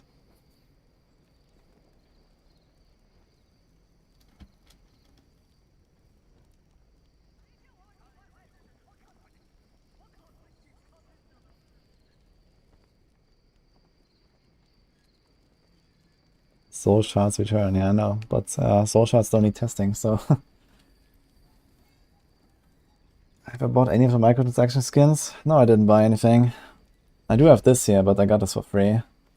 This from the BlizzCon ticket or something.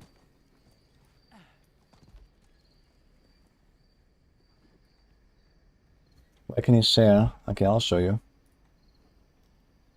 So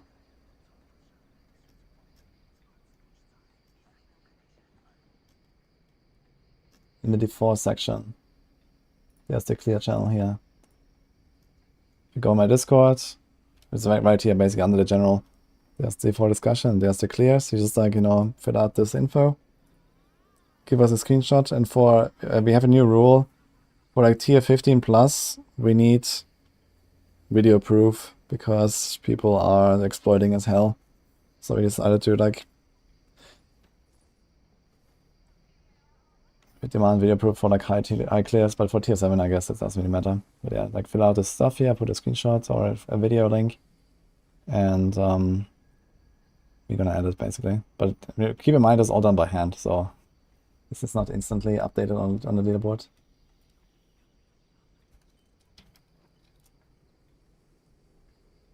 When does it end? Yeah, we're gonna go until the season end, it seems. And if anyone wants to help us out with like, you know, the Google Sheet, entering the data and stuff, let me know. We would appreciate a few more moderators, I think. These are all volunteers, so I don't want to like put like too much work on like everyone.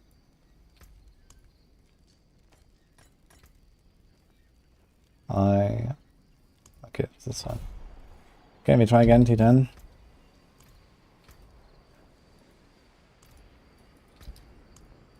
Let's see like a better monster set. Yeah, your names will be carved into the statue at the Maxwell headquarters, exactly.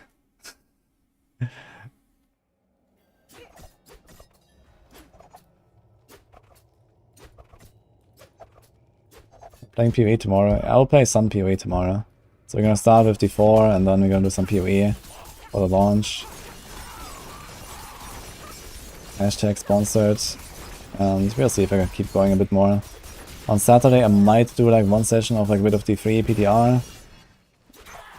And then maybe I might return to like PoE here and there and, you know, just progress slowly or so. We'll see if I like the league.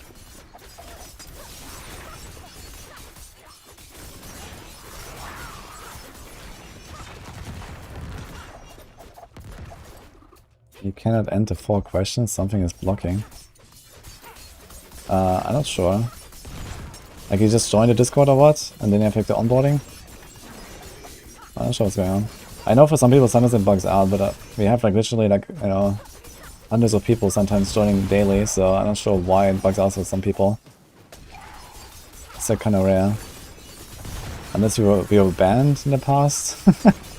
That could be. But I guess then you can't join at all.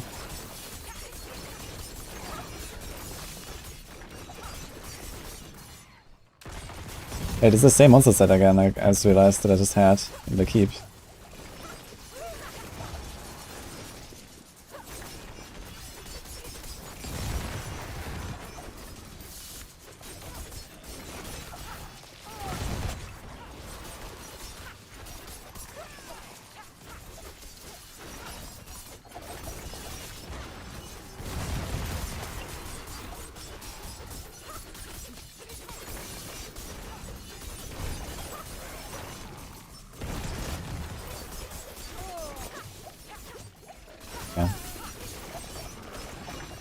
It's gonna be tough to beat this tier 10. Like, that's just such a bad monster type. I feel. I have to play so careful. And this is like an insanely tanky setup I have, yeah. It's like crazy.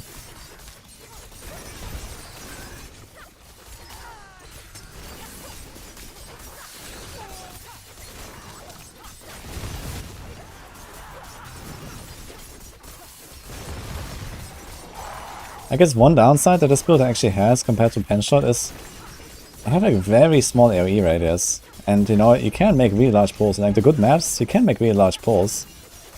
Like I was able to like fight sometimes like 8 elites or something at once. And I think with this build I would just not be able to hit all these elites at once. Even if I have them. Which does make it a bit more consistent, I guess.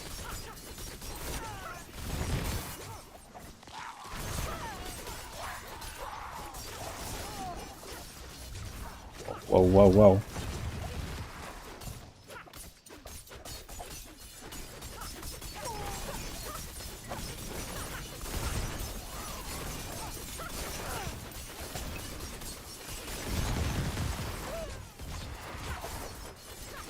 Man, we have these shamans here raising stuff. I guess they don't give progress twice, right? But who knows? I know they don't give XP twice. I tested that at some point. So I guess they don't give progress twice. But then again, Hydras apparently give you progress, and I guess they don't give you XP when you summon them. Guess to be out. Blast MPOE? I'm a blast MPOE, yeah.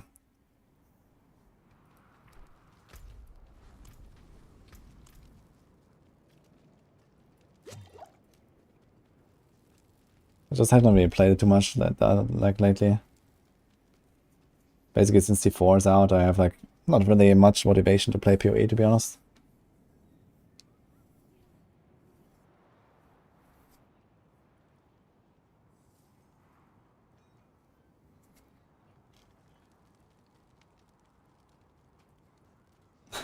Just level to 100 by spamming Hydra.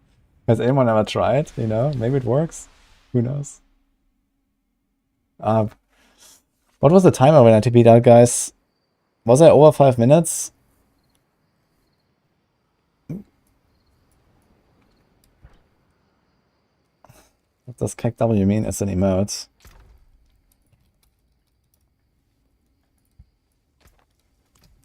It's just like a laughing face when something is funny.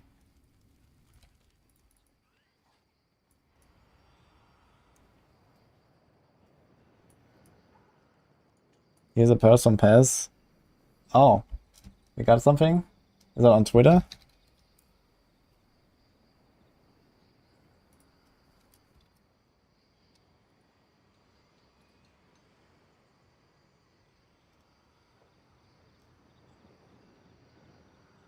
No. I can't see links on my YouTube chat. Can someone link it? In Twitch, that would be nice. Apparently it's a post on... Is that an update?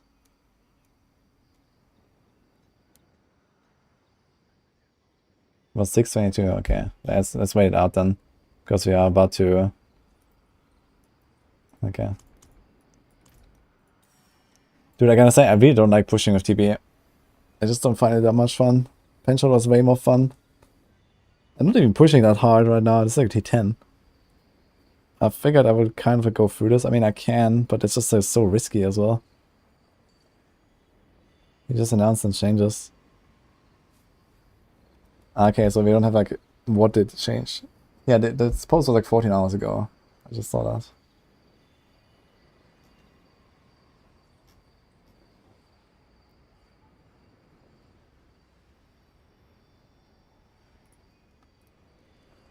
But Pure Rapid Fire seems to be doing pretty well, actually. That's also like a tier 13 clear or something. Yeah. Maybe Darkside is also pushing that.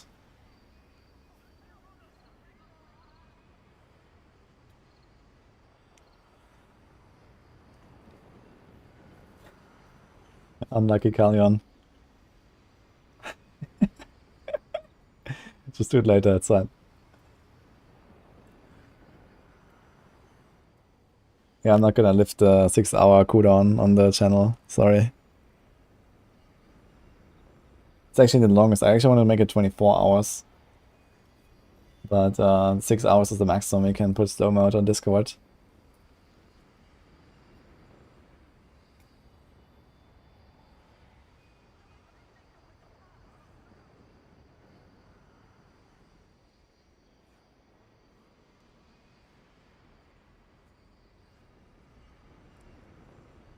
"40 MVs in your eyes and 0 Fists of Fate."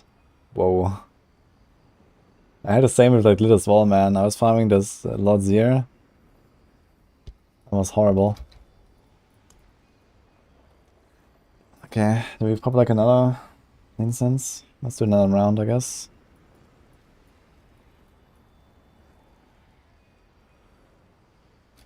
To get 200 runs to get both Ice Beast cosmetics. Wait, that's cosmetics you get from him? What does he drop?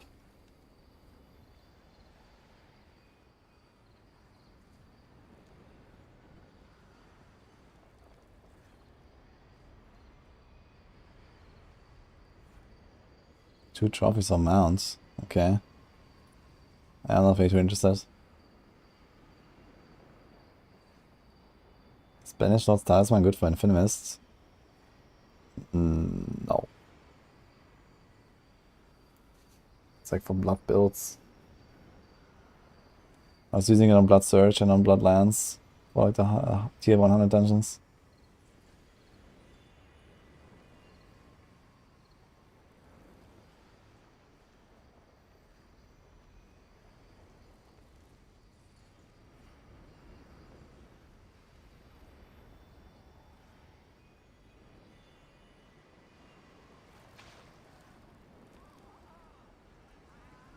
Let's do it.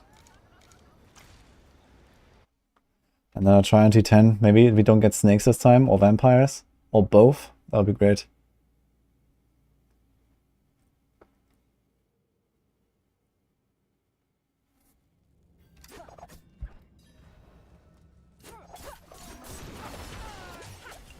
Didn't get that drowned. That's not too bad.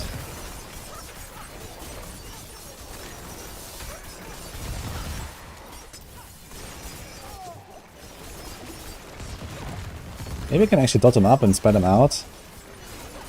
And they don't heal. Yeah, that actually worked. Look at that start. That was insane. Let's get the minions as well.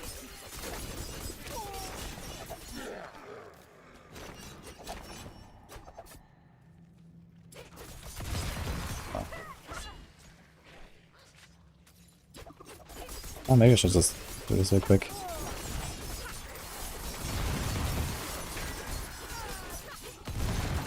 Probably worth.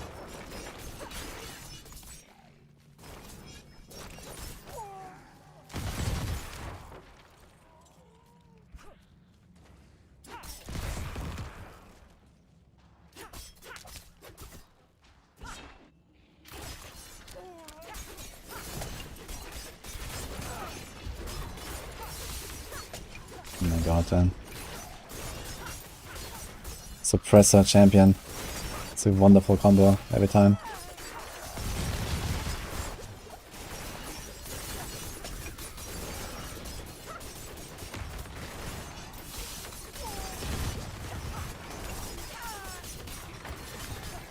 Oh.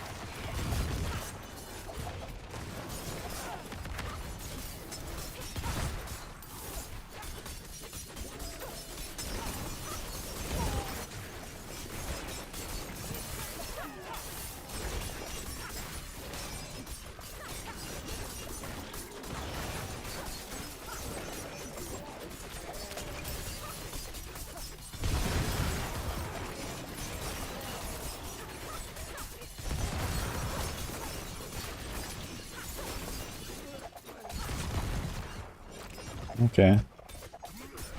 See the difference between the snakes and this?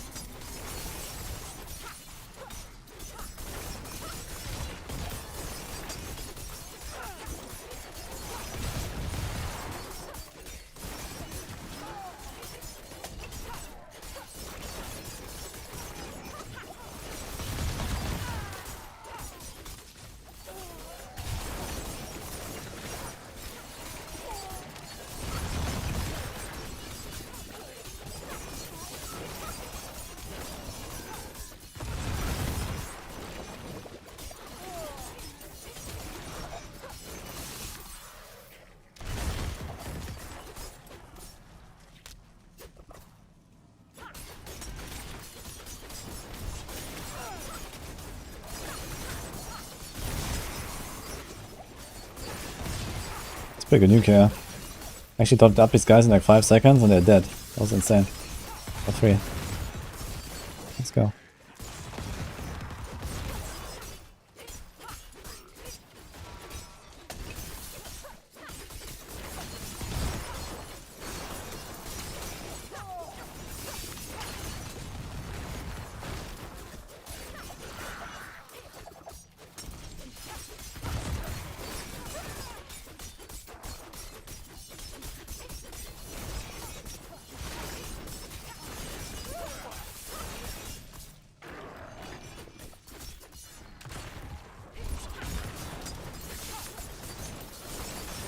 Shit. Chamber told me.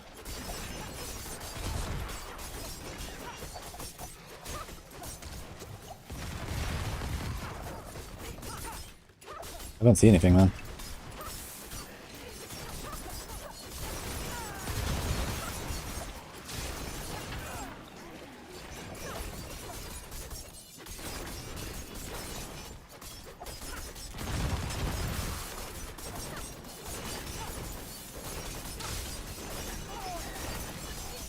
I think I'm getting a bit better at it now, this build as well.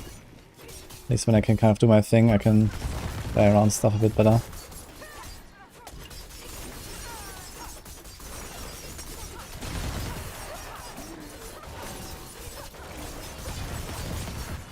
Okay, so Empiric. Got him.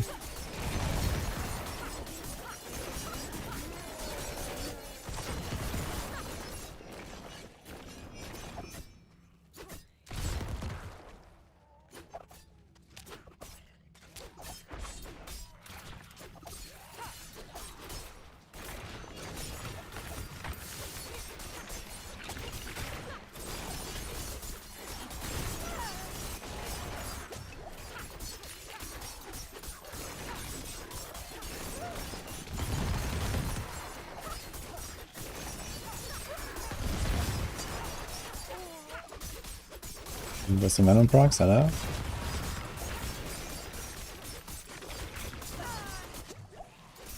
Should probably just like not be in the pool when I don't have poison imbue like at all.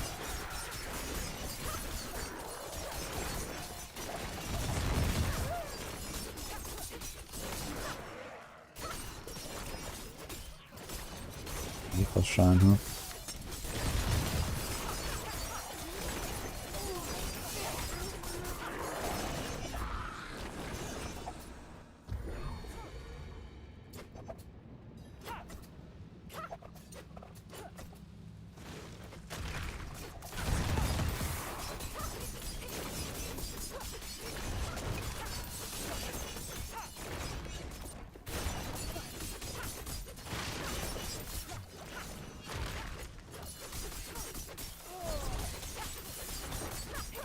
And it's getting tanky actually at this point.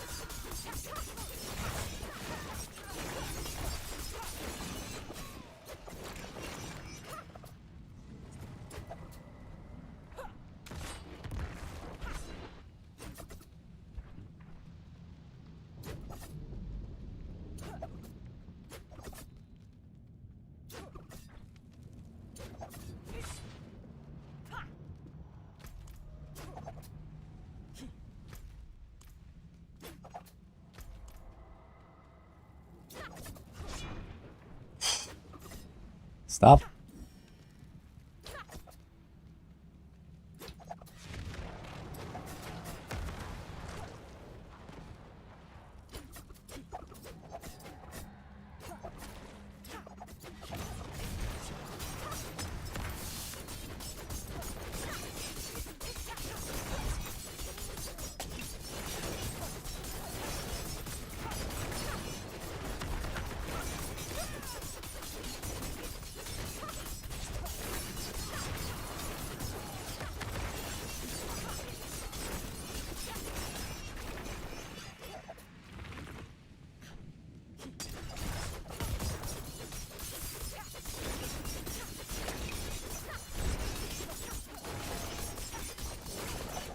Against one Peric.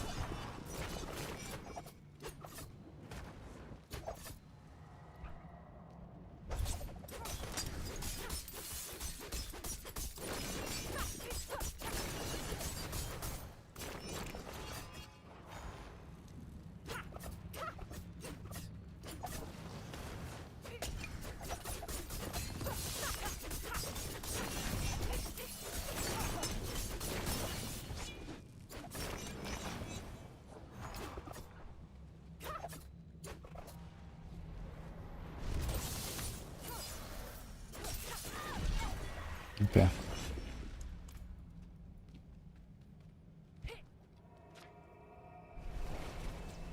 Poison trap instead of smoke. We could do it. We probably don't need the smoke that much, but the smoke is also 25% extra damage. So you get 30% more imbues versus 25% more damage when they're CC'd. I kinda like the smoke.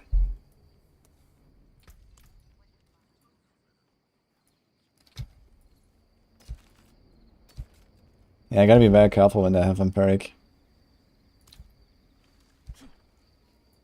But this was just a 10, man. My eyes can only watch so much. Actually, when I can do a good nuke, I think I killed a Druid in like 25 seconds or something. That was pretty good. So Bloodseeker T10, like 25 seconds if I just nuke, with like a decent nuke. But yeah, this means on like a tier 14, tier 15, probably like around a minute per Bloodseeker, just full DPS. So...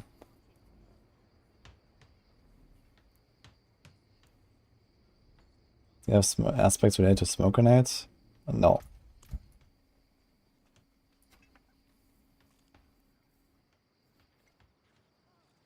Temerity versus Shilling Storm, what is best and why? Shilling Storm is like OP. Like Shilling Storm is like what you use on every Necro build. Little small Shilling Storm. Temerity, I mean, you need insane healing for Temerity to actually do anything. And usually just better off with like defensive pants.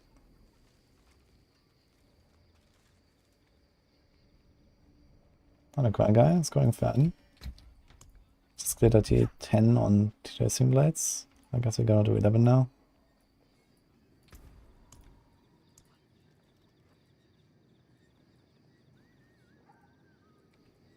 I think I'm gonna keep this setup for now. With the Accursed Touch. I kinda like the Accursed Touch and the Shadow stepping around. So I think I'm gonna put like the 50% Shared Misery on the helm. You will be back. The But I would really stars like... will not lie. okay, let me see. I have 35k shards left. Let's see if we can gamble and have victuals if we're lucky.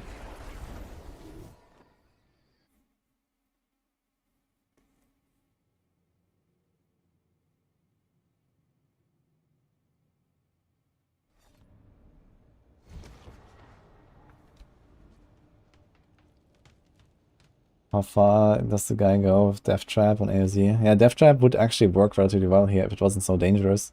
The thing is that if you use Death Trap pants, I mean, they have life and damage reduction, and then you're missing 2 mods, and life is already something you don't really want. And you're missing a defensive power, and first of all, you're missing Tibalts. I mean, you're not gonna go very far. This would be the type of content where Eyes in the Dark would be kind of useful. But I think because it's so dangerous, you would rather go with like more defensive pants instead. But maybe. I guess the defense should be like pretty comparable between Tibalt's Will and Eyes in the Dark. It's just that they lose like 80% of your damage if you do that. Which is kind of problematic.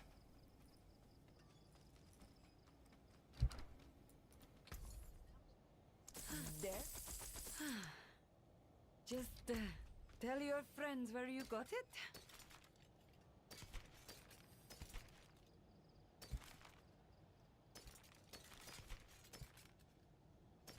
Okay, we didn't get a Siphon victuals. Look Okay.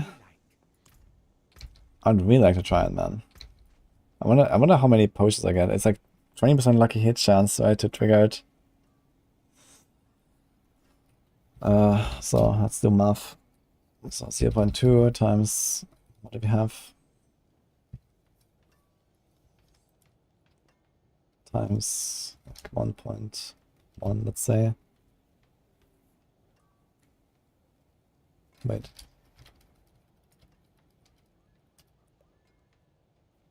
So I have an 8% chance per hit to trigger 1 potion drop. And we hit like around 3-4 times on one time. Let's say it hit twice. Let's see, per testing blades we hit twice on every target around me.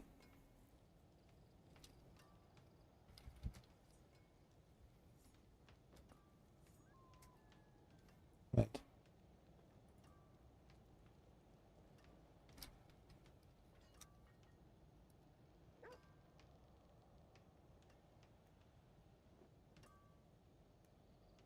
Yeah, we would actually get probably like a potion per second or something, and like a big ball. Well, probably more. One potion, that's a lot. You can literally just like spam potion, man.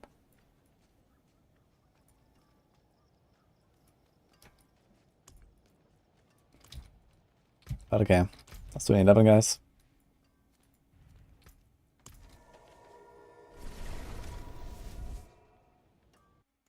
You have been killed twice while in Bloodlines, which is not supposed to happen. What?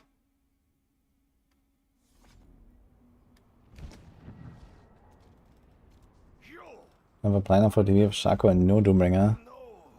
No, I just have with Phoenix and without. So, if you don't have Doombringer, you equip X-Files.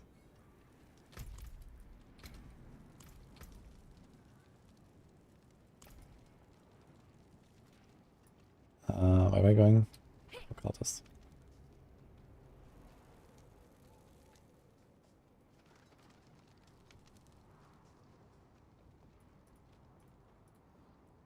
I can take common, turn it special.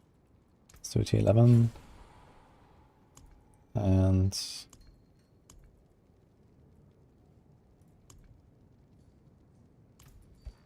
oh, I never took this thing, I think. Yeah, Shared Misery. So I'm gonna put the 50% Shared Misery on the helm. It's gonna help a little bit with like spreading the crowd controls more quickly.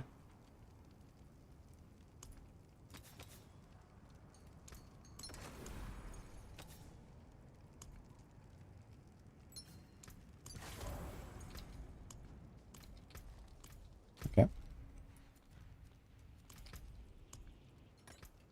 T11. Did you see the new Barb meta? Yeah, I saw it. It looks really stupid, honestly.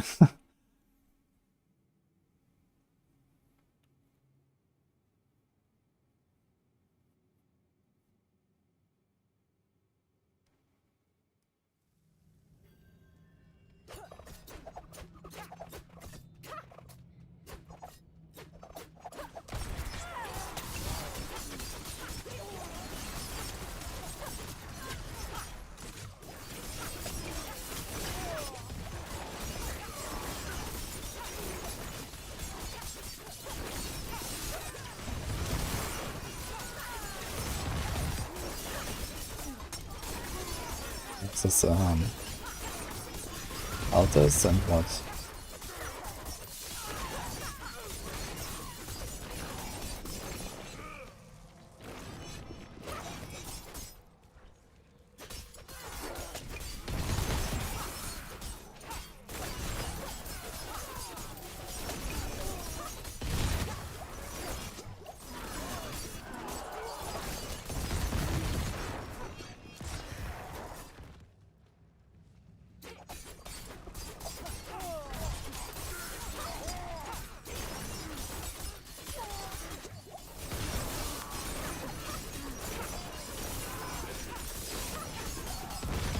Actually, I just realized Siphon and victuals aspect should drop, should proc pretty much roughly as much as my bursting venoms, right?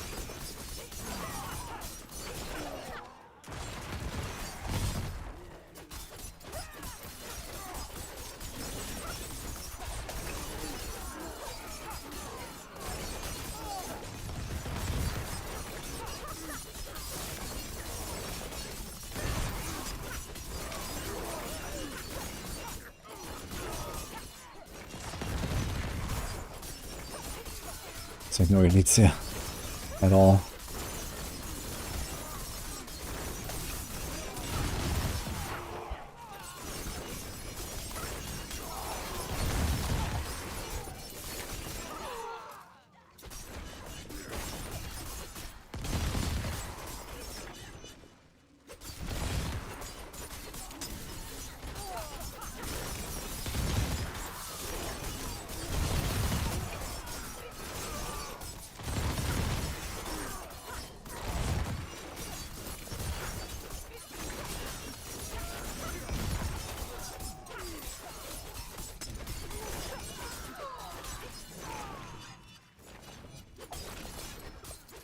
Dude, this map just has 0 elites. It's crazy.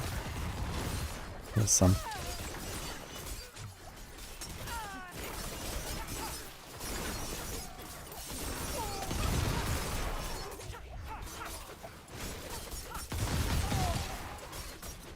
My god, man, Heidi's bandits are constantly dazing me, man, with this shit.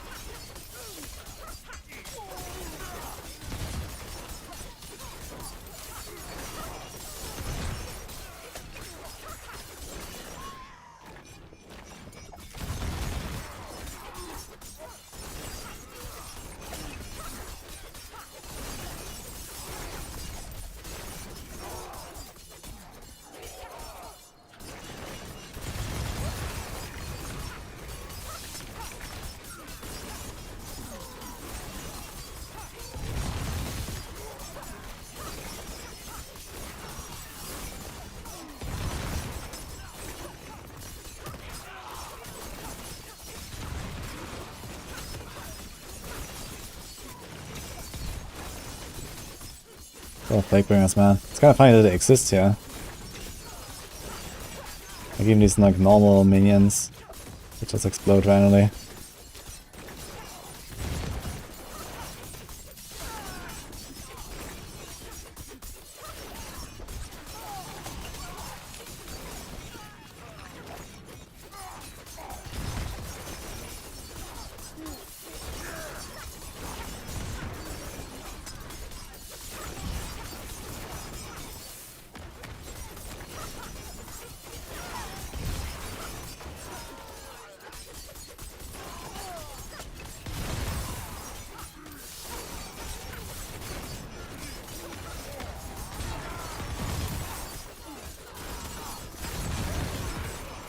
Oh, seems like we're actually doing this. It's worked out relatively well so far. But the Bloodseekers can still take a while.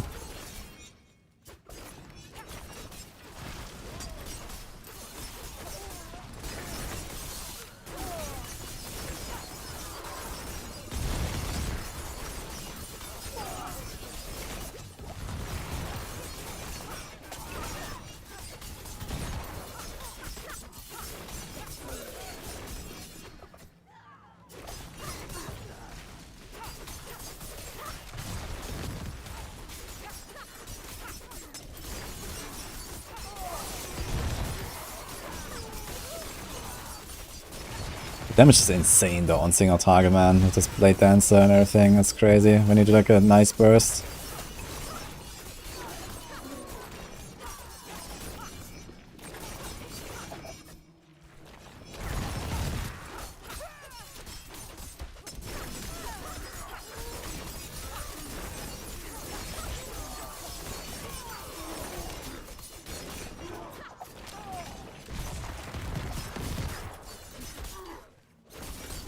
Shrine, okay. I think it's exactly the same shrine and exactly the same position as last run. That's kind of funny.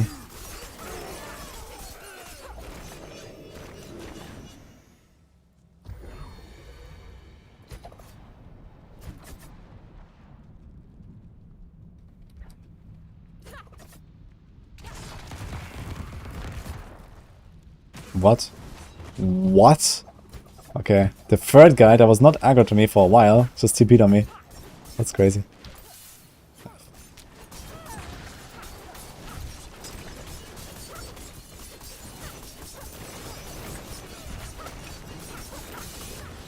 Let's see how much damage I do.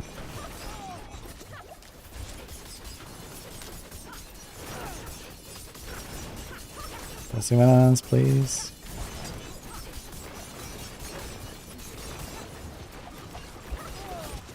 And these Sorks are really bad, actually. Because they keep teleporting out.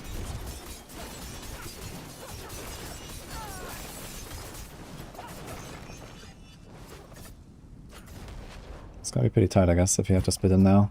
And they don't.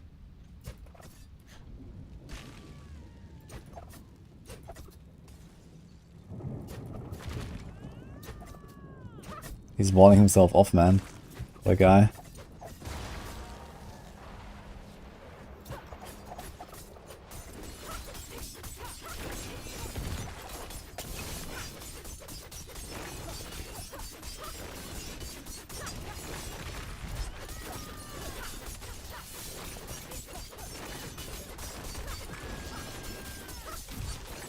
It's gonna be really close, actually. The last guy needs to be an easy one.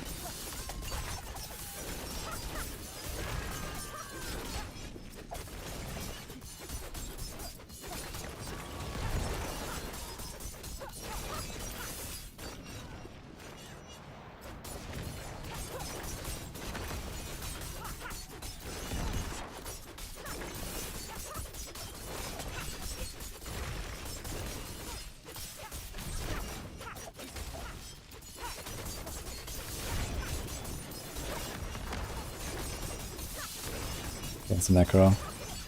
What can be easier than Necro? Alright. It's an 11. Look how far I went, man. Felt like I had to go really far to find any elites. I had like some elites right here at the start, and then nothing until this corner. And then there were like some here, and that was it.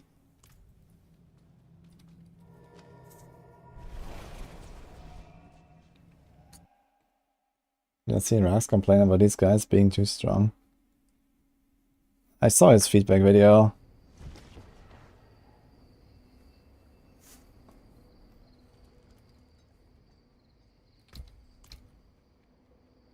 Making explosion when he casts imbuement is on here. Wait, why would he do that?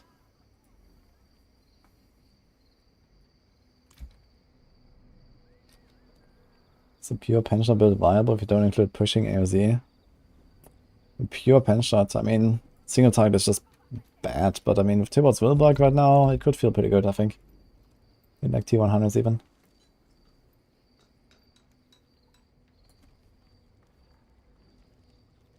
Does Flurry RF work for AoZ? It does, but usually Flurry RF is not like a poison build. I guess you can make it a poison build, just like, you know, Pen RF or something. Like exactly the same stuff, right? Instead of Trick Shot, you have the Flurry aspect, and it's literally the same build you can do. It's just not gonna be as good, I think.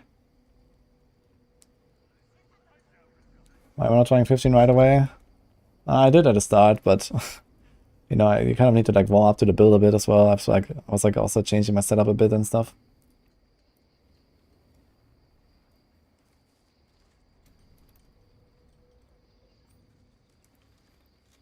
Do I support other streamers doing exploits and showing others how to do it? No and no.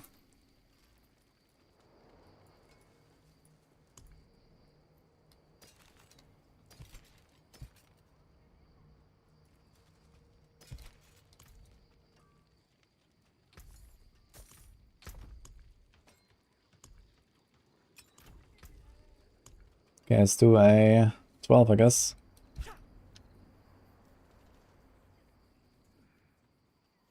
I wonder, I have not seen a single time, like, I think this monster type that I'm looking for is like just more rare. The spiders and the red spiders and the skeletons. I feel like I'm just not getting them, man. Today I have not seen it a single time. But it's probably like other monster types I haven't seen a single time. I think I also haven't seen the poison spiders. Or the cold spiders today, actually. So...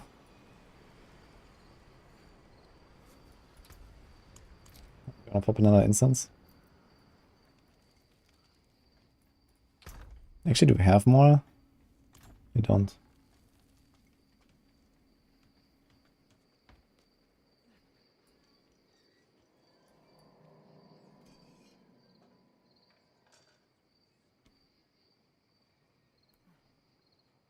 The aspect that gives you the poison explosion when you press imbuement. I mean, does 0 damage. I mean, that does literally nothing. It's just a waste of this aspect slot.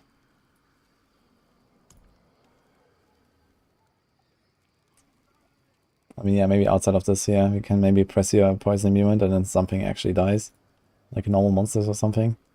But you know, everything here has like 500 million life.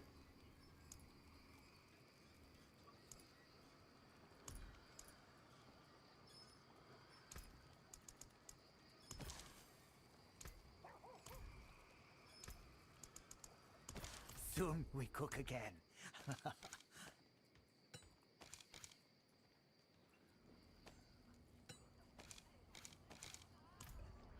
Right.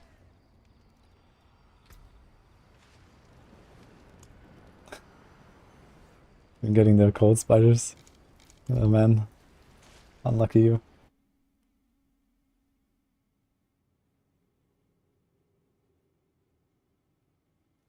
The poison's wild. I did 60 million ticks. Yeah, I can do like really high ticks. Like poison rapid fire with the T-Balls bug. It's pretty nasty for sure. Seems like my single target might actually be slightly better on RF. Okay, with the Knights, Bandit combo. And I think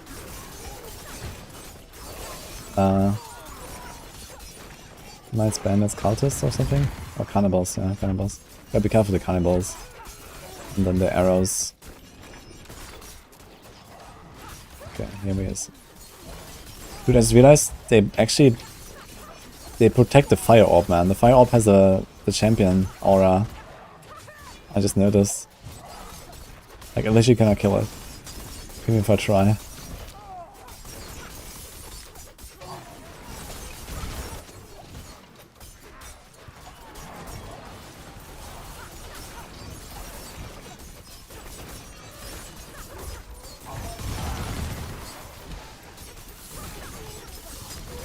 Actually, I should be much better against this one type now because I'm constantly CCing the arrows. That will help a lot.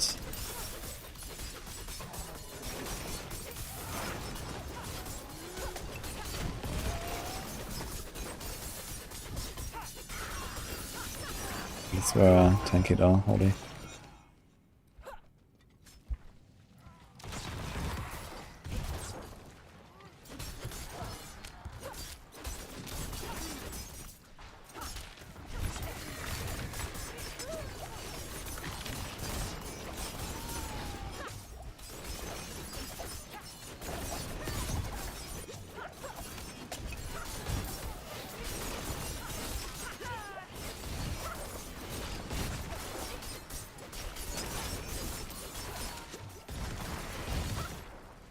Ah, you got that champion, okay.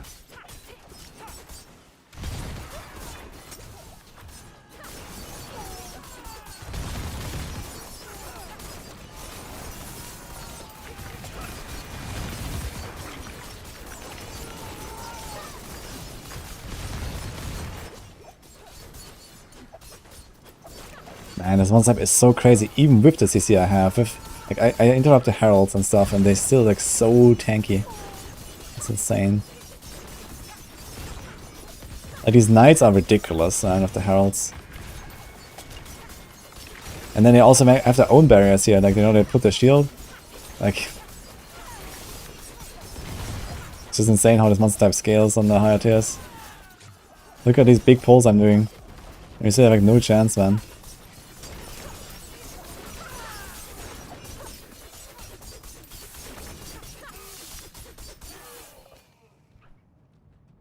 No, it's just barely on time. It's not enough.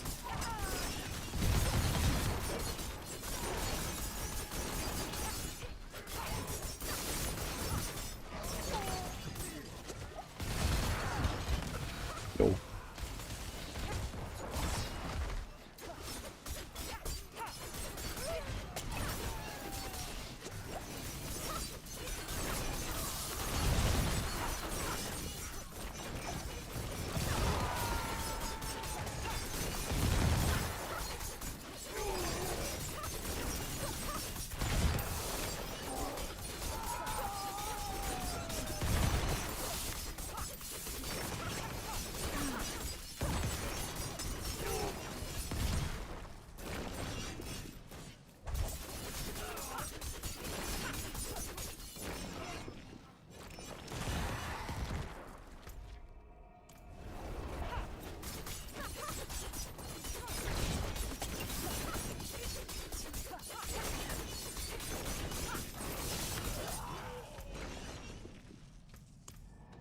Let's reset this. We have 6 minutes left. I should just leave before the 5 minutes mark so I can reset it for free, basically.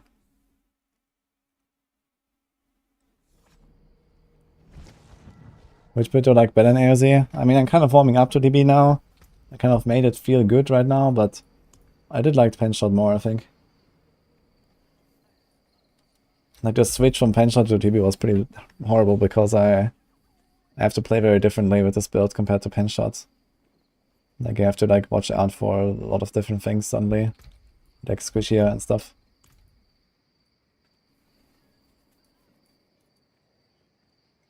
Why am I not playing with Selec? Because this class is called Rogue, mostly.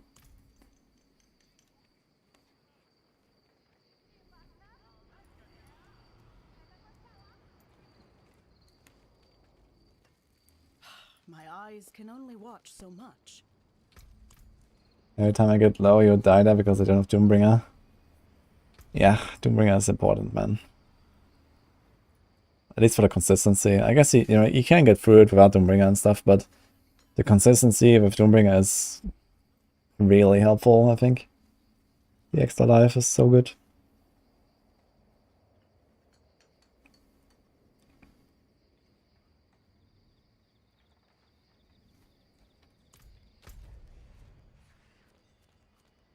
Oh, I have a bird boss in 2 minutes actually.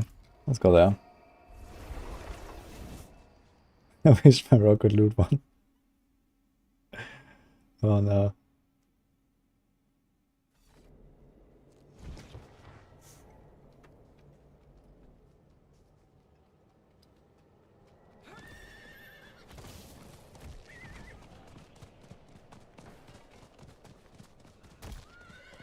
Yeah, I feel like Doombringer might be like a bit too OP. I think they could make Doombringer maybe like a bit more of an offensive item and less of a defensive item, so it's not like such a huge difference having it versus not having it.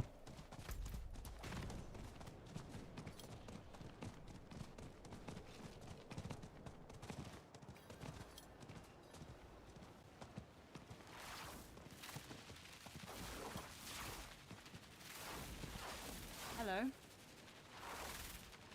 Build is update on max roll. I mean, this build is on max roll. I just like swapped a few things around. I don't have concealment. I have shadow step instead. And I slightly tweaked my paragons.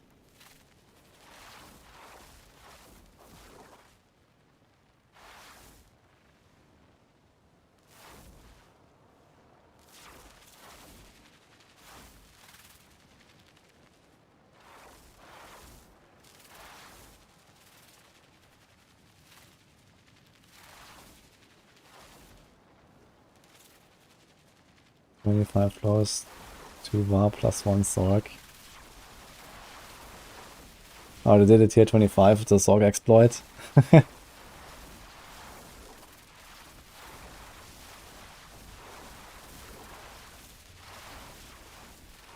Yeah, there's like, I think it's especially in China, there's like some people that are like doing like these super high tiers.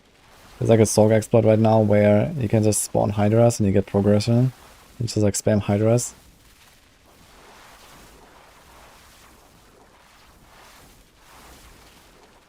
How to get Sigil Powder? You can speedrun the tier 1 in Abattoir. Or just like farm tier 60, 70, 9 dungeons and do like all the events and stuff and salvage the sigils. If a rogue dies, will I switch to Barb? I'll switch to Barb even without a death at some point.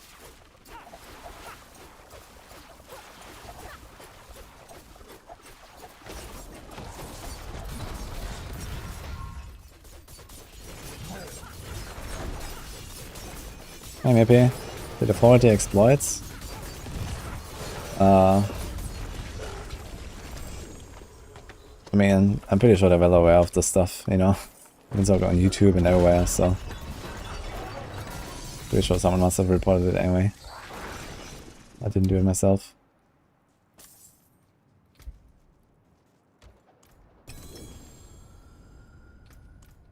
Okay, I guess we should be ready to go back in again.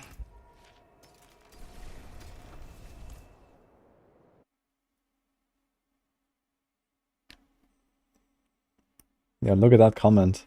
Here's Voida, your Z-Druid is working so well. Have you tried it? That's cool. I'd like to see Z-Druid in a team in action. My eyes can only watch so much.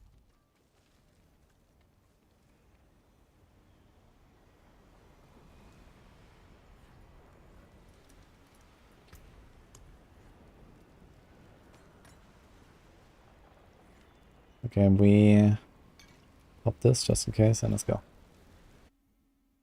I have Shared Misery on Helm, and I have Ravager on Boots right now. I don't have Disobedience aspect or Escape Artist on this build right now.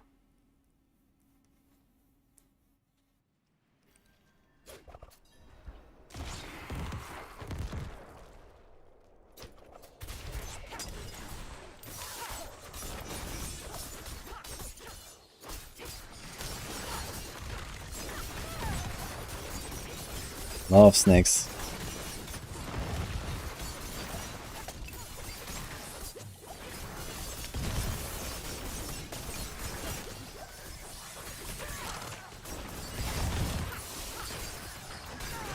Yo, I just realized I was just at the world boss, right?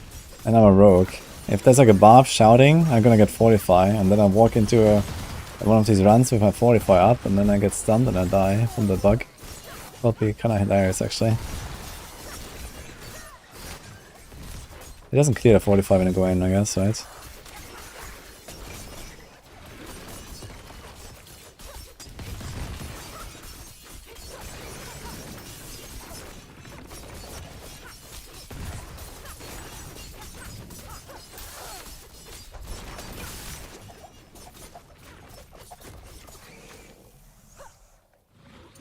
What's the Zenith title? Zenith is for clearing a tier 20.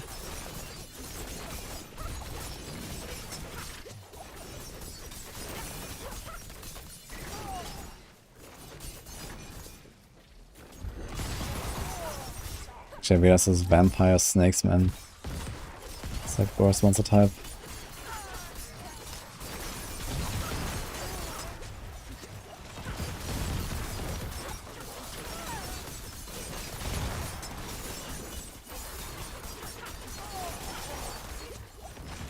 Man. It's fucking lightning.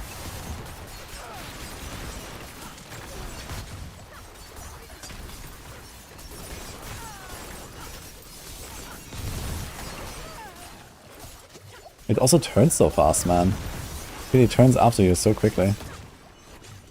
Because even when I dash away from it, it's crazy. Like you have to like actually go out of its range. That'd be surprisingly good progress though on this.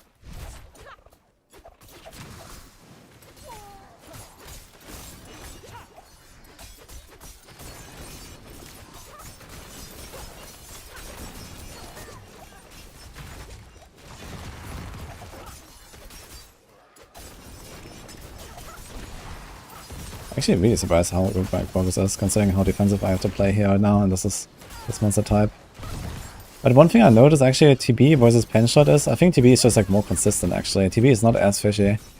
It seems like I'm generally not as impacted by which monster set I'm facing, despite it being squishier. But yeah, I haven't seen the good monster types yet, so I don't know. Maybe there's gonna be a completely busted. But I have not seen any of the top 2 monster types yet. Is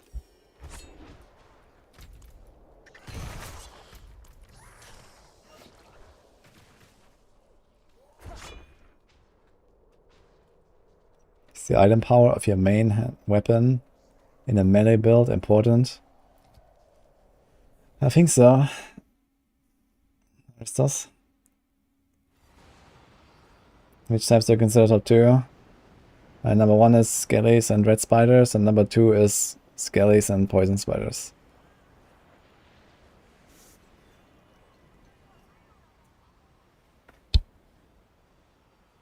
Maybe I was playing with numbers instead of cheats on TB.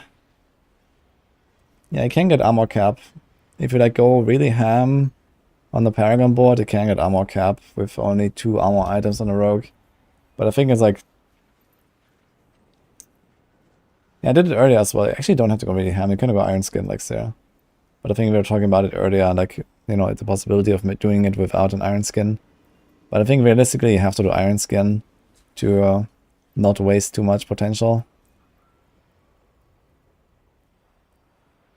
I was doing it with Iron Skin earlier with Shako, but I feel better with this setup, honestly. Because it allows me to go Ravagers and not run Metamorphosis. And I really don't like running Metamorphosis.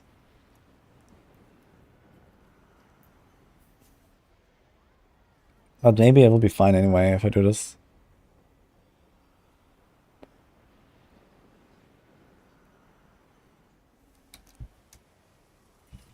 Here, boiler. I'm gonna list.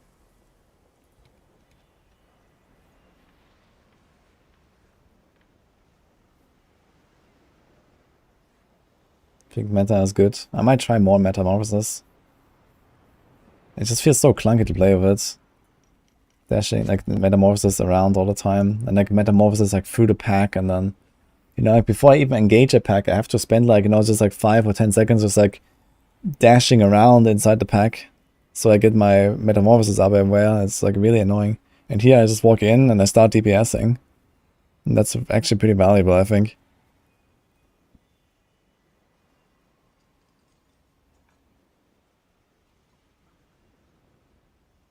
How come Rob's glyph is higher than mine by a large amount?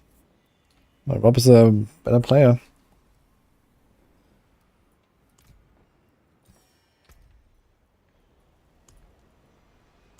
I forgot my potions. Let's get that.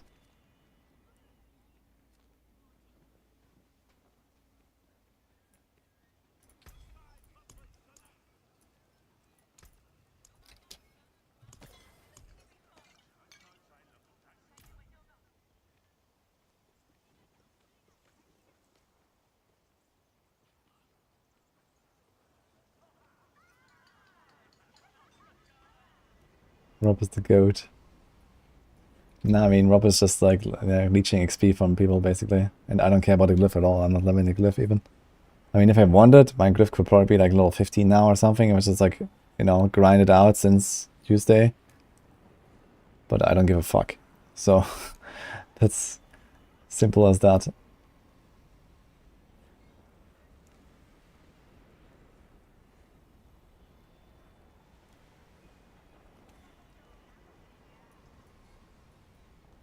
Okay, I have to wait like another minute or so. Should we just do like a quick... Let's get a Bloodseeker Whisper or something.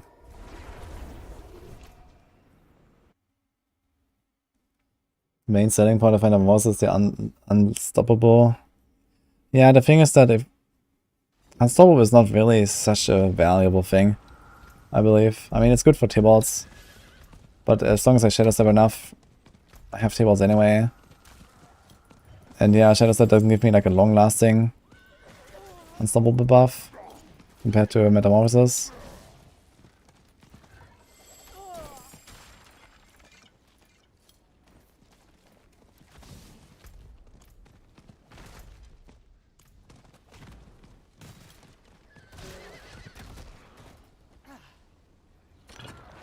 Yeah, I think I have to try this a bit like tonight and tomorrow. I guess we're gonna do like another round of CB blasting tomorrow and then, you know, see what happens basically.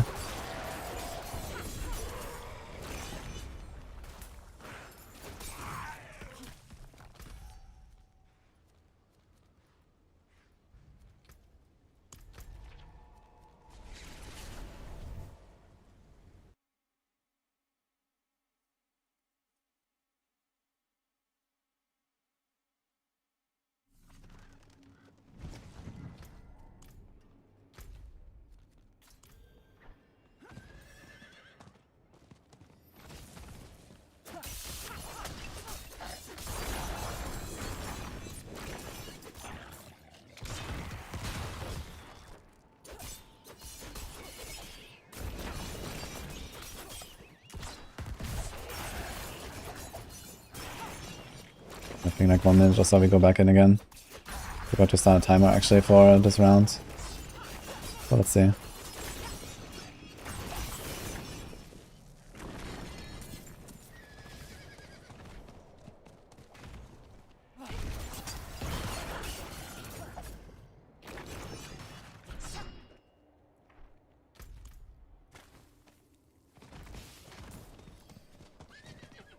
Right, Barry, get it.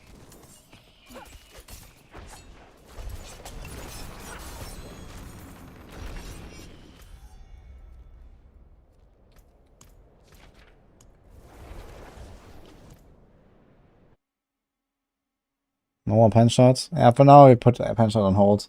But who knows, maybe they're announcing like a huge update today. And maybe I go back to pen shots. I mean, I can just respec real quick. I have all the stuff there. I have different helmet and boots for this build right now, so easy.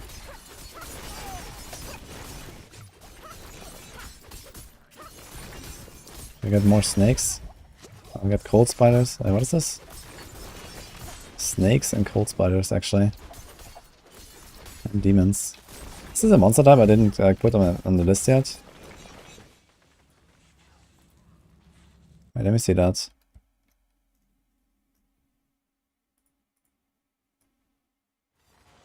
Right here.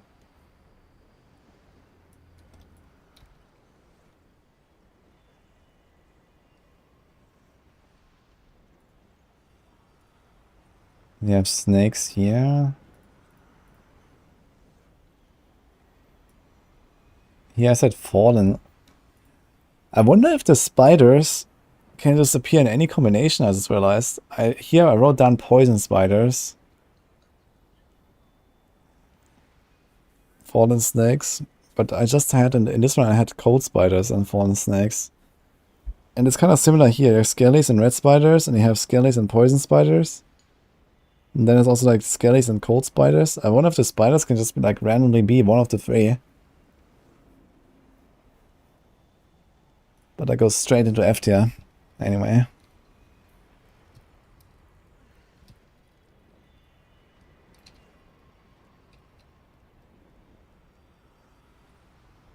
So let's do that.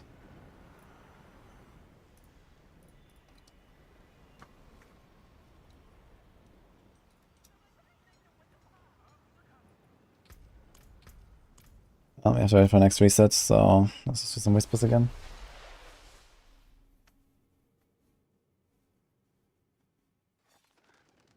I'm not working a day job, Asman, solo.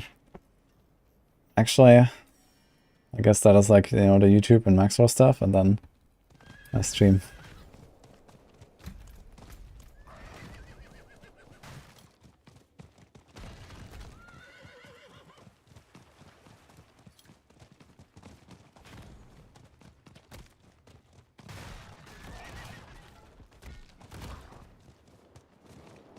Do you see a big difference between glyph level 3 and 6? Ah, no, it's like a few percent DPS, you know. It scales quite little.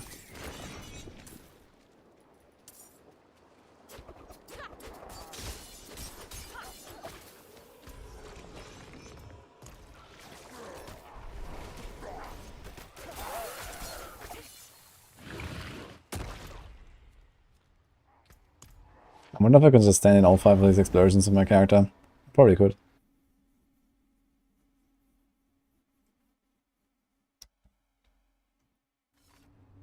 What do I think about druids? Yeah, druids seem actually like the weakest right now in Abattoir. Like even Infinimus has done 14, rogues have done 14. It is done. I'm not sure what's the highest druid.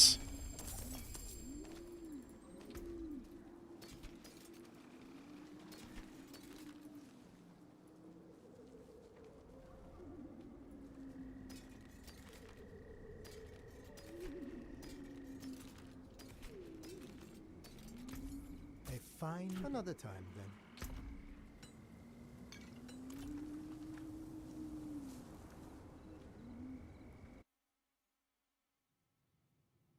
Someone did a T11 with Shred. Okay, that's pretty good actually. If they're already doing a T11 before they level the glyph, I mean, there's actually a chance that they might change the glyph leveling and, you know, make it actually achievable or so. Who knows? If that's true, then the Shred is actually gonna kind of pop off a bit once people start leveling the glyph. Up on us. How much is each rank on a glyph? Each rank on a glyph is like, I don't know, 2% DPS or something. Depends, I think, on like how many ranks you already have, and then maybe it's a bit less than that, or 1 to 2% DPS or something per glyph level.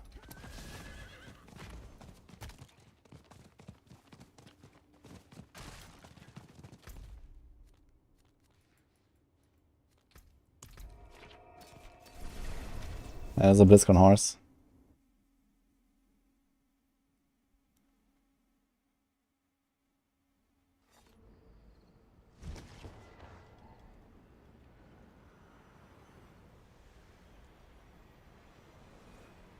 It's a 0.4%. No, it's like 0.02% per rank increase on a glyph.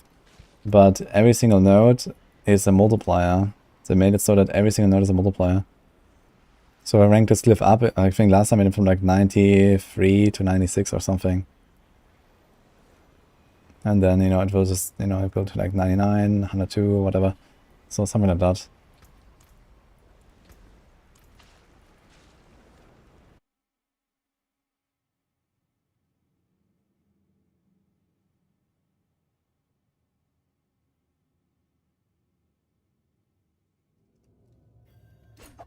Let's see this.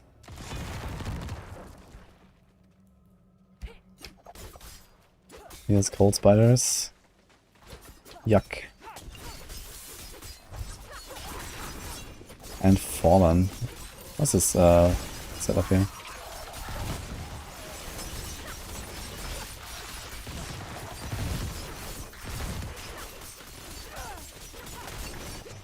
Man, these spiders do so much damage. It's insane, man. Why?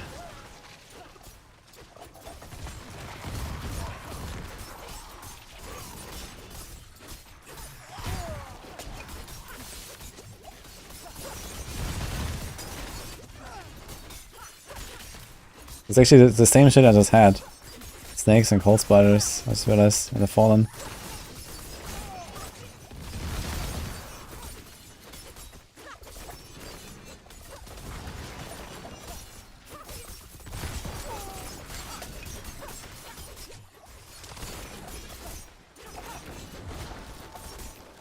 Nice progress, by the way.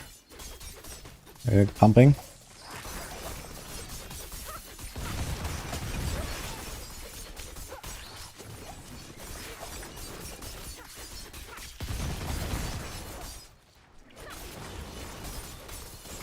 Yo, they reset. 50% health.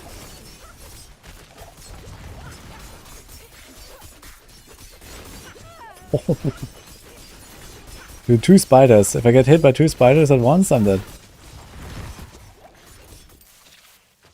It's crazy. Like, one takes like half my life if I get hit by the barrage. Kinda hilarious, man. Also, I think I never updated my level here. We're farming 12, by the way. Oh, pushing 12, rather.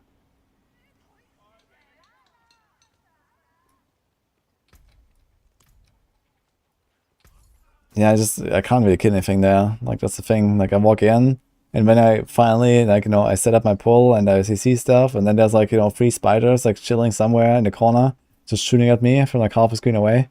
I can't do anything against them. I guess I can try to throw, like, a smoke grenade on one of them or something, but yeah. I also kind of need a smoke grenade to even get into the pull.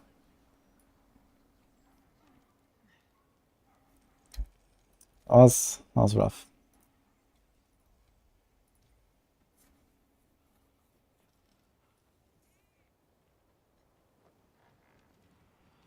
There are 2 Druid clears on an extra leaderboard, one of which is support. Yeah, Boiler, where's your clears, man? Give us your clears. Well, guys, I think I'm gonna do more tomorrow because I have to leave soon. I have to fetch Nini from the airport. She's finally coming home. So, hope you enjoyed the stream, everyone. Poor Nini, yes, indeed.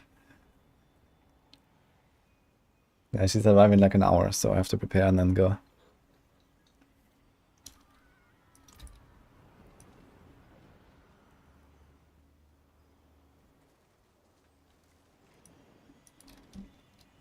Alright, so bye YouTube, and on Twitch I'm gonna raid someone. See you guys tomorrow. I'll be back again like tomorrow, like in the afternoon sometime. So don't worry. And then actually tomorrow after the Bonk stream we're gonna blast PoE in the evening, and I don't know. But yeah, let's try to also beat tier 14 or tier 15 on TB. Maybe tomorrow I'm gonna go straight to pushing actually to 15 and see if we can do a 15. That'll be nice. But yeah, I'll see you then.